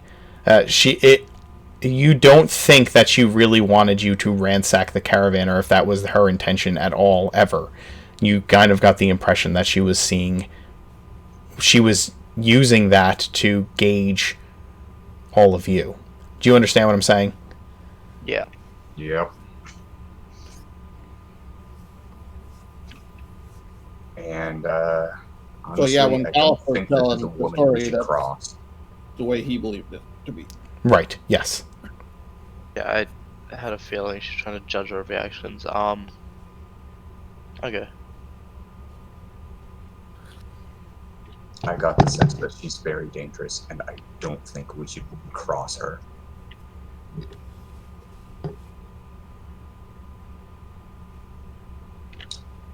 So, what did Yes. you guys find out? Anything useful? What? Go on, ahead, yeah. Michael. No, you go ahead. After you.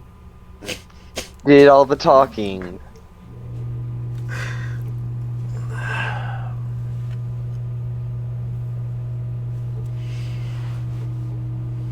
Michael was able to talk his way to speaking with a very tall fellow. Good. And he just said that there's a malevolent group that we should just stay away from. Well, that sounds like a lead. Yeah, a Anything malevolent else? group, as in the malevolent that we were briefed about.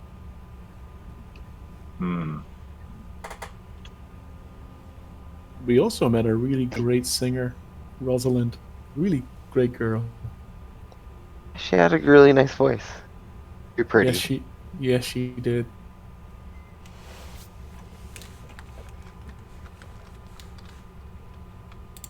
Yeah. Is there anything else we found out, Michael? We found out you look good in black. She's wearing gold. It's Wearing black and gold. gold, right? I thought it was. Oh, it's Blue and black gold. I'll say gold then. Garen's gonna again start glaring at him.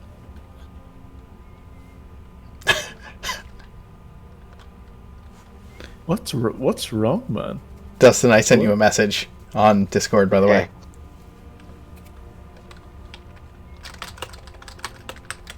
Garen's not gonna say anything. Should we have a private conversation, Karen? I mean, we're both men here. We can talk this out, right?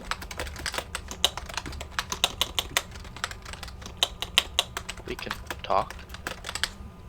Sure. When the guys go to bed, let's have a private conversation.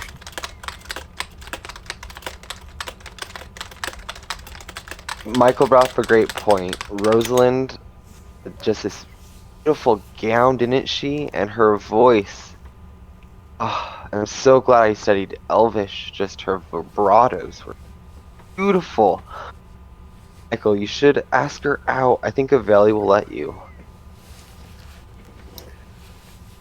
No, I've only got my eyes for one person. Oh, she was very keen to you. She really liked you. I know.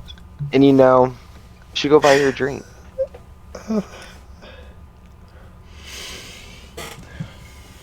You gonna come with me? Sure, I can ask Aveli some questions. Three's party then, right? I mean, you can go have a drink with Rosalind, and I'll go ask Aveli some questions. Or me, you, and Rosalind can go for a drink. You know, You're kidding. I don't like being the third wheel. I had to pass on that one. Well, this is awkward. I'm going to go get another drink. Excuse me a minute. Felix, I'm coming with you. Didn't you, Garen, didn't you leave a message for Aveli at Aveli's Coster? Do we want to, we might be I did, burning our yeah. wick at a couple ends here. Felix, you walk up to the bar to get a drink, and Beatree is there. What can I get for you, love? Jeez, do you really have to call me that? My usual. And Jen, what do you want? She grabs you your usual and waits for Genevieve to tell her what she's looking to buy. Put out water at this point. Okay. She Water. places a water in front of you, and she places the beer in front of you, Felix, and she says, "About your question from earlier, I would love to." What? The note you sent me. What? What? No, what? Oh, come now. Stop. You don't have to play shy because your friend is here. Want me to leave, Felix? She No. pulls out No, please, no. She pulls out a note written. She says, "A pen floated right over here, and I know you can do all that magic stuff. Asked me if I wanted to have dinner," and she places the note on the table. I. And it says from the embarrassed. Let me read what the note exactly says. It says in a scribble, "Dinner sometime." It's on this embarrassed gnome. Felix, that does look like your handwriting. No, actually, it doesn't. Jen, can I have a moment with Beatrix? Hmm? Can we just have a moment to go? I don't know. Go talk to Michael or something, please. Oh no, Oh my god! I'll sit right here. This is the cringiest crap ever, and it's all Steven's fault. I hate that you've turned this into an episode of, like, General Hospital right now.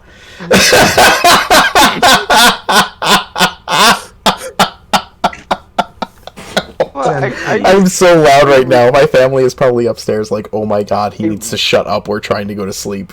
I don't have to deal with this. I could go to my parents' house. Oh, do you storm out and go to your parents' house? I feel like you would storm out and go to your parents' house. Does. Like, I'm tired of you guys. Everyone's staring at me. I'm going home. Well, maybe it's the dress. It is a really good dress. It is a really good dress. I gotta give it to you. You did a bang-up job on that thing. I swear I will get around to enchanting it for you. At this point, Michael, Garen, and Calith are the only ones at the table. Calith will say that looks like you two might want to have a little man-to-man talk, and I'm going to call it a night. And then Calith is going to go to his room and pray to the spirit. Okay. A little more fervently than he normally does. Sounds good. And before Genevieve leaves, she stands at the door and does, "Okay, everyone, one last look. You're never seeing this again." Oh, you spent all that time making that dress. only if another like big major something happened. Leaves. Beatree looks over at you, Felix, and asks what you wanted to talk about, and like puzzled over the note. I gulped down like half of that ale first. Ugh. Oh God, Beatree, I did not write this note. I swear, look, I pull out a quill and jot something down on paper. Look, that's Yeah, not even it's very different. My handwriting. Look, I appreciate what you think is going on, but I don't want to get into it too much, but it's fine. I do understand. a relationship again. It's too much. She smiles. I'm sorry. She smiles at you. Too much. Oh dear. Dinner does not a relationship make. If you change your mind, just know that I'd be happy to sit down with you for an evening. And if not, that's fine too. And she pats your hand, whether you sent the note or not. And she turns around and goes back to polishing bottles. She gives one more smile over her. She gives one more smile over her shoulder, and it's not like it's a friendly smile. It's it's okay smile, and then continues polishing the bottles. If you need anything, let me know. How about one more shot before I go to bed? She nods. She pours him a shot and one for herself too, and she holds up the shot to you and says, "To new acquaintances, and nothing else." And she smiles broadly.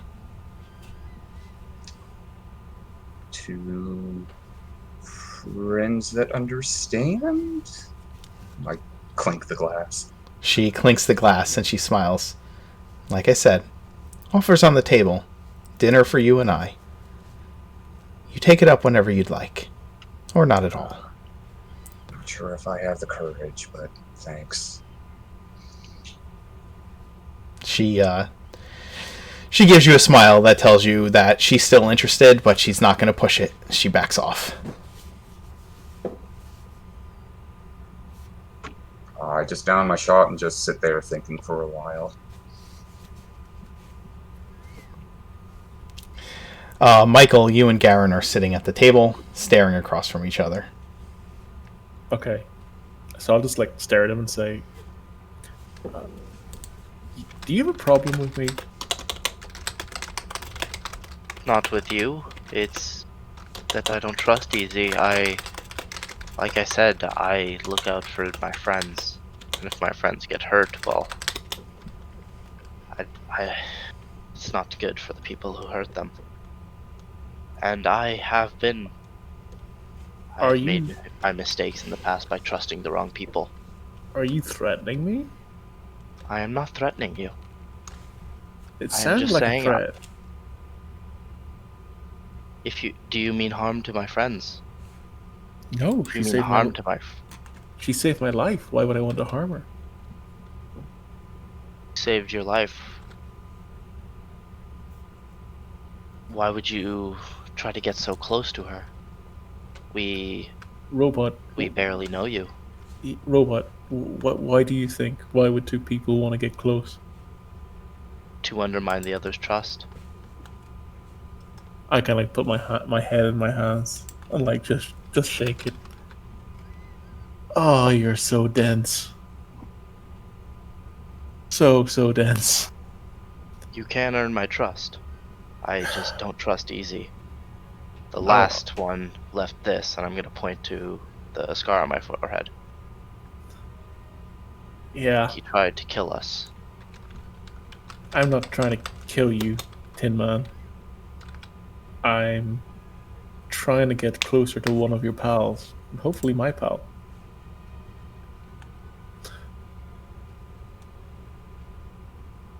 As long as my friends don't get hurt, and Well, as long as you're here for us, then I So- shall trust you eventually.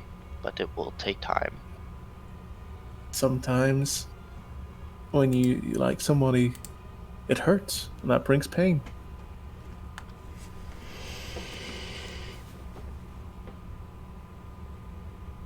Then do we have an agreement? I will not give you a hard time. As long as you mean no ill will.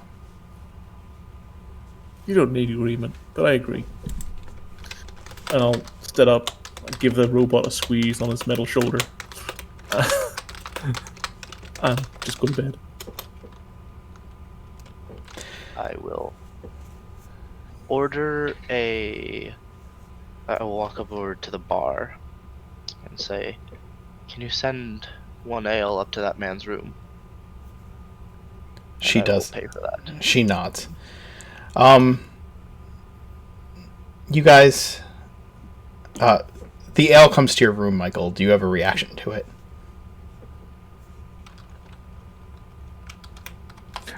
So it comes to my room. I'll smile and I'll cast message and say thanks. Okay. I can't respond, right? I can't remember. You can. Yes. Oh, I can? Yep. Oh. Yeah. To new acquaintances. And To I new will acquaintances.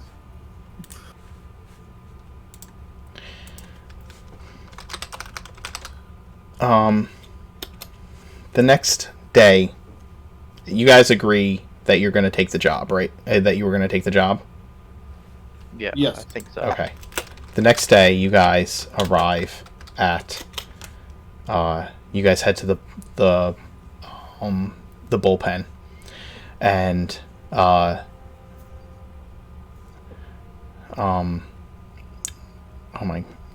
Galdor is there waiting for you. And you. There are horses for everyone, and a pony for Felix. Each one has each one has a saddle and several days worth of rations in the saddlebags. And Galdor says, "Are you ready to ride out?" It's just gonna be. There's nobody else with Galdor. It's just Galdor and us. It's just Galador and all of you. There's I'll say that there's like a couple of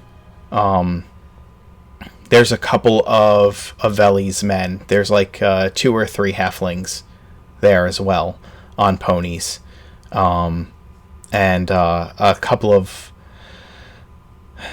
I'll say there's 5 NPCs with you, because it's 200 people. You're going to need more than 6 people. So there's 5 NPCs with you. 3 of Avelli's and 2 more of the Adamantine Horn.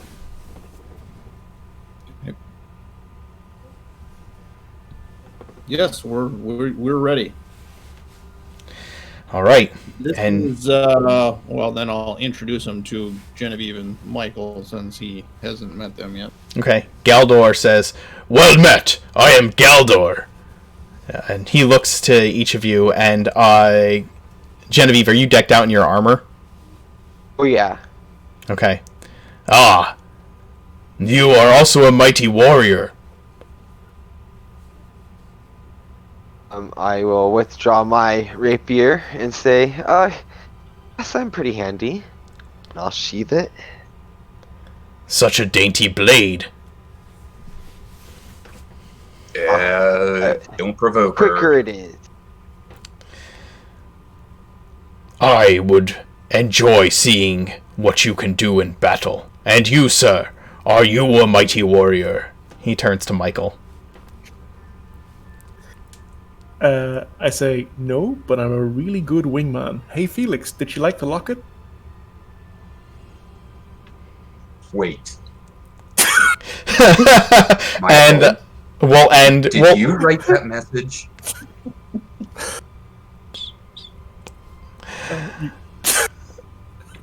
We're gonna end it Michael. right there. We're gonna end it right there with Felix kind of like Michael, and we'll end it with that. And you guys will ride out to the trading post between here and Geneva. And I only have one question for you. Are you guys free on Tuesday night? I think I'll have to be. What time? I think I have to be now. Luckily, my bi-monthly Tuesday game is not next week. So I'm free. I am free. All right. Well, then I will need you guys available on Tuesday at 5:30 to meet the other party. Oh my gosh! Yeah. I'm so excited! 5:30 Eastern. Yes, 5:30 Eastern time. Okay. I don't know if it will be the whole session or part of the session or just for a few minutes. But, I mean, it's got to be grand, right? If you guys are all going to meet up. So, Even if it's just for like 5 minutes. Jesus Christ, look at chat.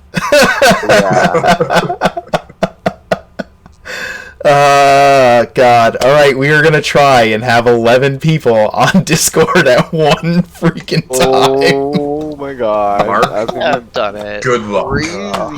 Good luck. That's going to be tough. Greatest crossover event since. All right. Well then, I can't be there that soon. I wouldn't be able to be there till 6. that's fine. Why don't we say that you guys will get there a little later? This way I get some time to get them all situated, right? So what time can you be there at? 6. I work till 6, and then I have to drive home and stuff. So about 6:30. 6:30? Okay. Yeah. Why don't we say then? Well, be available. Oh, you got the rest of you be available, and if I have to have Calith be kind of in the back of the party for a little bit, we can do that, and then have him come in. But let me write my notes, and I will let you guys know how it'll work out. But yeah, all right, guys. That's our game tonight. Thank you for joining us. You guys can. You guys are what, 5th level right now? Yep. Yeah. All right. When did you guys hit 5th level? Jeez. 2 sessions ago. 2 sessions ago? When we first got to town, right? Yeah. Oh, wow. That's only been 2 sessions? I thought that was 3. Jeez. I was gonna say I thought it was a couple. 2 or 3, something like that. This is the end of the 3rd session, right? And you've... Yeah. All right. Level up. 6th level. Go. I'll let you do it. Go ahead. I think this is I think it's a big craziness. So, yeah.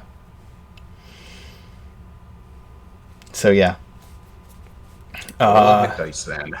Yep, go ahead and do that. All right, guys, we'll have a good night. I'm going to let them level up.